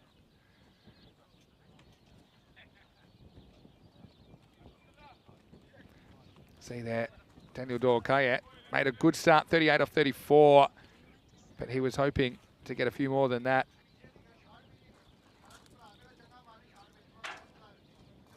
Apart from that, Yasser Ali with 16 not out. Josh Tremeth-Morrow with 12. The players to reach double figures. Bilal Safdar is going to continue. In slightly overcast conditions. We've seen a lot of sunshine this weekend, but I don't think there's any real threat of rain. It's just cooling things down a little bit at the venue.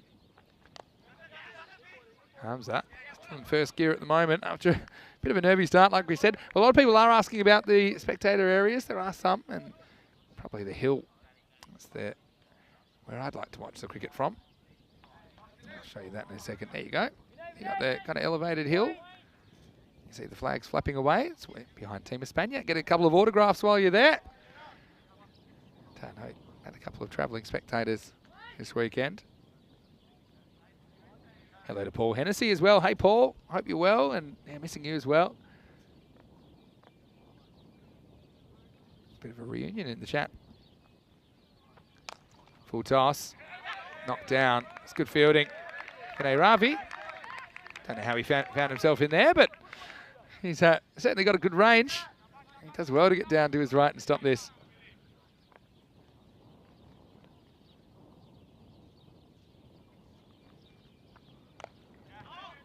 Punches but doesn't beat point. Oh well, Jack and Paul and Kuldeep, while you're there, tell us something interesting. Tell us something you don't know while you're in the chat. Doesn't have to be about cricket, it can be about anything. It's great to see you though. Hope you're well, and wishing you guys all the best for the season ahead. Hopefully I'll catch up with you at some stage. Shorter and punched, but fielder does well to skate across. Sher Sahak is a bit of a madman, but he's exciting to watch. He launches this one underarm from about 80 metres.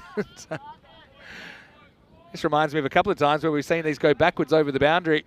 But luckily this one goes forwards.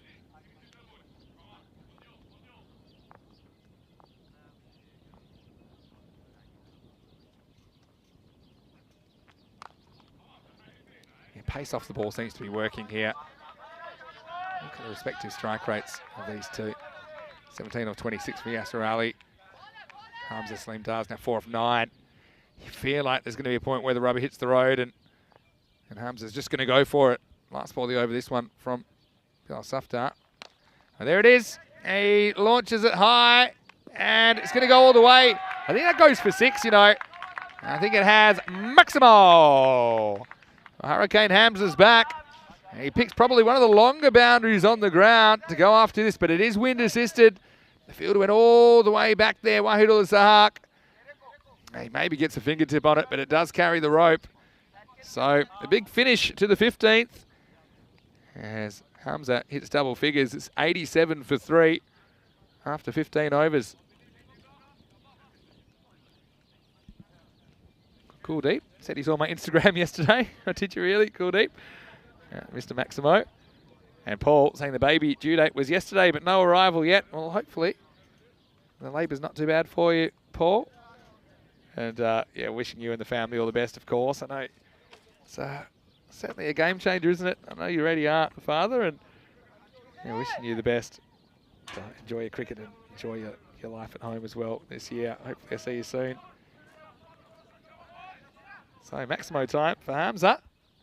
Maybe that can get him going. It's his first shot in anger, really. Going to go back to pace now, and Wahidul Sahak is going to replace Raza Iqbal, who bowled out at that top end. 5 overs to go. Okay, well, let's work off that 10 and over. 137 if they get it at this stage. The final fling is here. That's rally. We'll just get one here. Let's see where Hamza wants to go. He does like to go leg side a lot. I wonder if when the boundaries are bigger, whether people tend to go to their strength more or less. Cool Deep. He's suggesting I say, Vamos, España. Vamos, equipo España. And of course, come on, Spain. My Spanish is improving, guys, I can tell you. I reckon I'm now restaurant fluent. Probably outside the restaurant, I'm not that flash, but getting there. Hamza wants some more. This time, picked up cleanly at long on. Just a single. I mean, on the smaller fields, I think you'd see somebody like Hamza still pretty much favouring the leg side, because he knows even with the wind he can clear the boundary easily, but it's such a long boundary out to that leg side at the moment, the right of screen, plus it's into the wind, so the wind's such a big factor in a cricket match. Out again. Well, it's a carbon copy of the last dismissal. It's another full toss. A spoon to cover. This one wasn't hit as well. Yasser Ali did this earlier in the innings. He only drilled one at Ali Tafsir. This time, Mohammad Shah Sahak. He was in the right place, and he takes it fairly comfortably, going to his right. And yeah, Yasser, he'll be disappointed with that. He just found himself reaching for it. He couldn't get the middle of the bat anywhere near it. So Spain lose another wicket to what you would say is probably a bad ball. But it will be a 4th now for Norway. Spain are 89 for 4. So yeah, Yasser does like to advance, and he kind of goes walkabout there, doesn't he? And he got a wide full toss, and yeah, the full toss should be in theory a hittable ball. They are on you a bit quicker. It's kind of an instinctive shot from Yasser, and yeah, once again he might consider himself a bit unlucky. I mean, if that goes a couple of metres either side, it's probably safe. Probably getting a couple, maybe not a boundary. He didn't hit it that well, but still gives another opportunity to the acting captain, Lorne Burns, coming at number 6 with 4.5 overs remaining. Luke mentioning the absence of Christian Munoz-Mills. Well, yeah, he is a big loss for sure. I think everyone pretty cognizant of that. And I'm just happy that it doesn't seem like an ankle injury. It seems like more a foot injury when I had a real good look at him. I'm not a doctor, but from what he told me, the doctor said is he's maybe done some ligament damage or some structural damage to the kind of instep of his foot, essentially. But yeah, certainly wishing Christian Munoz-Mills a speedy recovery, and hope to see him back out the park soon at all levels of cricket. So that's where we're at, Luke. I'm sure, I think probably 2 or 3 more days we'll have a bit more information about how Chris is going. Hamza should get 2 here. Drops into a big gap. Gonna have to get his skates on, but he gets there. It's good running by Salim. He does get back for a couple. As soon as he hits this softly, and the bowler's nowhere near it, should be able to get 2. And, yeah, very well done. Armser turns and goes. Yeah, the worst thing about the injury in a sense for Chris is that it was so innocuous as he pushed off to run. It wasn't even a run that was there, in fact. He just turns around, but yeah, that's when he did it. Slower ball, hit down the ground. This should finish the 16th over. Odalus the Harks. First time we've seen him bowl a full over. As we get to the end of the 16th, it's 93 for 4. Well, interesting one. Apart from that kind of broken over of Mohamed Sahak that was finished by Wahidullah Sahak, it went for 14. There's been no other overs in the innings that have gone for double digits. They've all been 9 or less. And that kind of plays out in the bowling figures where, okay, Mohamed Sahak, he was asked to be removed to the attack, and Wahidullah Sahak's been a little bit expensive. He's the one that copped the brunt of the free hit. But apart from that, nobody else going run a ball pace. And that's a pretty good performance once again from the bowling unit. And remember, they're missing their leg spinning ace, Abdullah Sheikh.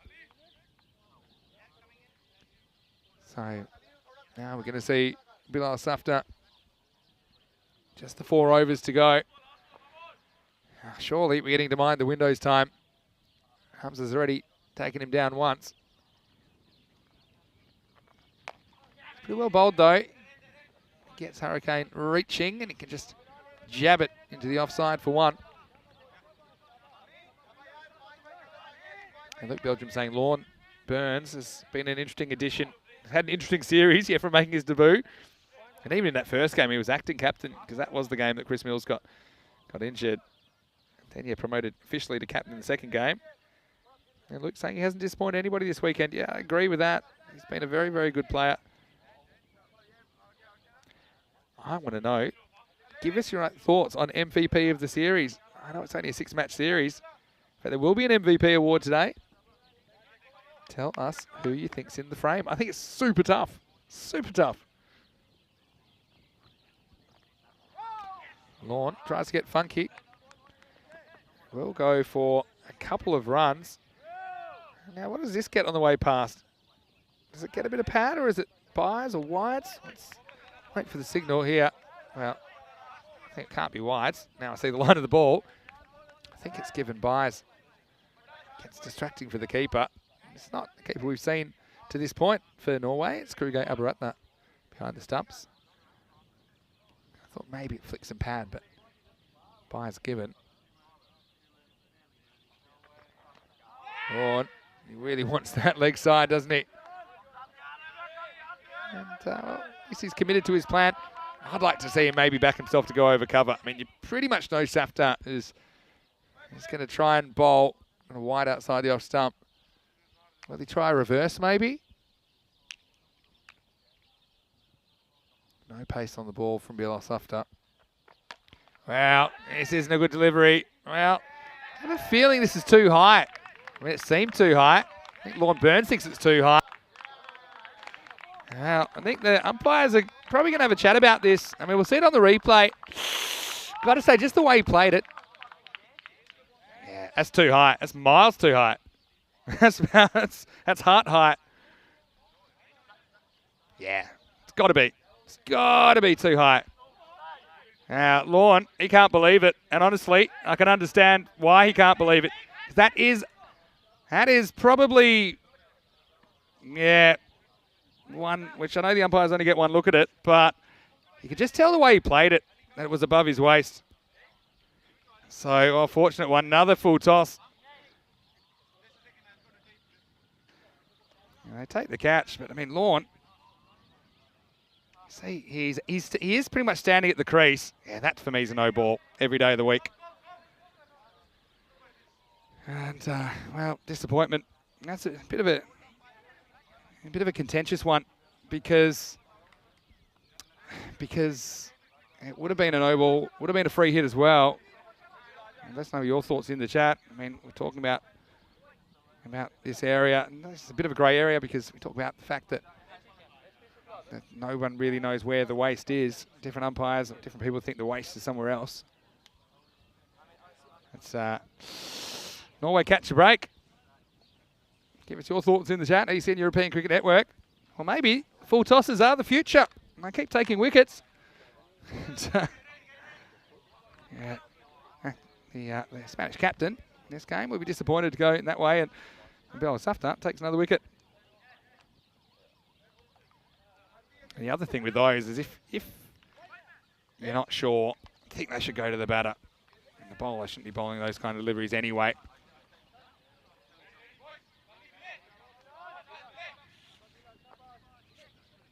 Bilal, oh, he's a genius. And now he gets the bowl to... Well, he won't get the ball to Mohamed Kamran just yet because they did cross while that ball was in the air. So Hamza will be on strike. Block hole. Kamran has to scramble back. Yeah, I mean, sometimes you can not just... There's a few cues you can use when you're trying to pick up the height of those deliveries, and one is the way that the batter plays it. If they play it really comfortably, horizontal bat, then normally is above the waist. Hamza pulls this pretty well, but good bit of outfielding as well. So, no, I don't know what's going on there. Kamran is basically a pest when he's out there, and he doesn't care if it's international cricket or club cricket or whatever.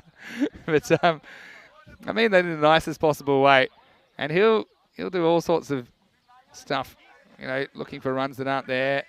And even this one here comes towards him, and then you see he's saying, "Come on, who's going to field it? Who's going to field it?" And well, it's also nice to see a few smiles on the faces of the players. They're so excited to be out there. And so, end of the 17th over, the score's 97 for 5.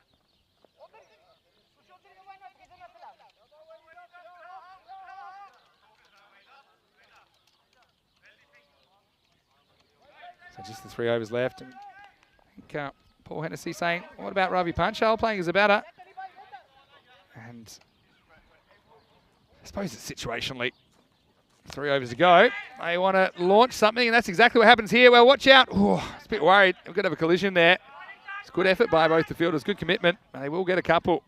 Hamza goes offside. I don't mind this as a strategy, actually, because it is wind assisted. A long way away, but I'm certainly concerned for the fielder running back. It almost looks like he's running the wrong way down a one-way streak, but neither fielder can get there on the full in the end. Wahidullah Sahak come back for his second complete over. As this one's launched, it's going to be away from the fielder. It's going to fall into a gap. A long chase, and the fielder's not going to get there. 4 runs. Well, Hamza finally getting something going. Moves into the 20s. He was on the charge. Made that look a bit fuller than it really was. Yeah, so I like the fact that he's willing to go offside here. They've left a big gap at deep cover. I think that's smart batting. And what you might be able to do, and now you see they forced the field change. So the deep cover's going back, and then it opens up a gap somewhere else. So now there's nobody back at third man. Opens that one up. There's nobody at deep mid-wicket, so a big gap there. I think you are kind of targeting these zones where there's no outfielder present. Oh, you can just do that. It almost takes out the umpire. He takes out the sight screen. 4 runs. Hamza heating up. 4 carreras más. Really wide of the crease. And this one's hit hard. Long on in place, but you can't do anything about it. See, well, Andrew Elliott. He's looked a bit like me at 4 in the morning the other night on my birthday. But he does get out the way.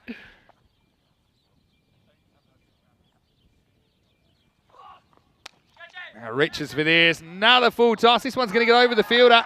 It'll be 4. So getting on the run now. And the bowler throws his hands up saying, well, if that's gone for 4, why isn't it caught? But the outfielders, they are a little bit in off the boundary. You can see that because of the dimensions of this ground. And so Spain with a bit of an unlucky break with the wicket of Burns, I felt. But certainly hasn't bothered Hamza Salim Dar. He moves to 30 off 20 balls.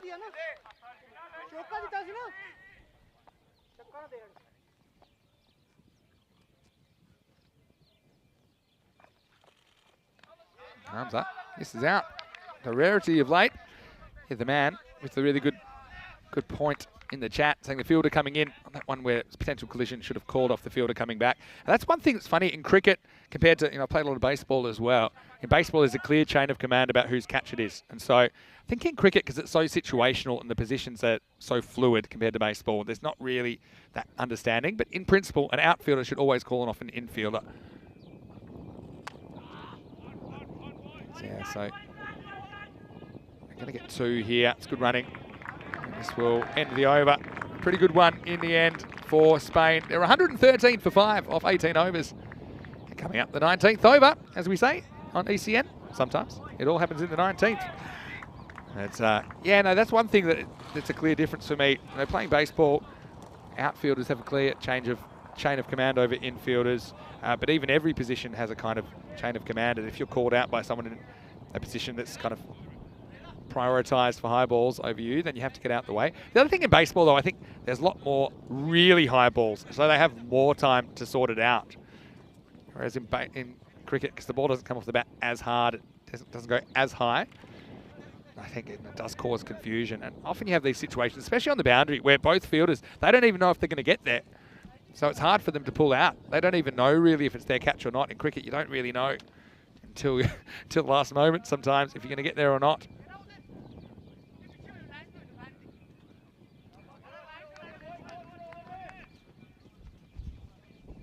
A few people saying Hamza might be an option at the top of the order for Spain. Yeah, interesting. Does like to go over the top. We did see him right at the top in the ECC back in September and October. It's Bilal Safta, 19th over. Cameron, he finally faces the ball. He's been out there for a while. The hitman hits 1.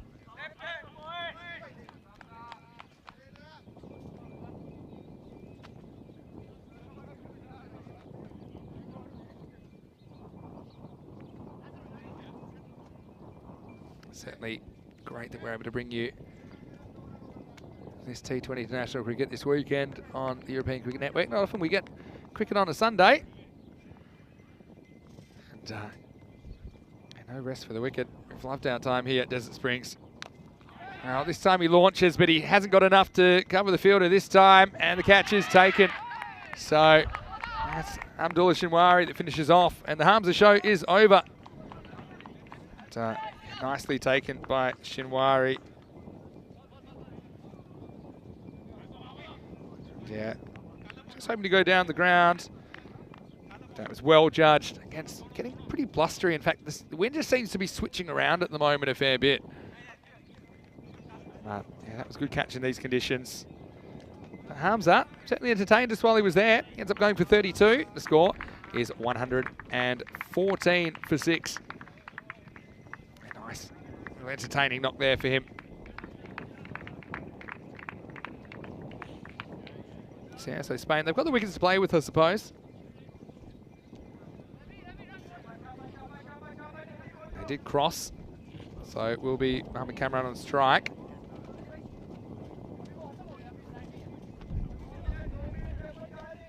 Yeah, the wind just seems to have kind of swung around, and now it's pretty much right behind the bowler. So Hamza was hitting that into the teeth of the breeze.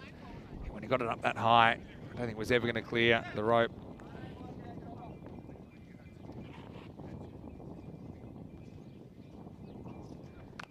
Yeah, quicker ball, bit of a Gundy ball, but it might bring a wicket. It doesn't. It's dropped. It was hit flat. It was hit hard down to Amanullah Tanha. He can't hold on to this one. Wow. That's another one, probably at this level, expect to be taken. Even though it was hit flat, it was going like a tracer bullet. He was on the move there, wasn't he, Tanha? Just never got set, never got his eyes level.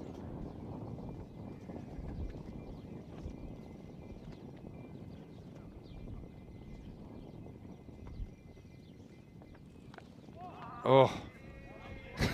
Don't know how he's missed out on this one. Like I know, it's his first ball punch up. Thought for a second he dragged it onto his stumps. Spain, can they find a little kick at the end of this innings, maybe get to that 130?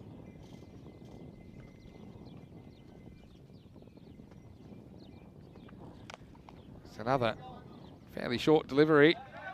Punch-all this time will get off the mark, and so we'll see Cameron with 1 to face in the 19th. Bilal Safta's done a good job, hasn't he? Results-wise anyway, he's got 3 for 16. absence of Abdul Sheikh, the regular spinning option, he stepped up and he's done a pretty good job. Not only in the wickets column, but also very, very economical.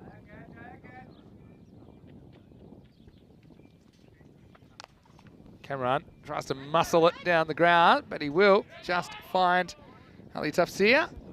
So that'll be one.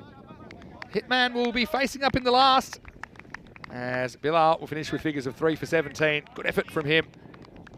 With 1 over remaining, it's 117 for 6.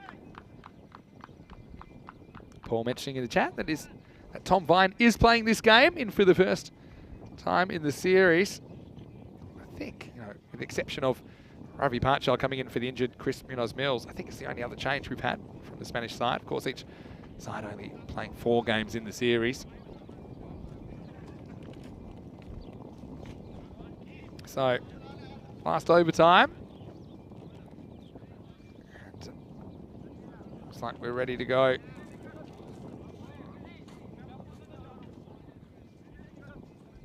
Certainly a slightly different pace, isn't it? The T20 format, but yeah, when it gets going, it's about as frantic as it gets. Anyway, at the end of the innings, I strap myself in. 20th overtime. Cameron, who I think we'll see bowling the first over of the reply, but he's got the job to do with the bat first. See how many they can scramble here, as it will be Abdullah Shinwari to bowl the last.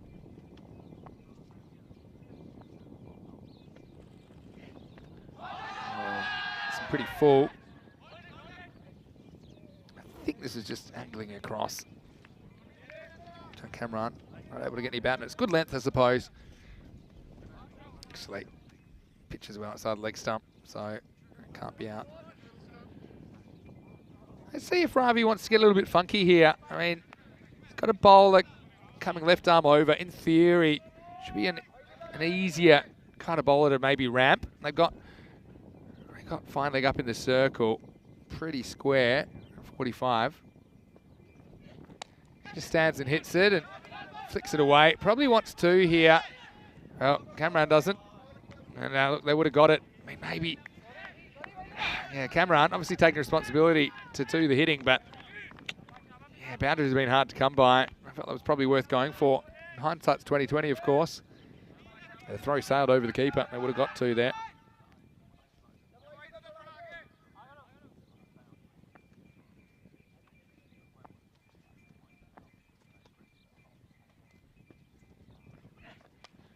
Well, Cameron gets a bit lucky here.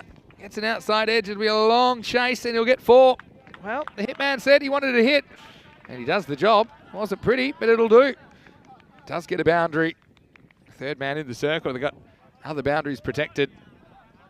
4 valuable runs for Spain, who move up to 123. Mohamed Cameron with his first boundary.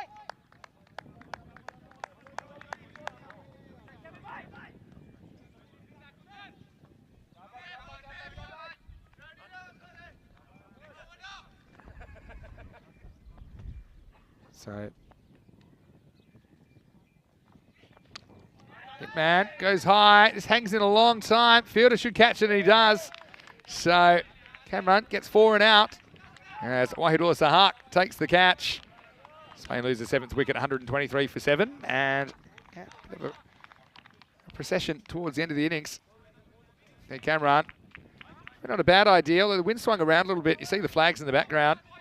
Typically, the wind's been assisting shots that side of the ground. But this one holds up and hangs in the air a long time. So a 7th wicket falls. 2 balls remaining. So Mitrovic will be the new batter, but he will be in the non-striker's end. Once again, we see a catch taken, and the batter's crossing.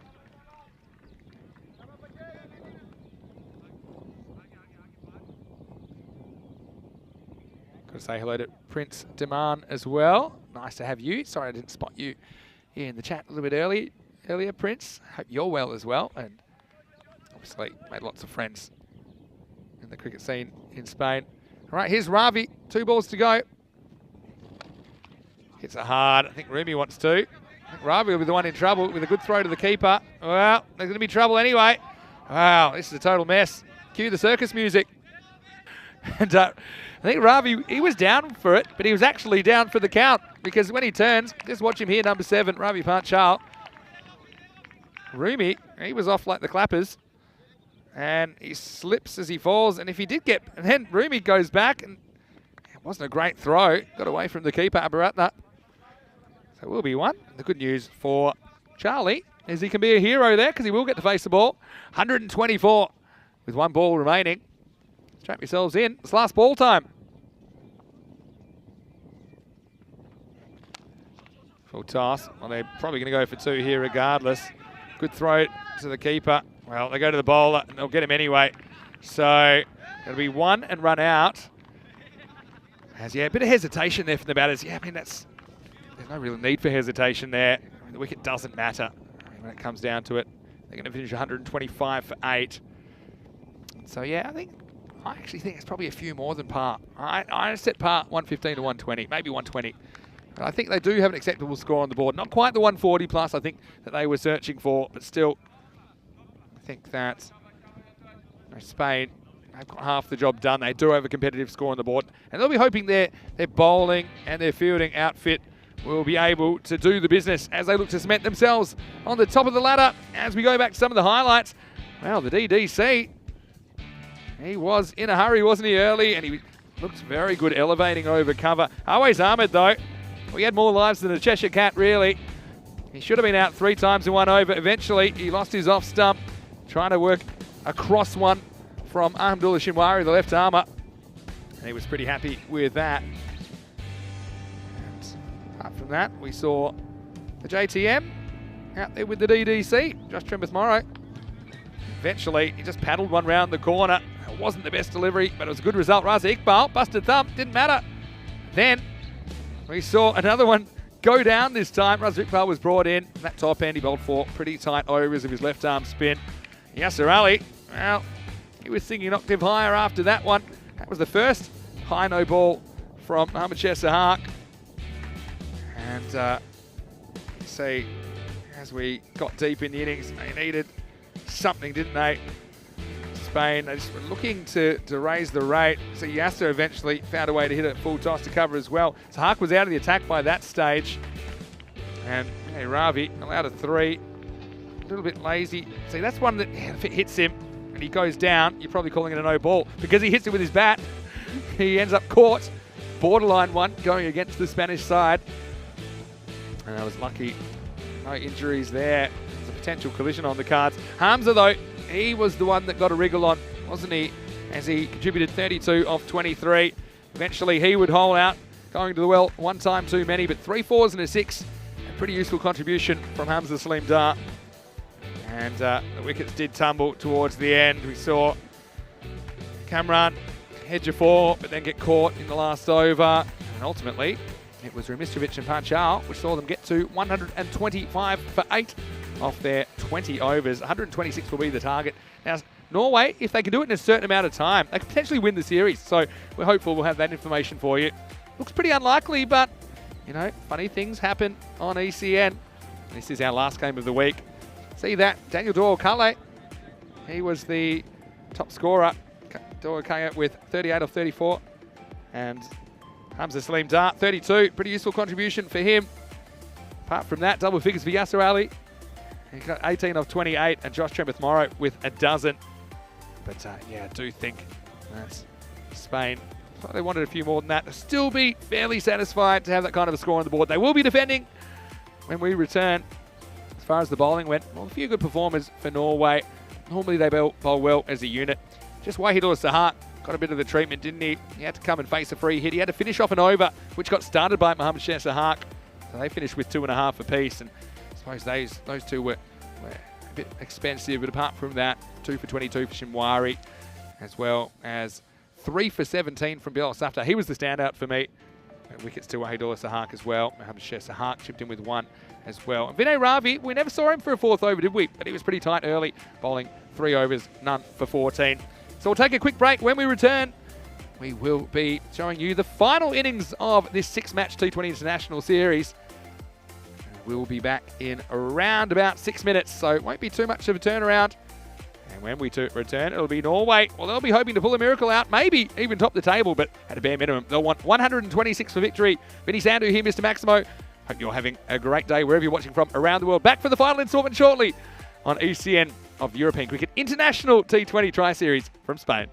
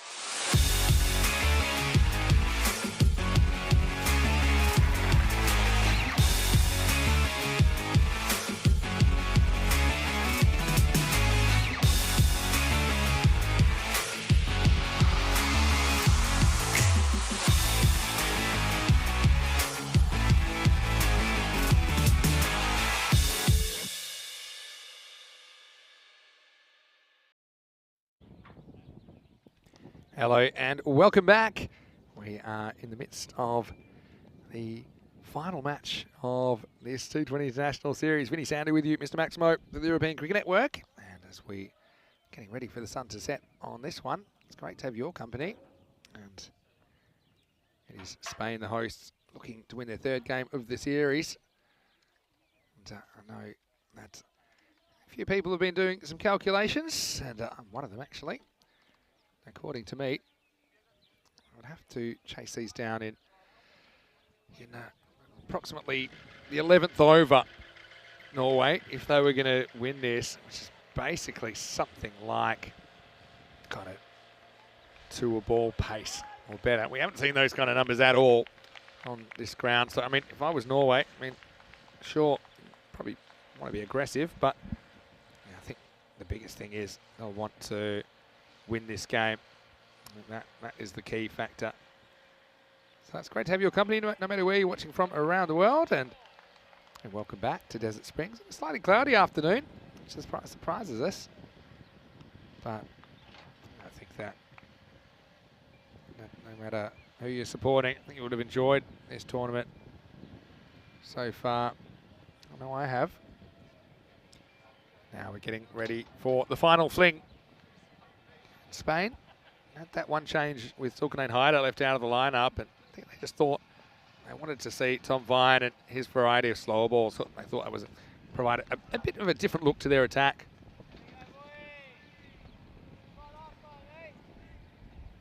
So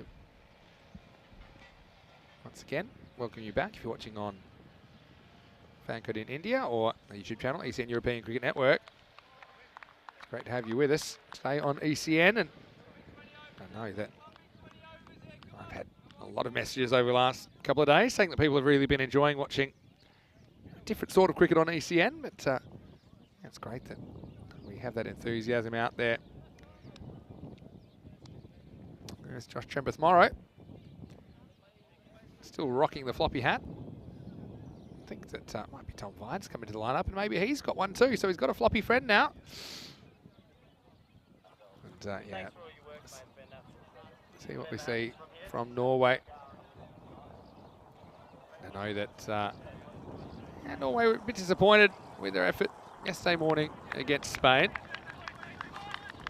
This will be a really interesting period. Always is when Mohamed Kamran steps up to the plate.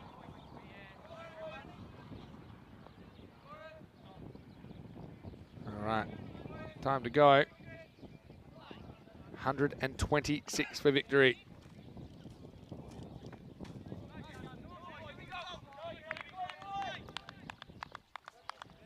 Game on.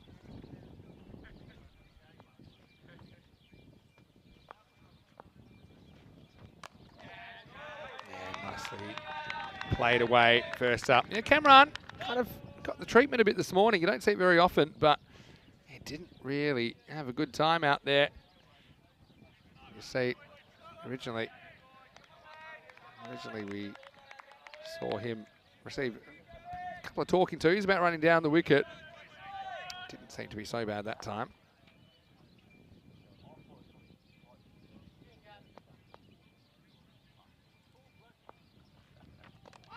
Oh, he's gone. So an early wicket for Kamran. And disappointment for Kaiser Ahmed, who's got to go.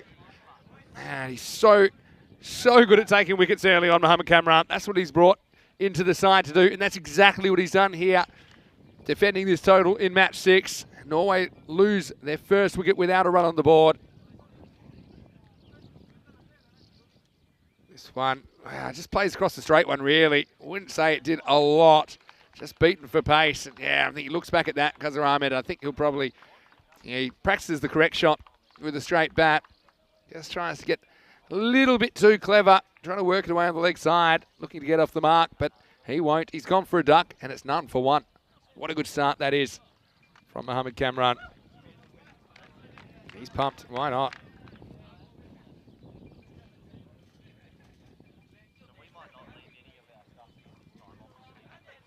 So, Corey Ruckers certainly put a rocket up the Spanish side a bit earlier today after their loss. He wasn't happy with it at all.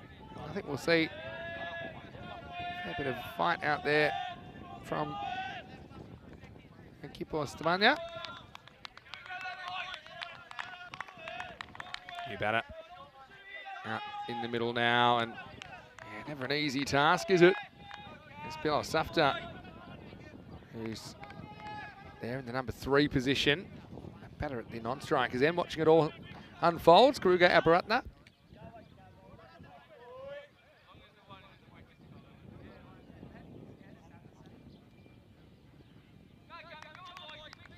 Perfect start for Cameron. They're steaming in now. Defended away.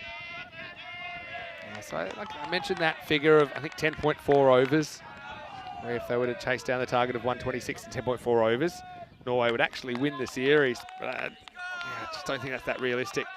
I think you've got to factor in that this is a fully fledged T20 International, and Norway, if they can beat Spain, there's a bunch of points in that for them because they are ranked lower. Just slightly lower, but they are ranked lower.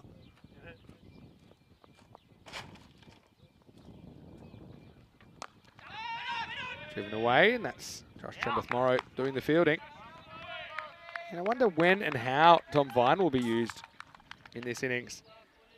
The thing is, Hyder, who he's come in for, Zulkarnain Hyder, he only was asked to bowl the 1 over this morning, and it was late on after they'd already gone to their spinners. So they basically got 3 out of Cameron and Adil Raja in the power play, then just went straight to spin. Whereas before, we have sometimes seen Hyder used at that top end. This one's just angling into the pads, and Safta will get off the mark. It's the first run for Norway. And Luke mentioning Spain not playing very well earlier today, so they'll be keen to play better this time. Yeah, I agree with that, Luke.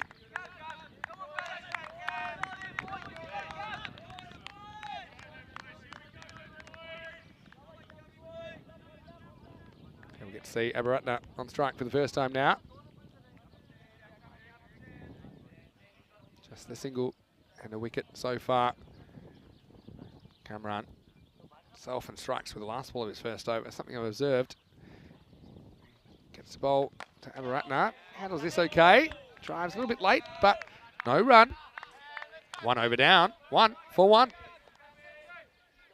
Just the start that Spain wanted. And let's see if Adil Raja at the other end can continue what has been a very enthusiastic opening to this second innings of match 6, the last innings of this T20 International Series.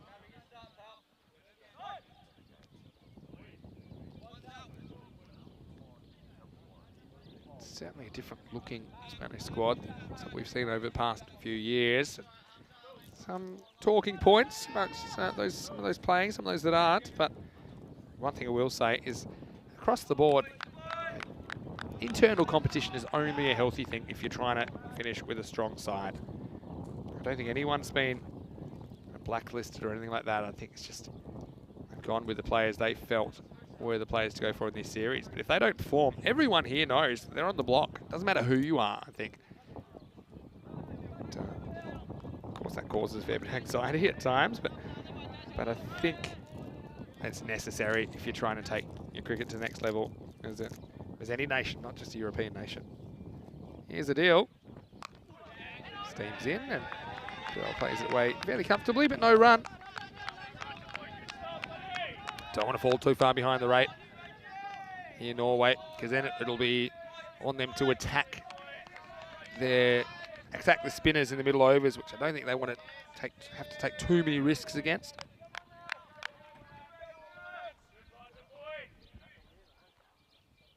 Adil Raja's played with some good fire.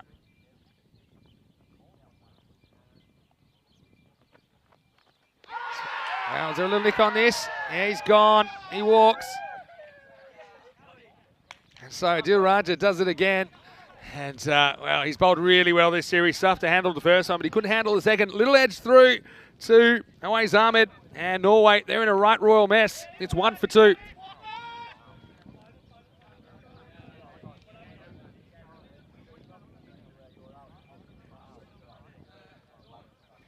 See there, little bottom edge, wasn't it? And Awais Ahmed did the rest. Norway, well, they've had plenty of time to prepare for this game, but at the moment, struggling big time with 2 wickets down, just the single on the board. Spain, well, I did mention that they had a bit of a stern talking to from the Brains Trust, if you want to call them that, the coaching and the management. It's, sometimes you need that, I think, especially the first day that didn't look troubled at all. And I think this morning, they forgot this is international cricket and they didn't really turn up against Guernsey this time. Certainly keen to make a good early impression. Ali Tafsir comes to the crease at number 4. So Ninja's asking about Cameron getting warned for running on the pitch last game. Yeah, but only applied to that match. So he starts fresh, and it does look like he's improved a lot in that area. Around the corner. It will be a run. That ties the game up at 2.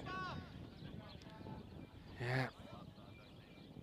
Tom Vine just making his way around from fine leg, losing the sunglasses along the way. Well, it's not that sunny at the moment.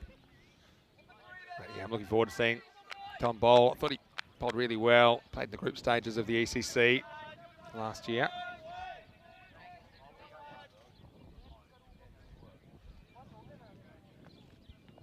Adil Raja, successful over so far.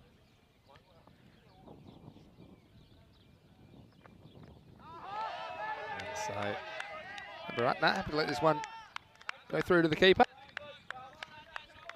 Does get a fair bit of bounce.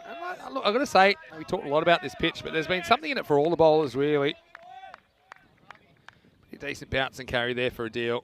He's taken a lot of turn. That's probably the biggest surprise. I mean, yeah, this one seems like the driest of the pitch conditions we've had in the series, but even when it wasn't, it was taking a lot of side spin. Guess it always spins in the desert, hey?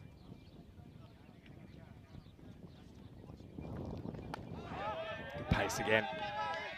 You can see at the moment Norway playing a bit of a survival game here. And I don't know, you don't want to be crazy, but I just think if you're going to have to turn the game on its head, you can't just accept the status quo. I feel like maybe attack's the best form of defence here a little bit.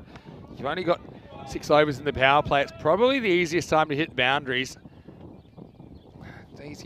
Easier said than done, of course, but at the moment, just feel like they're kind of waiting for a ball with their name on it, these two. The wind swung around, so it's a bit left to right now for Raja. He gets full this time.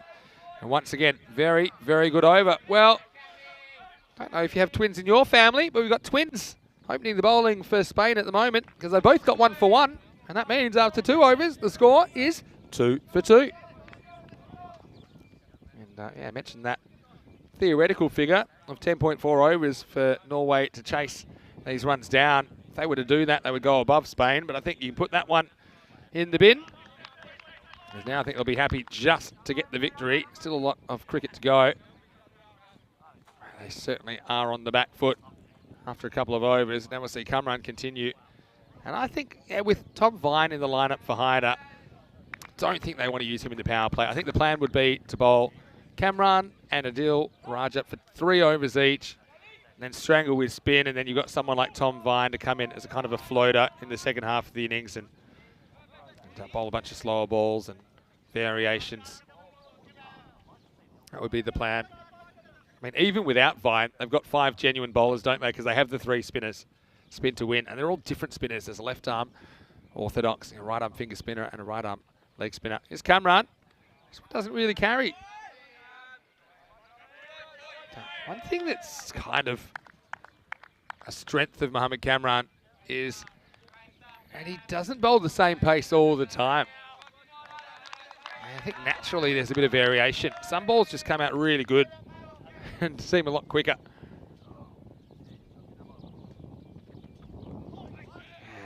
Batter just pokes this out. And finally, the runs are ahead of the wickets. It took a while. Let us know your thoughts in the chat. ECN European Cricket Network.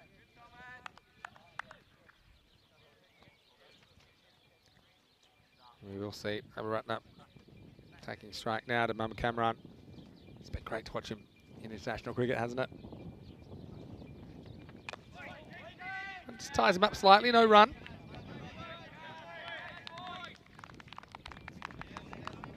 I know, just speaking to the Spanish team, they have lofty ambitions. That's what Lorne Burns was telling me at the toss, of climbing the rankings and qualifying to play more international cricket. And ultimately, they would like to play ODI cricket. That's a lofty goal, but it's a goal they're working towards as a unit.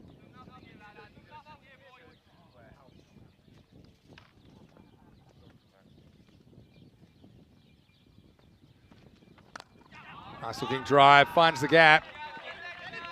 Ali Rumi will cut it off, but they will get a couple. Nice looking shot from Abaratna. Just turning into half volley. One thing that, I mentioned this earlier, but a couple of things Cameron hasn't really done this series that we've seen him do before is swing the ball. So actually now he's got a breeze that can actually assist him to swing the ball from left to right, so into the right-hander down the line. And also hasn't quite nailed his Yorker length. When he does that, he's so dangerous. It's dangerous anyway. The one short. Oh, that's not ideal, is it? We're not struggling for runs. You don't need a one short.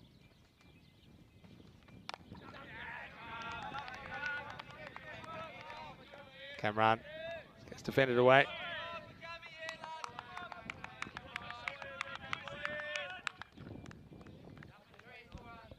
Yeah, just keep an eye on that required rate. Okay, started kind of 6 1/4 or so. 6 1/2. It's already climbed above 7.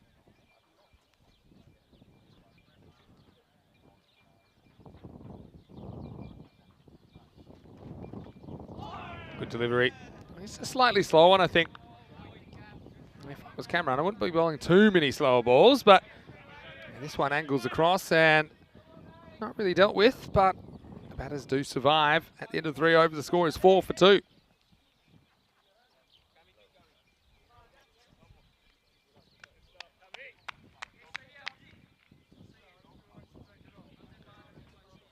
Yeah, and Michael saying, well, maybe Spain got hold of my numbers and misinterpreted it, thinking the 10.4 overs might be what they might need to bowl Norway out inside at this stage. I wouldn't rule it out, but Steve's wondering if there's a bit of a slope on the ground. So I certainly haven't perceived it. It was pretty flat to me. So sometimes you go looking for things, Steve. There's Raja. This one's knocked down, but won't finish single. Good fielding, though. That's Burns, the captain, at point.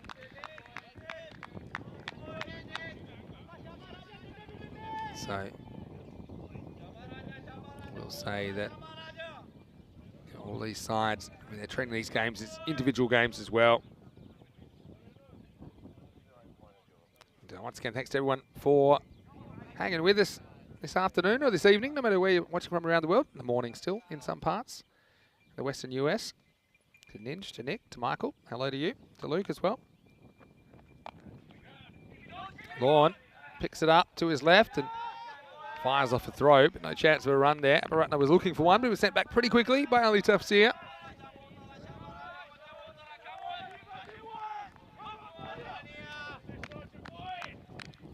This is where such a tough one. These players don't get to play enough international cricket. I think it plays on their mind. They don't want to get out playing I'd say a silly shot. I'd say a risky shot. Now, this is where you'd see more adept players maybe trying a ramp or trying something to get going. But you see there's been a lot of attritional batting. But what they're doing is they're just kind of delaying the moment where they're going to have to take those kind of risks. We're seeing the rate climbing.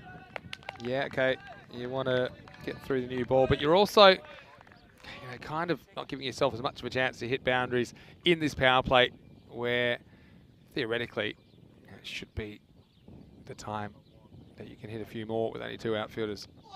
Edged, Yeah, pretty fine. Cameron, he's not going to get there. It'll be 4. So a little deflection was thick enough to get away from Always Ahmed, but it was thin enough that Cameron couldn't catch it. It fairly raced away to the boundary. See, there was no chance for Always. And Cameron, he wasn't able to get there either. So 4 runs and 4 badly needed runs for Norway as they move up to 9. Got to say, Adil Raja, he's one player that, I don't know, on turf, I think he can bowl a bit quicker. Some fast bowlers go one way, some go the other. Artificial to turf. He's really impressed me with his fiery opening bowling in this tournament for Spain. Gets this one pitched up on the stumps. I think for the most part he's been really accurate as well. That's what's made him so dangerous. Savaratna, he's 5 off 13 now. Mark was saying that Savaratna has a very solid and sophisticated batting technique. Yeah, I think he does have a pretty good technique, to be honest. He certainly does. Sri Lankan heritage. Doesn't seem too bothered by the pace, but he's just not able to go up a gear. That's the issue. At the moment, anyway. Nice shot. Flipped away, but there's Hamza out there who will clean up. Just a single. Takes us to the end of the over. The score is 10 for 2 after 4. Now, I have a sneaky feeling we might see Cameron one more time in the 5th. Yes, I mean, this Spanish team, I mean, if I'm predicting what they're going to bowl and who's going to bowl, then probably the other teams are too. But it's one thing to kind of know what they're going to do, another thing to deal with it. I mean, that's the thing. And with these fairly large boundaries here at Desert Springs, the batters haven't necessarily been encouraged to go for these expansive shots because the costs of failing are just so high. It's been kind of T20 cricket, but it's more about hustling and getting the odd boundary when you can, rather than all-out attack all the time.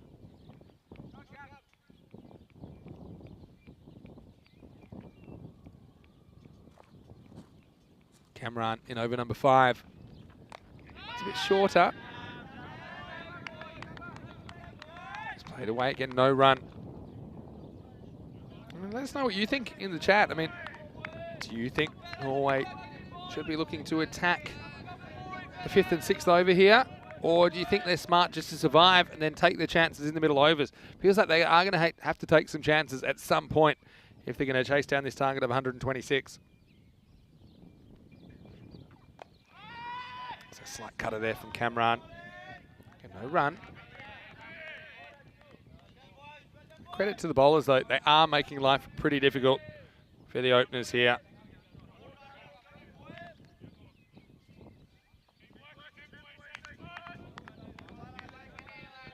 Yeah, some people thinking we could afford to have a bit more of a short form mindset. Yeah, I'll take a point there.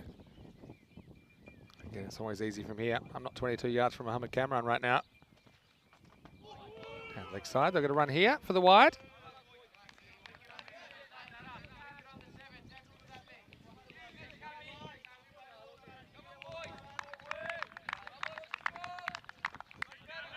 Cameron will have to bowl that one again. Probably doesn't mind. He's there to take wickets, isn't he? He did get a bit of a touch-up, didn't he, from Josh Butler earlier today. The Guernsey skipper. He's bounced back well here in match 6.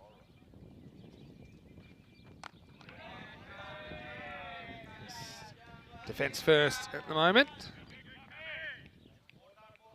So, yeah, it's a bit of a crawl, isn't it, from Norway?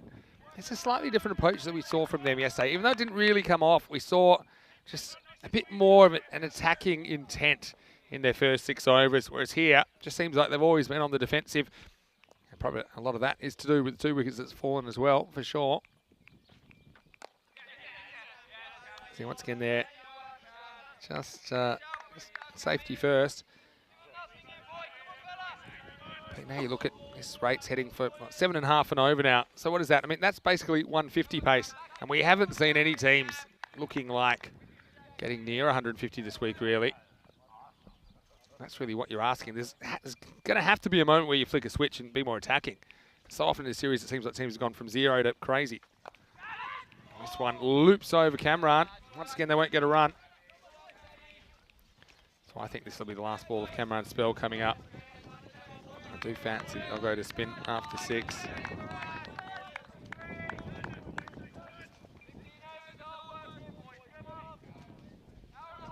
This is where I think he's always going one or the other. I think he's going full or he's going at your head. And I think, knowing Cameron, he's going to try and get a perfect Yorker on here. Hasn't really nailed it this weekend. Let's see what he comes up with here. Last ball of the 5th. There it is. Pretty good Yorker. Pretty well played, I have to say, by Abaratna, who does survive the hitman attack after 5 overs. The score is 11 for 2. So, yeah, no, a few people are enjoying the kind of wrestle between bat and ball here. A few people, probably accustomed to a different sort of cricket in the 20-over format, but I do find it interesting as the sun pokes its head out again. First time we've seen it from around the clouds. So, not too much is happening at the moment on the scoreboard for Norway. Maybe I should have run the message over. 10.4 overs, guys. Want to be a hero, but I think they're more concerned about getting this target, even if it takes the full 20 overs. I think this will be the last over from Adil Raja as well before we head into spin in the 7th and 8th. Straight away, they do run on contact. Ali Tafsir gets off the mark, but then Abaratna is in, and this is where, you know, I think consciously I would try and bring the field a little bit tight. You got a guy that is struggling. I mean, he's just faced 6 dot balls in that over. There was a wide, so there was one off the over from Cameron. But he's faced 6 consecutive dot balls. I want to try and make it 7 or 8 or 9. Get him in there. You know, certainly be playing on your mind as a batter. Yeah, I just don't think you can afford to write off complete overs here. I mean, yeah, I know Adil Raja's bowling well. But you only get 20 overs. And it seems like they've kind of made up their mind, okay, we're just going to play out the pace and see what happens next. But what's going to happen next is you're going to have to take a lot of risk against the spinners. Still just pushing up into a bit of a breeze at the moment.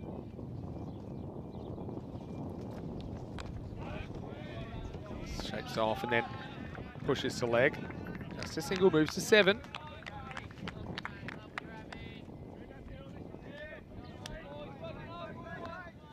Neville looks like he's going to have a great break, and he's looking forward to catching me after his 70th birthday. Well, Neville, very, very happy 70th birthday to you. I hope you have a wonderful time. I look forward to catching up with you again. I'll probably be in the chat over my break anyway, so I won't be disappearing completely. But yeah, Neville, wishing you all the best.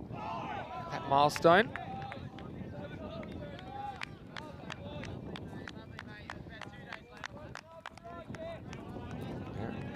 Sounded like, I think that's Josh Tremeth Morrow. Telling Ali Tafsir who's about 2 days late on that. Good old-fashioned Aussie chat. Brings back memories for me. I was often a bit of a talker. See, I do have something that I do say when people ask me, what's the difference between playing cricket, which I did for a long time, and commentating cricket. For bounce here, bowling from Adil Raja. Yeah, no, when people say, well, Vinny, you know, you've played a lot of cricket, you've commentated a lot of cricket, what's the difference? I say, well, here's the difference. When I'm commentating, I'm actually talking less. Because I do like to have a bit of a word out there. Nothing too abusive or anything like that, just a lot of little mind games. That is kind of how we played our cricket. On the level I played at, you had to be pretty mentally strong. Angled away. Cameron will do the duties here. I feel like I could captain this Spanish team now, because I'm going to tell you, right, in the next over we'll see Charlie Remistrovic, for sure. The one after that's a bit more of a mystery, but I think we'll see Burns in the 8th. And then we'll see how that goes, and then we'll see Remistrovic again in the 9th. I think the 10th will depend probably on how Burns goes in the 8th. Let's see if I'm right. According to my calculations then, this will be the last ball for a while for Adil Raja. He's bowled very well, 1 for 10 in his spell. He gets a bit greedy here, I think. He digs it in and it's going to be a boundary, so releasing the pressure slightly. And Raja ends up going for 14 in his spell. Still, he has bowled pretty well at the end of the power play. Norway, they're not out of the teens. It's 18 for 2 after 6 overs. Yeah, I mean, this is just a case, I think, it's because it's his last ball. Kind of goes shopping for a wicket here. It seemed like a slightly different line from him and maybe hoping for a little top edge or maybe miscued horizontal bat stroke to deep backward square, but in the end it cost the Spanish team 4 runs. Well, hey presto, it is Rubistovic in the 7th. I guess the reason that the plan's predictable is because it's a plan that's been working for the most part for Team España.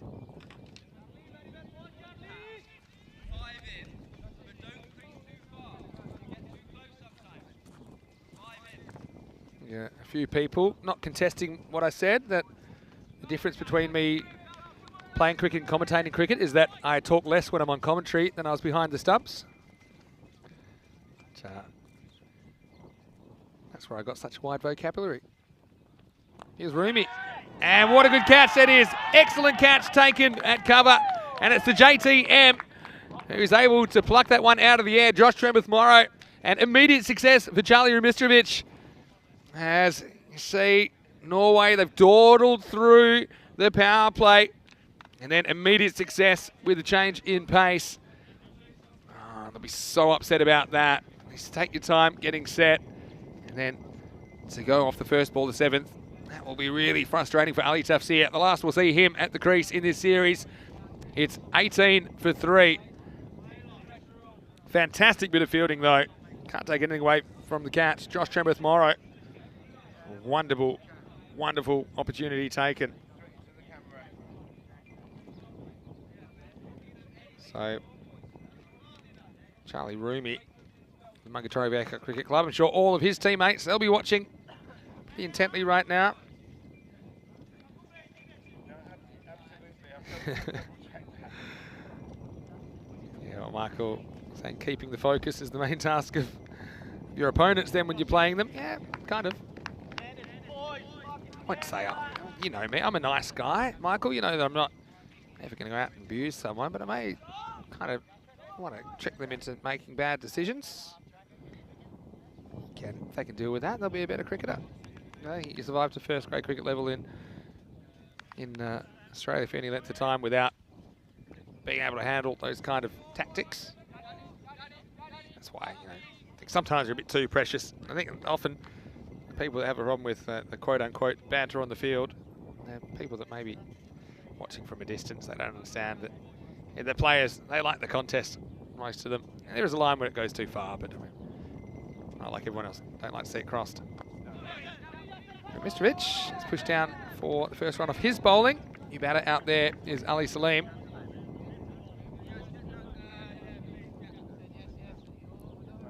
A few people also just identifying that the Norway side, I mean, the domestic season hasn't quite started yet. I mean, neither really has Spain in any serious way, but they can play cricket kind of more of the year. That's the difference as well. So various levels. Hey, Harry. At least get some sort of cricket in.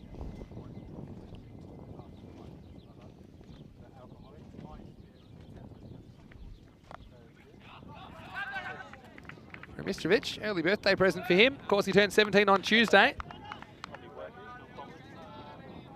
So, yeah, Norway. There comes a point where you just say, okay, this game's slipping away, so what do we have to do to get back in it? You'd rather reach that point earlier than later. You'd rather go harder earlier, later and fall in a heap rather than leave it too late and just never know.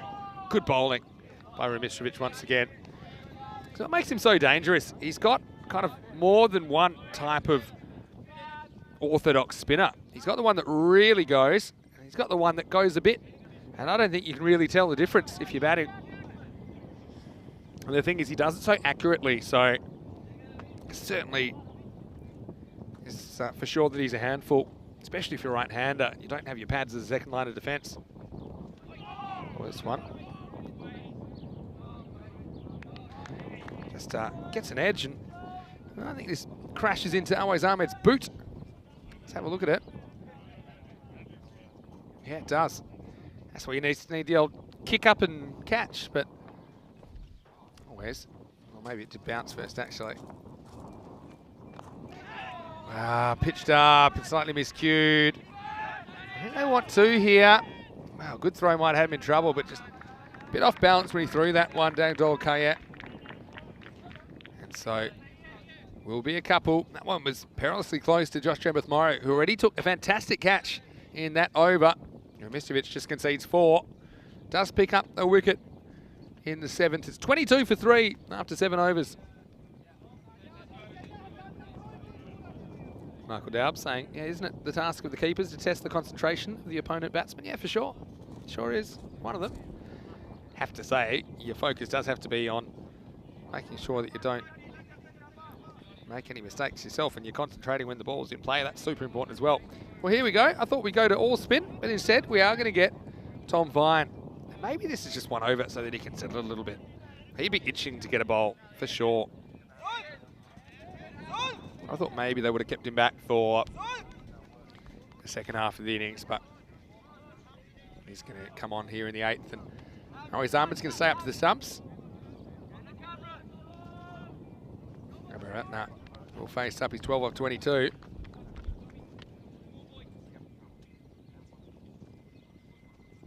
Let's see if Abaratna is willing to take any risks here. To Tom Vine, bowling for the first time in the series. Pretty good start. Picked up and a bit of respect from Kuruge.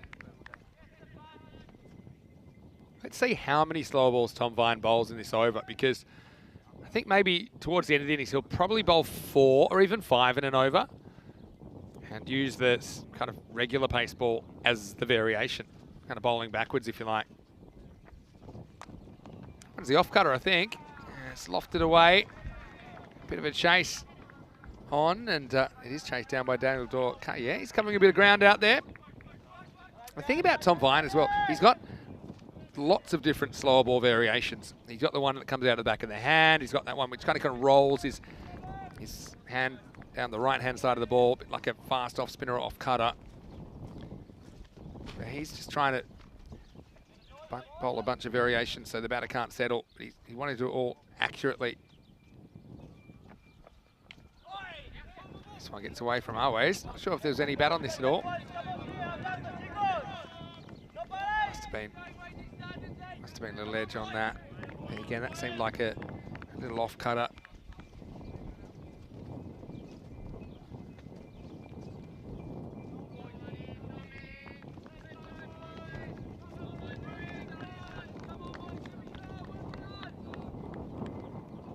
So now we'll get to see Ali Salim. He's one guy that can turn things around pretty quickly, along with Mohammad Shesahak, who's listed to come in next. Pretty good bowling though by Vine. He's certainly one guy that I think to be effective he has to keep it pretty full. Again, small margin of error. You're trying to bowl that block hole length. You don't want to get too full, turn it into a full toss. You don't want to bowl in the slot. Probably have a bit more margin for error in these conditions and with these field dimensions than you would probably in a European Cricket Series or European Cricket League, European Cricket Championship kind of game, of course. Goes after him, and he might have a wicket here, Vine. He comes on. They decided to stick with the medium pacer, and he does have some success. It's Josh Trembeth-Morrow that takes the catch. So what a good moment that is. As once again we see a player who was very kind of circumspect for so long, but he goes from 0 to 100, Kuruge Abaratna, and the catch is taken. Minimum of fuss. And Tommy Vine, well, he'll be thrilled to get amongst the wickets. And JTM, again, he's showing that he's got a very good pair of hands. And well, poor Kuruge Abaratna, he's going to be off to the Hall of Mirrors, but he does come off as the 4th wicket to fall. Norway are 26 for 4.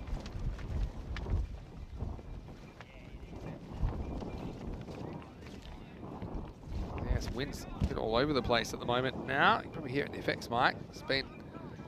Seems to be blowing in all directions at once. Just looking at the flags on one side of the field, it's blowing the same, not the same direction, I should say, where I am, a bit straight down the ground. So, yeah, Spain, yeah, certainly at the moment have the measure of the Norwegians, but, well, here's a man that could change a game pretty quickly. We saw that in the opening fixture. Well, he was good in the first. Mohamed Sahak, can he be good in the last? I mean, that was the innings of the tournament. You know, it's still the only half century of the tournament, and he scored that at number 7. I mean, he hit more boundaries in that game than every other player combined. See, that is the problem.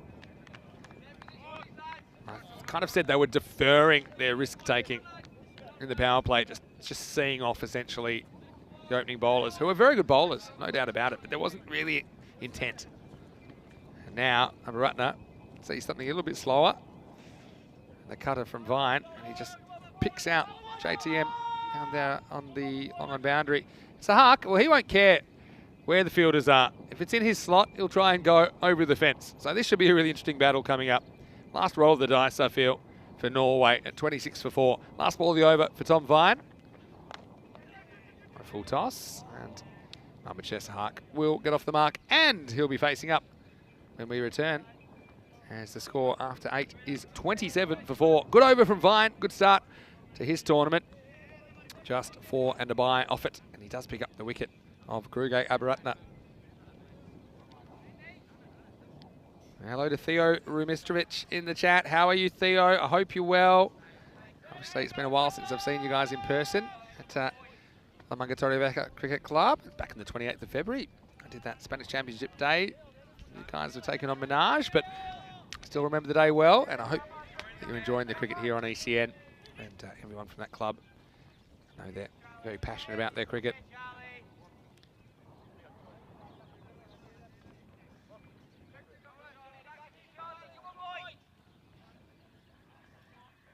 And Steve Cook just telling Hogs what he missed. Now, Hogan, look, watching out for you in the chat as well.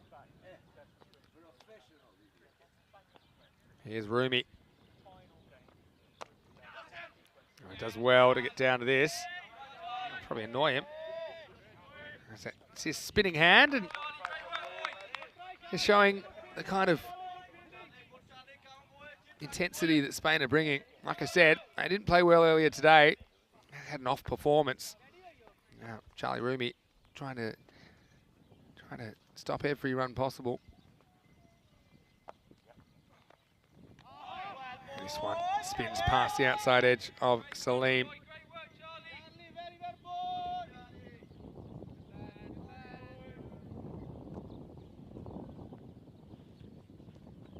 Look at that, really does go. Oh, and again, that's a very good length. I mean, that's a very tough ball to play, especially when you try and play it in that fashion where, I don't know what he's pointing at here, but seems like he's trying to jab that into the leg side, but yeah, it's going to be really tough with the ball spinning that much.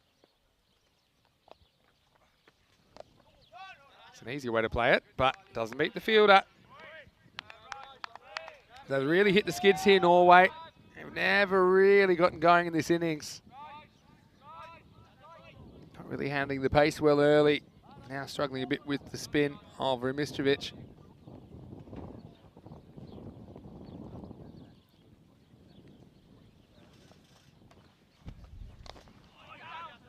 Down the ground. Again, they'll just get one.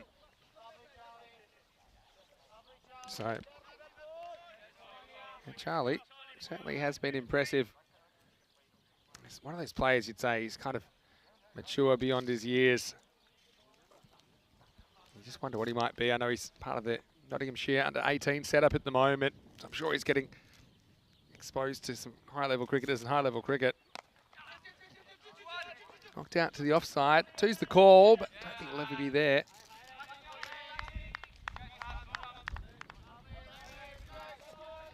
And Norway End of another over. 30 for 4 after 9, so they're kind of crawling at the moment. 3.33. But the Scherzerhak attack is imminent. And whether it comes off or not, I can't tell you. I think he will be one guy that will go sooner rather than later here. Like I say, the innings he played on Friday night, there hasn't been an innings like it in the tournament since. As far as sustained attack, where he just dominated the bowling. And Tom Vine gets another over here. So he's being used in the middle. I thought they'd bring him a bit later, but it's been good so far. And, again, his accuracy has to be spot on. It's one thing to have all the variations, but the important thing as well is making sure that you're landing the ball where you need to. Tom Vine does that more often than not.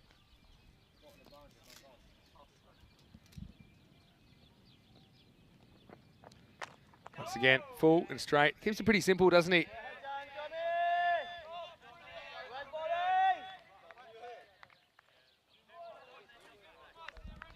So Norway, I have one last roll of the dice. I mean, don't forget, in that first game the other night, it was crazy. I mean, actually, kind of last 7 overs going at something like 13 and over. So, I mean, they're not out of it, but we see lightning strike twice. That's the question. Probably should get 2 here at least. In fact, never mind the 2. This will go for 4. Scherzerhak, hey, just hits the ball harder than you think sometimes. Just when I thought the sweeper might be able to get round to this. This is the first time Vine really gives him a bit of length. So he kind of clears that front leg. It's just a forceful push, I suppose. It does get 4 runs to Norway. Yeah, so let's not count him out here with Mohamed Scherzerhak. I mean, wouldn't that be a story if he could do something like he did the other night?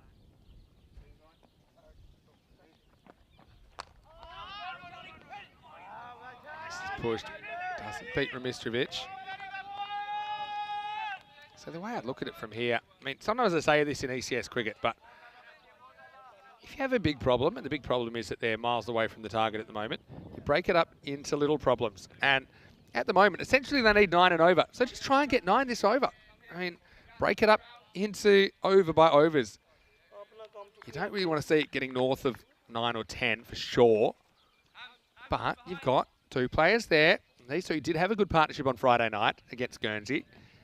Try and get 9 off the over. Maybe if you have to take a couple of calculator risks to do so, then you do it. Gets this pretty well. 2's the call early. It's a pretty good bit of fielding down there by Daniel Doyle-Kayet to cut off the angle and stop the 2.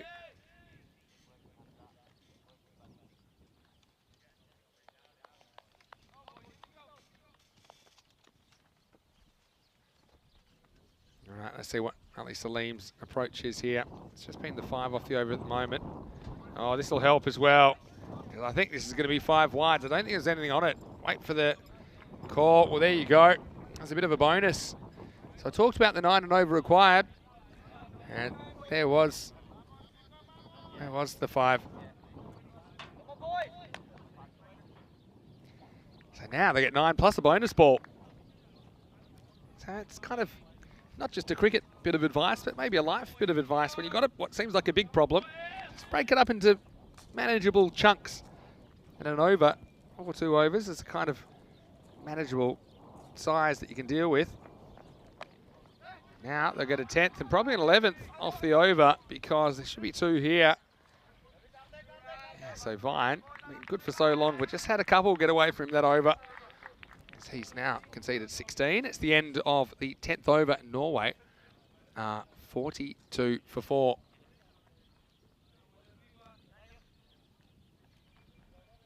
Well, I like the chat that's going on. I'm going to have to catch up on this at the same time.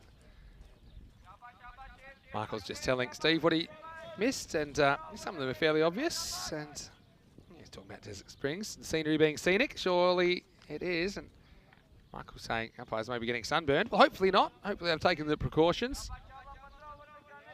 Hello to NTM, hope you're well. Not the crickets chirping. That was in Romania. There are so many bugs around that ground. Some are small, some are larger. I'd rather have the bugs after me than the bears after me, though, in Romania. Luckily, I didn't see one while I was there, except for Mohammed Moyes. Well done for him and his team. Start of a new over. Charlie Rumi. I talked about that kind of 9 and over that you need. I suppose it's 8 and over. 8 or 9 and over. How do you get them off Charlie Rumi? That's the question. Seems to bowl 1 or 2 deliveries that are hard to even get bat on every over. I suppose lack of dot balls is key here. Once again, take 1. Runner ball's a good start, isn't it? And pushing hard for 2s when you can. This is the key partnership for me. I mean, they were brilliant the other night. We saw them really take the game away from Guernsey and do it pretty quickly.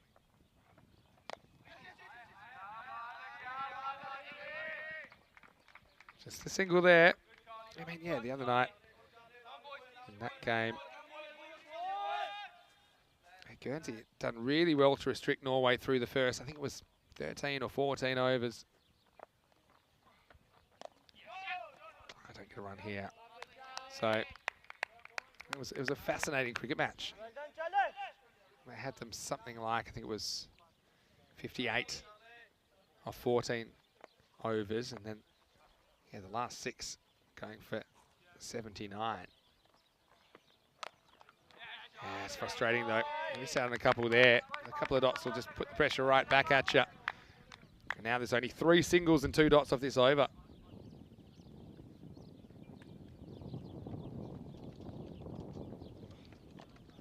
Sweep shot, pretty good one.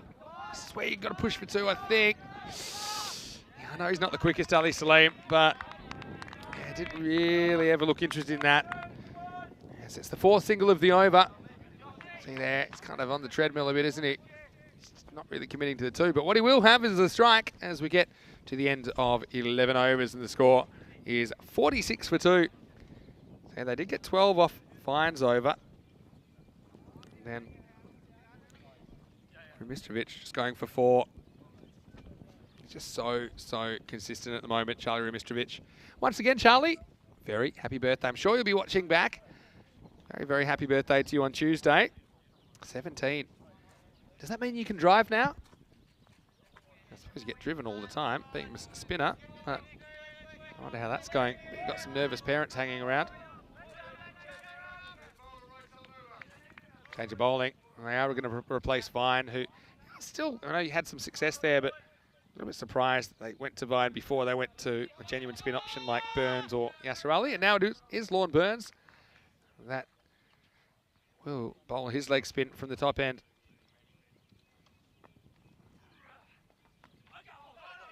Little edge. Yeah, again, no interest from Mohammed Sahak.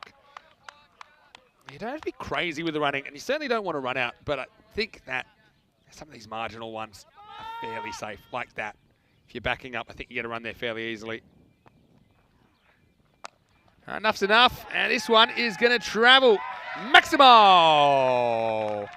What a good shot that is. Well, they didn't take the one with the ball before. Ali Salim obviously had grander plans in mind. This is just a good bit of hitting. It's a risky shot. It's very easy to get wrong, but he didn't get it wrong at all. That one flies all the way over the rope, 6 runs. That's a good start when you're trying to get that 8.5 and over. Wants to go again. This one's curving towards the fielder, and he picks it up on 1 bounce. Just a single. Got to say, big hello to Adarsh Jain. Hello, he's saying a big fan. Hello to you, Adarsh. Hope you're well. I want to say hello to Nigel Faulkner. Thank you for your very kind messages in there. I will enjoy my couple of weeks off. I'll tell you what, Mohammed Sahak's not going to enjoy this as Burns, he gets another victim. And he just runs past this one. Ali Salim was able to get after Burns earlier, but you see, he starts deep in his crease, and yeah, it's just never there, is he? Mohammed Sahak, this will be a good view. Kind of lures you into that shot, doesn't he? Does get a bit of curve in even though the wind's not really assisting it. Just those revolutions on the ball, and always, that's a regulation stumping. Well, the Spanish side, led by Lorne Burns. I don't know whether you want to call them the Burns unit, but we certainly have another Burns victim, and there's been a few of them in this series, and Mohamed Sahak has provided us with such excitement, but this time he's not able to get near this one, and he becomes the 5th wicket to fall. It's 53 for 5.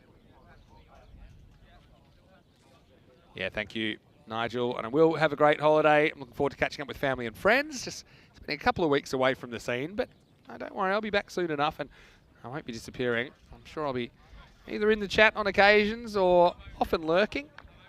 But I do think it's great that I've got such a capable replacement in Andrew Ryan filling in for me with Rico, and I'm guessing that Rico might already have arrived in Sweden. So how you get to Landskrona normally, it's just about an hour or so north of Malmö. Normally you fly into Copenhagen, Denmark, and you catch a train across. So you catch a train kind of across the water. And that train's normally about an hour and 30, an hour 45 from memory from last year. So yeah, to all the Blue crew travelling to Landskrona, I hope you're well. There's a few of them are tuning in. Lorne Burns continues to be among the wickets. Well bowled. So I'm going to ask you guys a question. I know you guys have asked me plenty of questions in the chat, but who do you like for MVP of this tournament? And do you give this guy a shout, Lorne Burns? Might have been the wrong in there. It's a bit of a weapon to the left-hander. End of the over, Burns. He does get taken for a Maximo, but he gets some sweet revenge, albeit on the other batter. Chester Hart was removed from the tournament. Score is 53 for 5 after 12. Luke saying that's Lorne Burns' 8th wicket, makes him the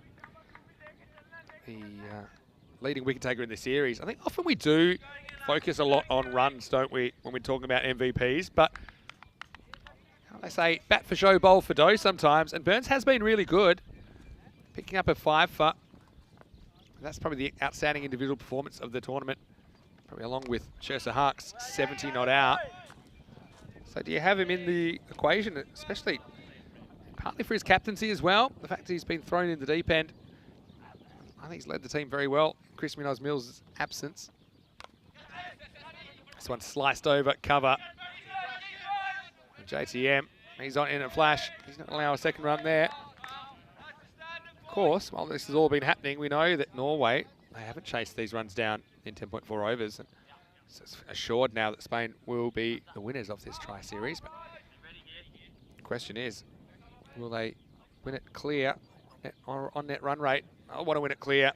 They're certainly in a very good position to finish things off here. So let us know who you think you'd have as the MVP of this series. Those of you that watched a fair bit of it. I know there's a few of you out there. Gone. Really good bowling through the gate. And this one really does rip off the surface as Charlie Rumistrovic, the teenage spin prodigy, gets one straight through Tunner, who's got to go back for a duck. And well, spinners, they love this. As he just kind of can't set his feet here, kind of shuffles around, he can't deal with it.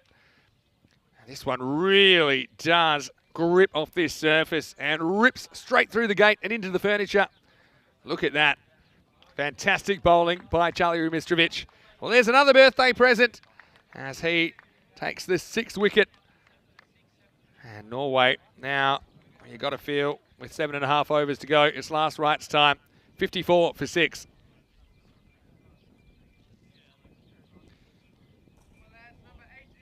A few people, including Theo, saying Charlie for MVP. Well, you know what? It's not a terrible shout either. He just hasn't really ever had a bad over, has he? And, well, if he grabs a couple more wickets here, maybe. And I suppose he's also been building the pressure. I mean, this is why it's really difficult to pick out an individual, because I think that across all teams, it has been a team effort. It's been a series where, you know, players have helped out each other. I do think It's not a terrible shout at all, Theo, even though I know you're biased, and that's okay. Ninja also saying that Charlie's played well in all games, and Charlie Hunt agreeing with Theo. I know you guys are biased, though, let's be honest. Not exactly neutral. But yeah, I've got to say, like everyone, I've been really impressed with Charlie's bowling in this series. Just locks up Wahidullah Sahak. We've got Ali Salim still there at non-striker's end. His rate's climbed to almost 10.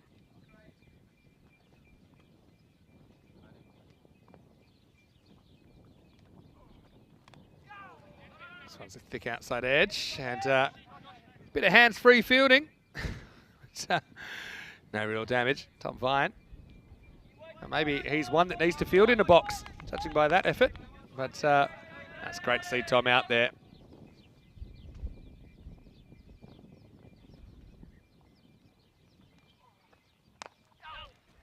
Pushed back and punched. End of another very good spell from Charlie Rumistrovic. He takes 2 for 12 of his 4 overs. Well, he might not yet be 17, but he has certainly impressed at senior level here. As Norway, they're 54 for 6 after 13 overs. 7 overs remain in this tournament. And off those 7 overs, they're going to need 72 runs. So, yeah, over 10 now. This is where, I think Salim's going to have to do something to Burns. He already took him down once, and no, he'll be pretty happy that he did. So, I mean, going to need to take a few chances here, and you're going to need a bit of luck, let's be honest. Yeah, should get 2 here. Needs to push here. Might get 4 if he's lucky, but no, it's a good stop. Really good stop out there. It's Ravi Panchal patrolling that part of the boundary. And I think this is one of those moments where you really kind of want to start taking calculated risks to get Ali Salim back on strike. Because he's the only guy, really, if you're a Norwegian supporter, that can kind of take the game away from you, you feel. This one can't beat the short cover. The hands-free fielding epidemic continues, but it is stopped. Tom Vine. He goes for it, and this is where the rubber hits the road. It should be taken, and it is. It's a good catch taken out there. That's JTM once again, very safe pair of hands. And look, you can't really blame Ali Salim. He had to go for it. He got away with one off Lorne Burns. But Burns gets a 9th wicket in the series. He's bowled with good control. I think with every wicket that Lorne takes, I think he's firming for that individual honour. We will have to see. Unfortunately, it's the last we'll see of Ali Salim. And, he hasn't had a bad series at all. It was a bridge too far. He falls for 19 in this one of 22 balls. The score now for Norway is 56 for 7. So Ninj saying that if Burns can develop a flipper, he'll be loads more deadly. Well, he actually has a bit of a flipper, believe it or not. I just don't think he's had to bowl it that much here. I think his stop ball's been so good, and then he's got the wrong end, which particularly I think he likes to bowl as a bit of a variation to left-handers. Yeah, so I think he's a dangerous bowler, and he's an experienced bowler as well. I don't think he's played a lot of cricket for something like 8 years, I remember hearing. Obviously, played a fair bit in the English system, county twos. And so, flipper's one of those balls that if you can bowl it, hats off to you, because not many people can, and even less can bowl it accurately. But yeah, Burns for me, especially in the absence of any kind of standout batter across the board. I think he's taken a bunch of wickets, he's fielded well, chipped in with some handy runs at times as well.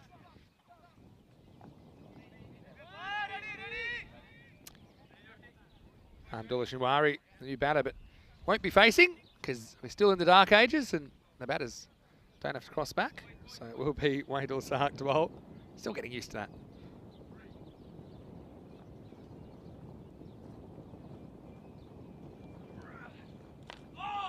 This one kind of slides on a little bit.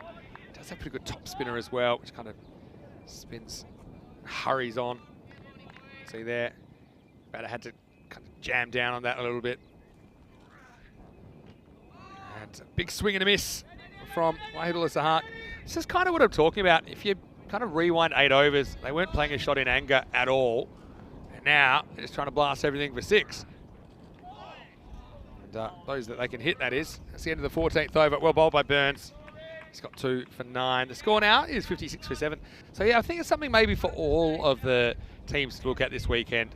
The amount of times that they went from an ultra defensive mindset to an ultra aggressive mindset.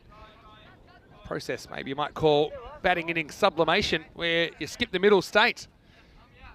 Because they've gone from shutting up shop to then trying to whack everything out of the park. There's got to be somewhere in the middle. They had to, were a bit too frightened, I think, to take calculated risks earlier in the innings, and now they find themselves in a bunch of trouble anyway. So if your goal was to keep wickets in hand, well, that hasn't worked, because you've lost 7 now in 14 overs.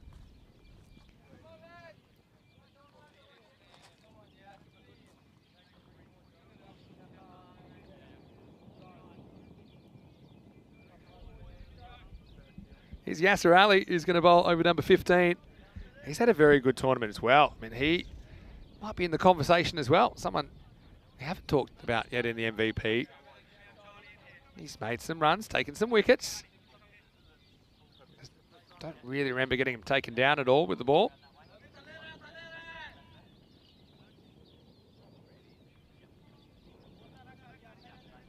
And interesting, hasn't really seen one go straight on yet. I think it was a bit of a top spinner last over. Not a genuine flipper. Again, if it's working for you, might as well just keep it going the way it is. Long chase here for Adil Raja. And they think about a third, but I think that Wahidullah Sahak was a lot quicker than his partner on that occasion. It's a tired little chase, that one from Adil Raja. I think he's put in a lot of effort this weekend, and he's been excellent for Team Espana.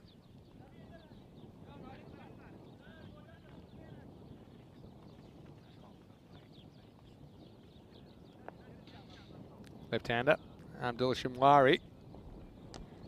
He gets a bit expansive, and there's just green pastures that way. I think it'll only be 2. That's the call. So yeah, again, fairly safe 2. 2 is the kind of bare minimum. They need a ball now.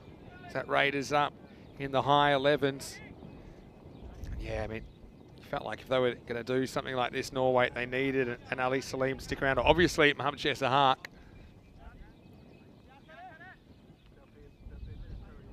Now they are going to put the fine leg in.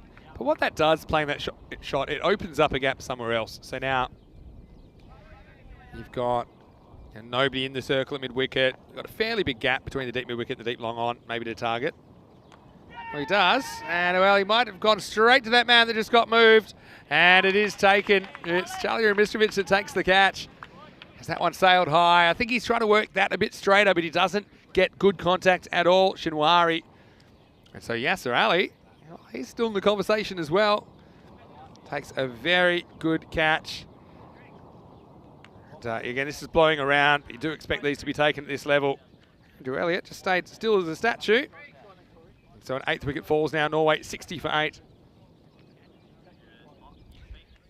Michael Daub asking who's finally deciding about the MVP. I think they've got a select panel of experts that have been watching all the games. Who would you suggest, Michael? And, Luke, how about you? I mean, Luke says he likes Burns, but he says he's normally wrong. But don't hold that against you, Luke. What I will say is if you want to find out, there will be a short trophy ceremony after the conclusion of this match. A big thank you to Cricket Espana, John Howden in particular, for welcoming us to this venue. 26 degrees and fine. Decent day for cricket. Norway. Now you've got to start to wonder, will they bat out the overs here? We haven't seen Raz Iqbal yet, so he's batted 1 and 11 this week. Of course, he is nursing that injured thumb. Yasser Ali, well bowled by him. Takes a wicket with only his 3rd delivery.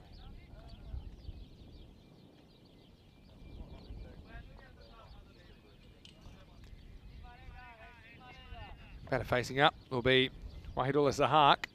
Okay, Ravi's joined him there. In Norway. Just They're going to finish the series in 3rd place. And they certainly started with a bang, didn't they, against Norway, but they'll be disappointed they couldn't win another game after that.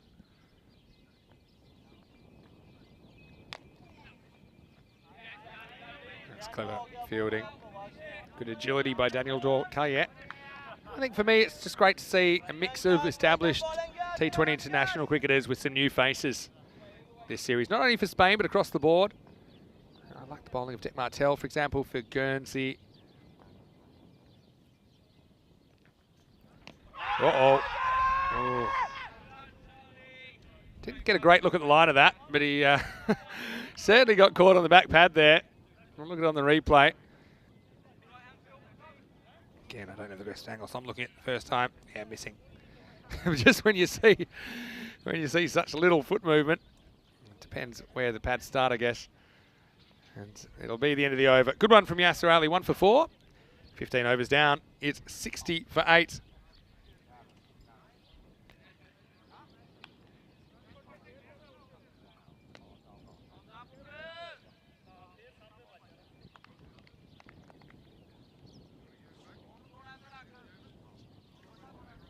So now, Lorne Burns will get another over.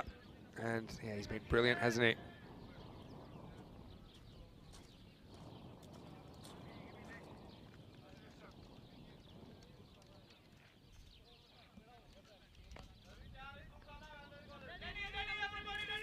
Oh, Burns got 2 for 9 off 2.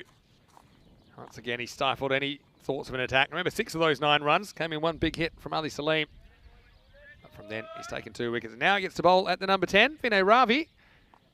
He might be a number 11 in disguise, Vinay, because it's only Raza Iqbal who's injured, batting below him. He wouldn't know it here, though, because he does get a run. It's a tired kind of an effort there from Yasser Ali. It's funny, isn't it? Short form cricket, you've seen it come to the fore in the last 15 years or so. And you'd say, oh, come on, you're only basically playing 40 overs in a day in the field. But yeah, the intensity of these games is such that it feels like a lot more. It takes a lot out of you. Once again, well bowled. Burns hardly bowled any bad balls in this series. I think that's a feature. You know, also of bowlers like Ramistrovic, Yasser Ali. It's been their control, which has been the difference. A lot of spinners have bowled well, say for all sides though. They're going to go for this. Yasser Ali is going to throw from downtown. They will get a single here. You know, it's funny when I think back to when T20 international cricket or T20 cricket full stop was kind of played in the mid-2000s. They thought, well, this is the end of spinners. I said, there's no chance for these big bats that spinners will be effective. Oh, I think he gets back here, you know. I think he knows he misses it so early that he just starts kind of hoofing it back. So he takes a step out and then he does go back. You know, it's such a funny one. I don't think we'll get another look at that. I think actually, if you really go frame by frame, it might bounce in the air. Oh, this one I think is going to be bigger trouble. Well, Always really likes this one. I've got to admit that I was pretty sold on it too. It all happened very, very quickly. See here, I think it's going to be just out. Oh, is he behind the line there? It's a really hard one to tell. If he is behind the... Oh, tight call. You can understand without any technological assistance. The umpire giving the batter the benefit of the doubt. Wasn't even sure that the bat came down behind the line.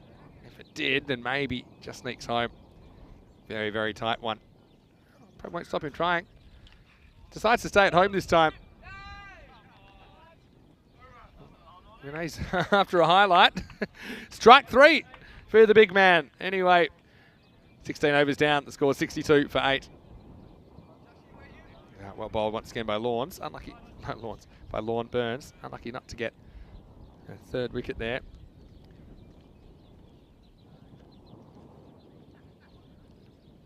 So, just looking through the chat. Steve Cook understanding. In all the years he's been watching cricket, he doesn't understand why batters veer to the right. Well, I think what it is, so we check out the bowling figures there. Burns with a couple. Rumisrich with a couple, but all 6 bowlers taking wickets, so that's a pretty good team effort across the board. You know, what I would say is normally, if you're smart, you run on the opposite side of the pitch that your partner is. So you'd run on kind of, if you're batting, you run on the offside. Well, you run essentially on the same side the bowler delivers the ball. I think Mohamed Kamran is just hobbling off here. Still has 1 over to spend, but maybe he's deciding enough's enough. He's a bit sore, maybe with a cramp or something like that. And, well, this is a nice moment because it looks like Gaurang Mayavanshi is coming on as a substitute fielder. So his first taste of T20 international cricket action. And he's going so far away, and he's not that big to start with that I can barely see him. He looks like an ant out there at deep mid-wicket. Anyway, let's see if he gets any of the ball. Little maestro. Very, very warm welcome to you on the international stage. Here's Yasser Ali. Oh, this one really takes off. Credit to Norway. They're going down swinging. John Tucker in the chat. He says Mr. Maximo for MVP. Well, you're very kind there, John. I say all the players are MVPs, and look, big credit to everyone involved. We'll have our trophy ceremony and our thank yous afterwards, but I've certainly enjoyed the opportunity to commentate a slightly different form of the game. Don't know if this gets anything, you know. So wait for the signal. Leg by. Okay. See it from front on. Yeah. Took a bit of the back leg, and that's why it gets away from Awais Ahmed.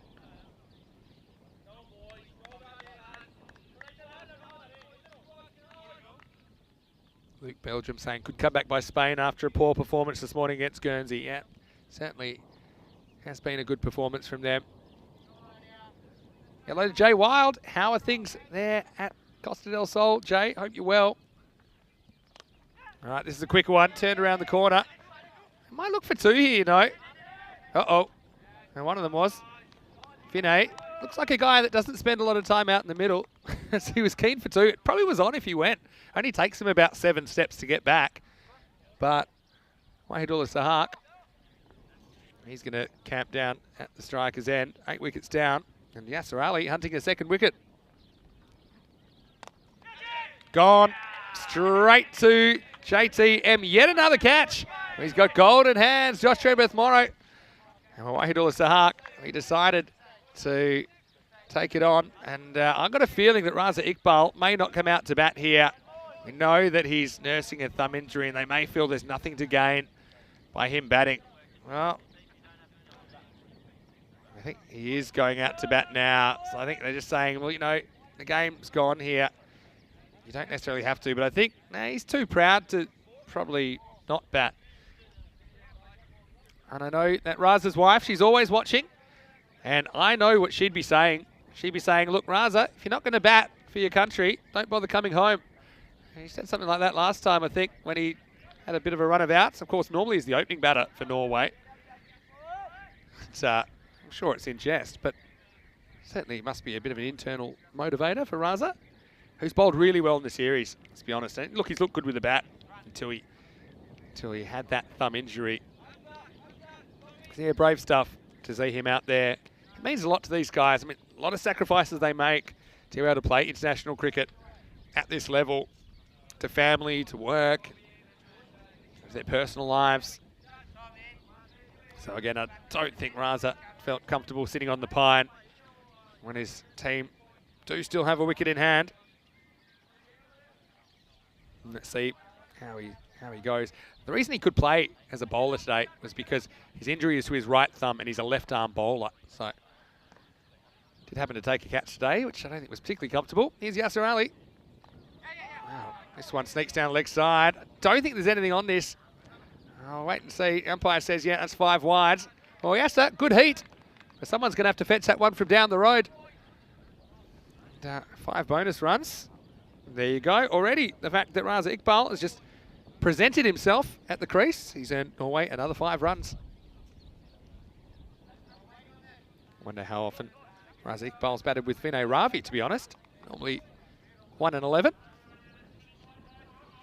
Takes Norway up to 69, trying to bring some respectability to the scoreline.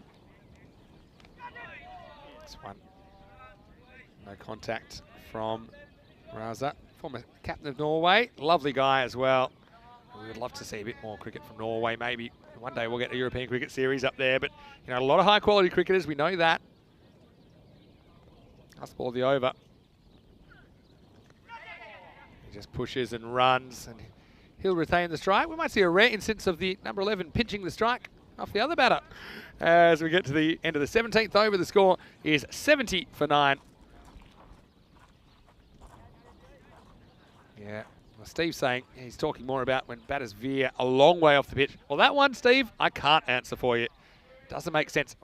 Tell you what, I'll answer that one when you can answer how do batters do short runs. I don't understand that one. It doesn't matter how good you are at cricket or not. I think maybe sometimes it's because they're not looking at where they're putting their bat down, but I mean, it's one of those little 1%ers. We already seen one in this series. Yeah, one short. That gets my goat. So I just want to give a big thank you while I'm here. And of course, I will say a big thank you during the trophy ceremony as well, but to all of our viewers that have spent their weekend with us here in Desert Springs. Of course, a lot of them watching simultaneously with the Romanian series yesterday. Just a reminder, we have more cricket coming up tomorrow.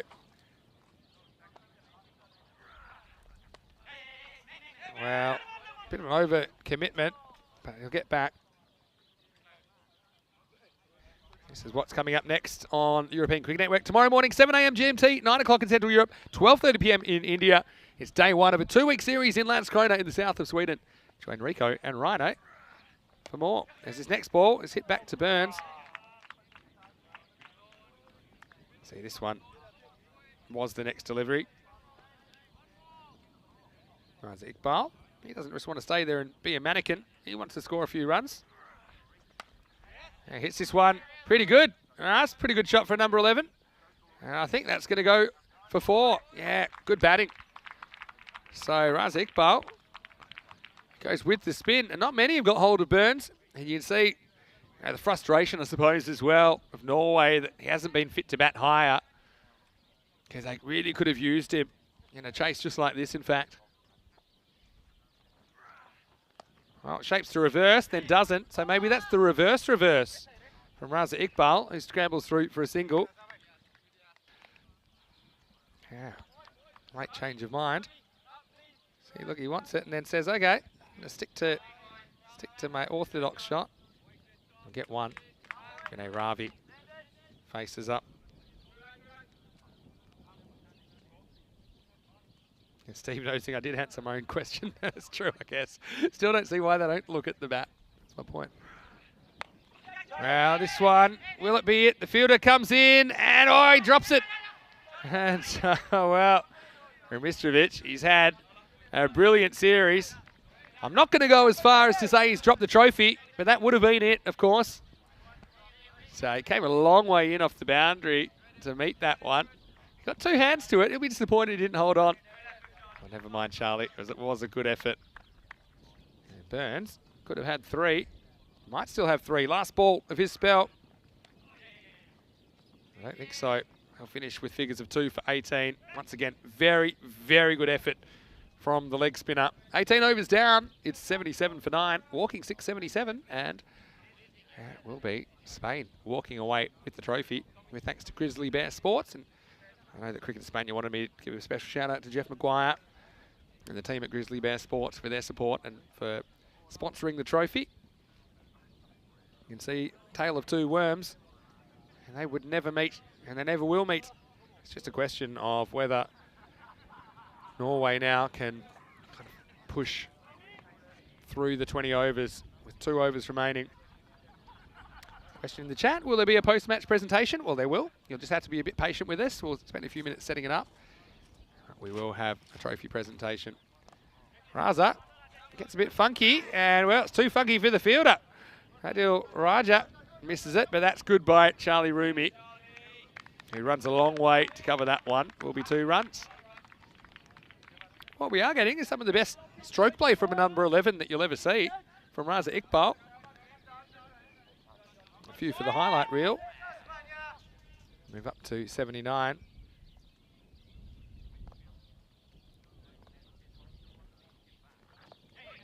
Push and run. A good response from Vinay Ravi as well. Credit to him. He stuck around a while. He's got 3 of his own. wonder who we'll see maybe bowl the last. I mean, maybe we'll see Tom Vine. A nice opportunity for him to get involved. Of course, just the 2 overs for Tom. Did take a wicket. Maybe we'll see someone completely random. Who knows? Maybe we'll see nobody at all, because this one is elevated, but it's into the gap. And, well, I think he stopped this. Now, look it is. That's the little maestro getting involved. It's a lot of steps for Gorang to get there. Let's have a look on the replay. And, yeah, I think it's okay. We'll have a look. And, yeah, that's fine. Just in time. Save those moves for the dance floor, little maestro. Kind of moonwalked back into play. Good looking drive. They want 2 here. I just don't think it's on. That's really good fielding, professional fielding. Until the fumble from Yasser that does allow it to. Classic curse. But it's not going to hurt Spain too much. Well, they had a couple of opportunities now that they've let slip. Rumi could have finished the game off, but they are still out there. Will we get to the last over? That's the only question at this stage. 2 left for Yasser Ali. This one, it should be it, and it will be it.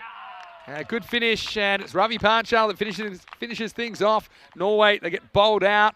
Vinay Ravi trying to elevate over that long on boundary, but he finds the fielder, and Panchal, he's got a very safe pair of hands. Yasser Ali, he'll finish with 3 for 18. Another good performance for him. Well, he's in the MVP conversation, isn't he? And Norway, they get bowled out for 84. The margin of victory is 41 runs here in match 6. And congratulations to Team España. They are champions of this T20 International Tri-Series at Desert Springs. They certainly didn't have things their own way. They lost their captain, Christian Munoz-Mills, to a foot injury. And look, that certainly threw their plans a little bit into chaos. But look, credit to Lorne Burns, who took the reins.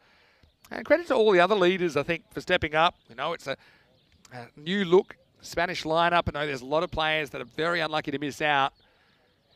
But, we saw some players making their T20 International debut that played their cricket in different corners of the globe.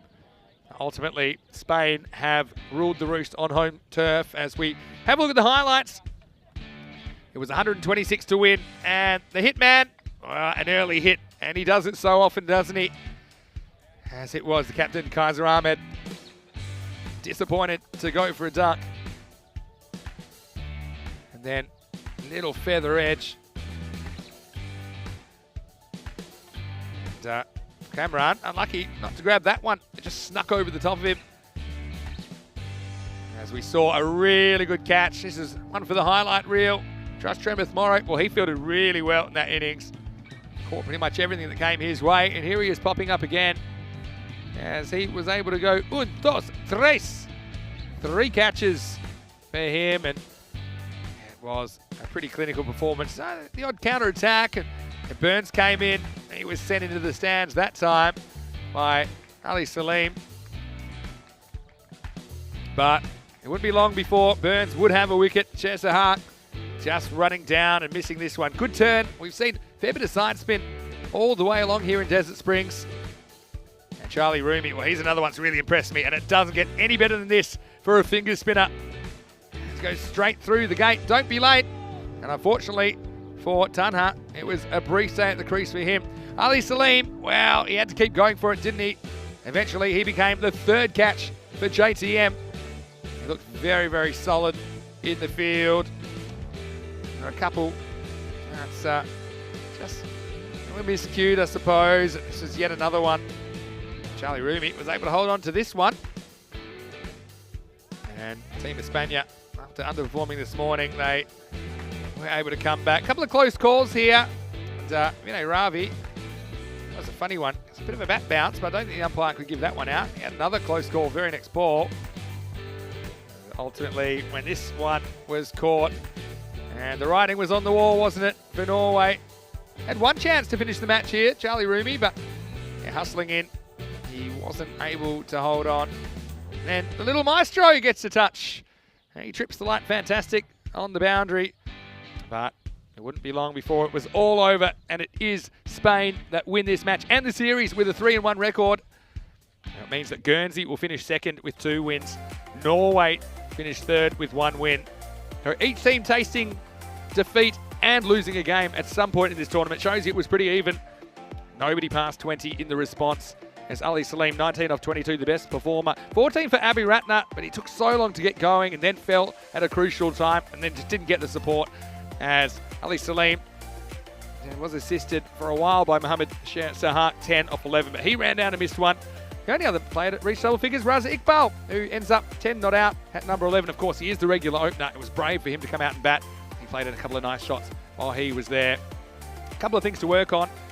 A couple of 5 wides, which are pretty costly. Now, probably lucky Spain that it didn't go down to the wire. 6 bowlers were used. All of them got wickets. Yasser Ali takes the figures in the end. 3 for 18 for him. Got to say Burns was impressive as well. 2 for 18. But Charlie Umitrovic, he is a sensation, isn't he? 2 for 12. He's also so economical. And so was Cameron. He got the early strike, 1 for 4 off 3. And Raja played a really good series, 1 for 14. And Vine, just the 2 overs. But he did pick up a wicket. So a good team performance from Spain as they win this match, 125 to 84. Just a reminder, we do have the trophy ceremony coming up, and it will be just a few minutes away, so please stick with us for that. If you are leaving us, a reminder that we have cricket tomorrow morning from 7 a.m. GMT, 9 o'clock in Central Europe, and 12:30 p.m. in India. So if you are leaving us, it'll be the last you hear of me for a little while. Though I will be lurking, and I will be in the live chat from time to time. I will be taking a couple of weeks vacation and taking an opportunity to catch up with some family and friends, and so I certainly want to give a big thanks to all our viewers for their support. I'm really able to say honestly that I think we have the best viewers in world cricket, and hopefully you stay with us. More ECS action coming tomorrow. I'll see you at the trophy ceremony, but until then, it's Vinny Sander here, Mr. Maximo for the European Cricket Network. Hope you're having a great day. Back soon, and there's plenty more cricket coming your way on the European Cricket Network. For now, it's bye.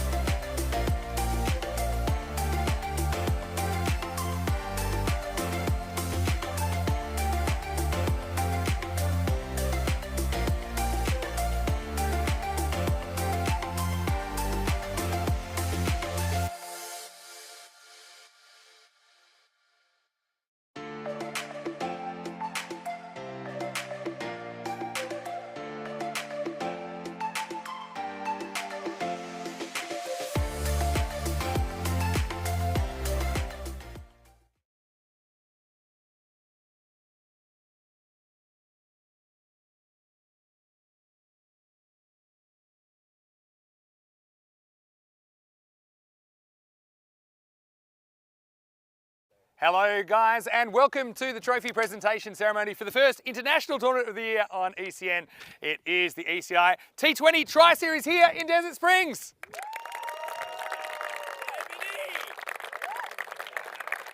Yeah, I'm Vinny Sandu here. I'm head of media. Also, I'm the lead presenter for the European Cricket Network. And look, it's a pleasure for us to be here covering some high quality cricket, let's be honest. And I know that I've got a fair bunch of thank yous that I want to go through, but I want to say thanks to each and every one of you that are here. It's been a great experience. It's a very special place, isn't it? And I do want to thank everyone at Desert Springs and everyone from Cricket España, obviously, for inviting us to be a part of this experience.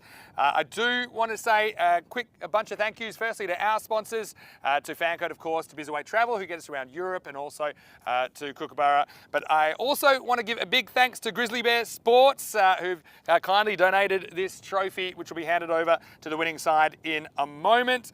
I also want to say a big thanks to all three of your teams, all three teams that competed. And I know that being a European cricketer, it comes with a fair bunch of sacrifices to work, to family time, to kind of leisure time as well, the kind of training you have to do and all the stuff outside what we see on the field. So I want to say a big thank you to you guys, and hopefully the reward is the honour of playing international cricket. And I think it's been a very good effort from you guys. Congratulations.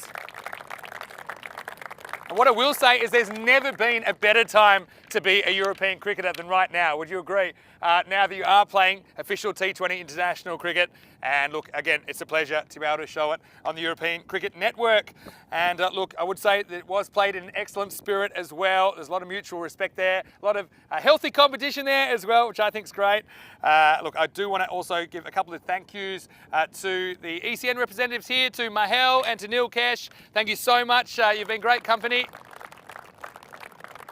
I've enjoyed the walks from the other end with you guys and the meals. And I also want to say a big thank you to Spring Productions, our production crew. They're amazing. And to Elvira, to Martins and Emils, thank you so much. And they take the magic out there and they turn it into something that is consumed by literally millions of people all around the world.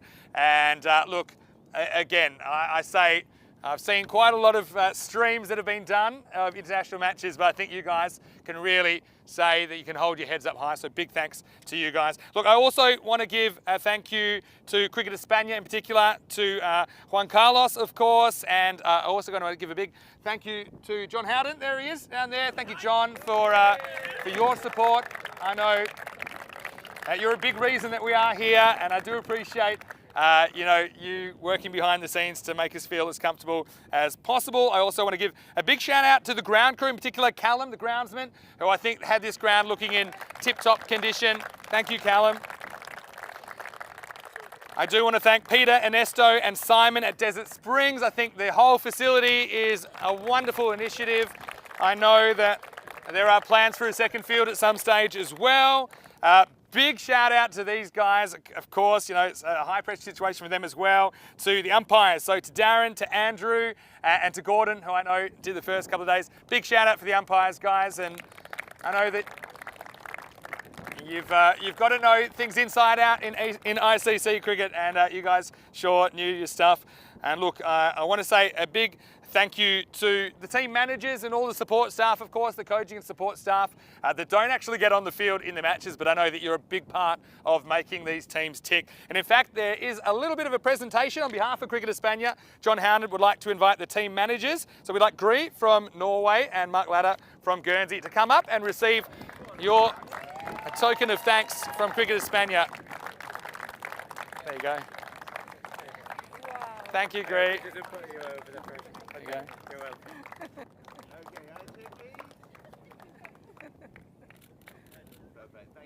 There you go. There you go. Thank you, Gree, and thank you to Mark as well. Maybe you'd want one all together if you want as well. Take one first here. There you go. Oh, you go. Do you want to just jump out and then just hold fire, and then we'll get all three of you in? Yeah. Please? Got one just with one with Mark. There you go, and then we'll do one all of us. How about that? Oh no! Hey! First thing Norway's dropped all day. Okay, just That's true. just for a second. We'll just do one just through the three, and then we'll do. Okay, all right here, that's perfect. Thank you. And there you go. Now you can step in. Perfect. It's lost half its value now. Brilliant. Big shout out to the managers, guys, and big thank you to you guys and everyone who made this logistically possible. Okay, so I also just want to acknowledge, obviously, we're very early in the season, and I know a lot of you guys, particularly if you've come from a bit up north, it's been hard to get on the park probably a lot of the time. So that probably does factor into the performances. But I think it's great that we had 3 such closely ranked teams together. And I think you'll agree it's a good result for the competition, that each team won a game, each team lost a game. It showed you that anyone could beat anyone on any given day. And just watching you guys adapt as the conditions weren't particularly easy, particularly for the bats, I think, early in the tournament. The way that you adapted and kind of fought your way through, I think you can hold your heads very high. Okay, so now we are going to get into the medal presentations. And first, we would like to acknowledge that Norway, unfortunately, you didn't finish in the medals, but you can hold your heads high. You certainly got off to a great start on Friday night, getting over Guernsey. From then, I know you had some injury concerns and you had some issues, so I want to give you a big shout out. Norway finishing in 3rd place with a 1-3 record. And now we will award the runners-up medals to the team that finished 2nd. And, well, this team were gutsy. G's for Guernsey, G is for gutsy, because twice they were beaten and twice they came back and they beat those opponents. And that's a sign of a really good team. And I know that you guys take cricket pretty seriously. I liked the kind of banter out there I was picking up in the stump microphones. It made me feel right at home. And look, I just like the way you approach your cricket. You're high-level cricketers, but you're enjoying the game. You seem like a unit that likes playing together. So I'm wishing you all the best this season and beyond. I'd like to invite your captain up here, Josh Butler, to receive the medals on behalf of the team. The runners-up of the Tri-Nations Series are Guernsey. There you go. Good luck. Thank you.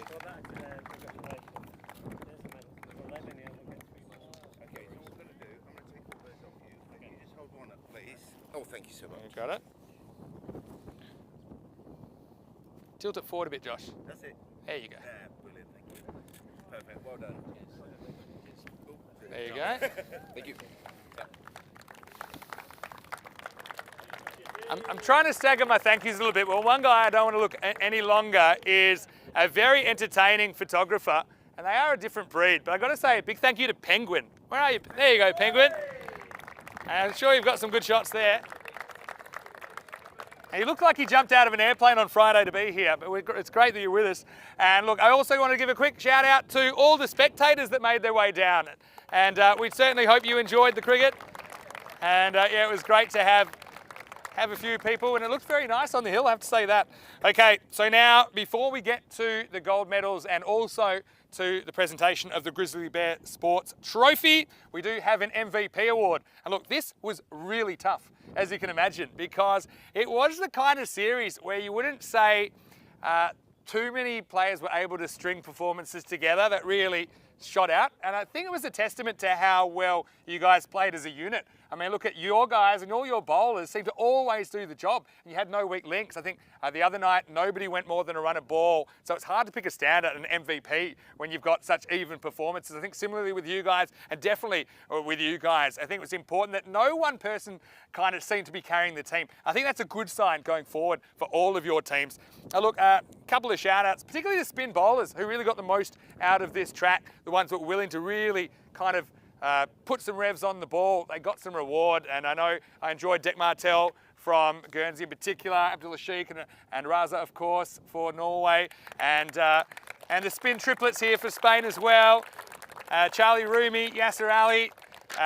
Shout out to the pacemen as well. They made it hard to score early, and the fact that most of the power play seemed to be between like 20 and 27 just shows you. I mean, batting in the power play, everyone says it's easy, but grab a bat and get out there is sure that the bowlers were going to be a handful. But we ended up kind of coming to a decision, and look, we decided that it would go to a player that was the leading wicket taker in the tournament, in a tournament where bowling was important. He also took over the captaincy in circumstances that weren't planned. I think he led well, he caught well, chipped in with some handy runs, and in his first ever international tournament, the MVP of this series is Lorne Burns.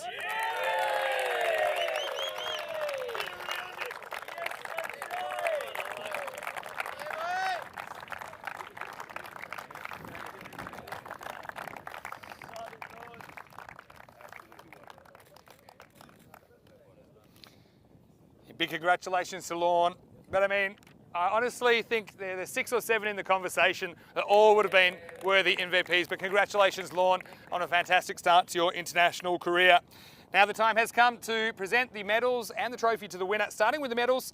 And well, this team, I know they've had a little bit of a changing of the guard, and anytime you unleash the ruts into an ecosystem, you know that there's going to be some interesting things going on. And I know I'm big on a culture of internal competition. So when I see players that are forced to perform or potentially lose their spot in the setup, I think you're really going to see who's committed to the cause. And I know that you guys have lofty aspirations. This is the first step of a journey that may play out over years. And I certainly wish you all the best. Congratulations, you had a 3-1 record. I know you had a bit of an off performance this morning, but you certainly came back hard to win your last game. So you did finish with a 3-1 record, 2 points clear of second place. The winners of this tournament are Spain. And I'd like to invite not only Lorne Burns, but also the regular captain, Christian Munoz-Mills, to come up and collect the medals, firstly, for Team Spain. Big congratulations to Equipo España.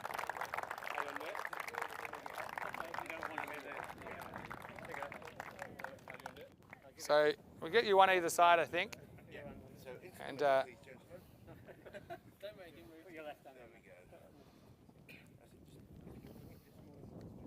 Perfect, thank you. Come on, you have one. okay, just before the final thing, I'll get you guys to stay up there for a second because we do have the trophy presentation to come on behalf of Grizzly Bear Sports. A big thank you once again to Jeff Maguire and all the team at Grizzly Bear Sports for donating the trophy. I just want to say on behalf of the European Cricket Network, it's been great to be here. A reminder that as part of the European cricket community, we'd love to encourage you to follow us. Our journey starts again tomorrow in Sweden. We're going to a bunch of countries. I know that we have plans in the future to get up to Guernsey and also to Norway for a European Cricket Series. I think that'd be really exciting. So we'd love for you to follow us on our journey. We've got cricket 6 days a week. And again, the more the merrier. The more people let know what's going on. It's obviously a really exciting time for European cricket. So look, now the time has come to hand over the trophy on behalf of the trophy sponsor, Grizzly Bear Sports, to the captain, or the captains, I should say, of Spain, Chris Munoz-Mills and Lorne Burns. The winners of this Tri-Series are Spain.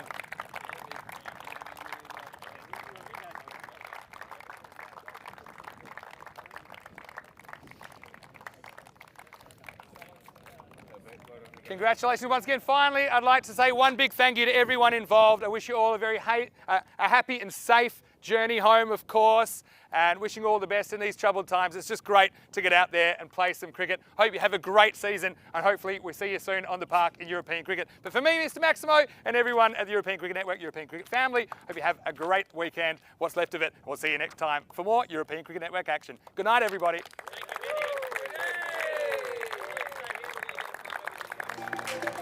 Yeah.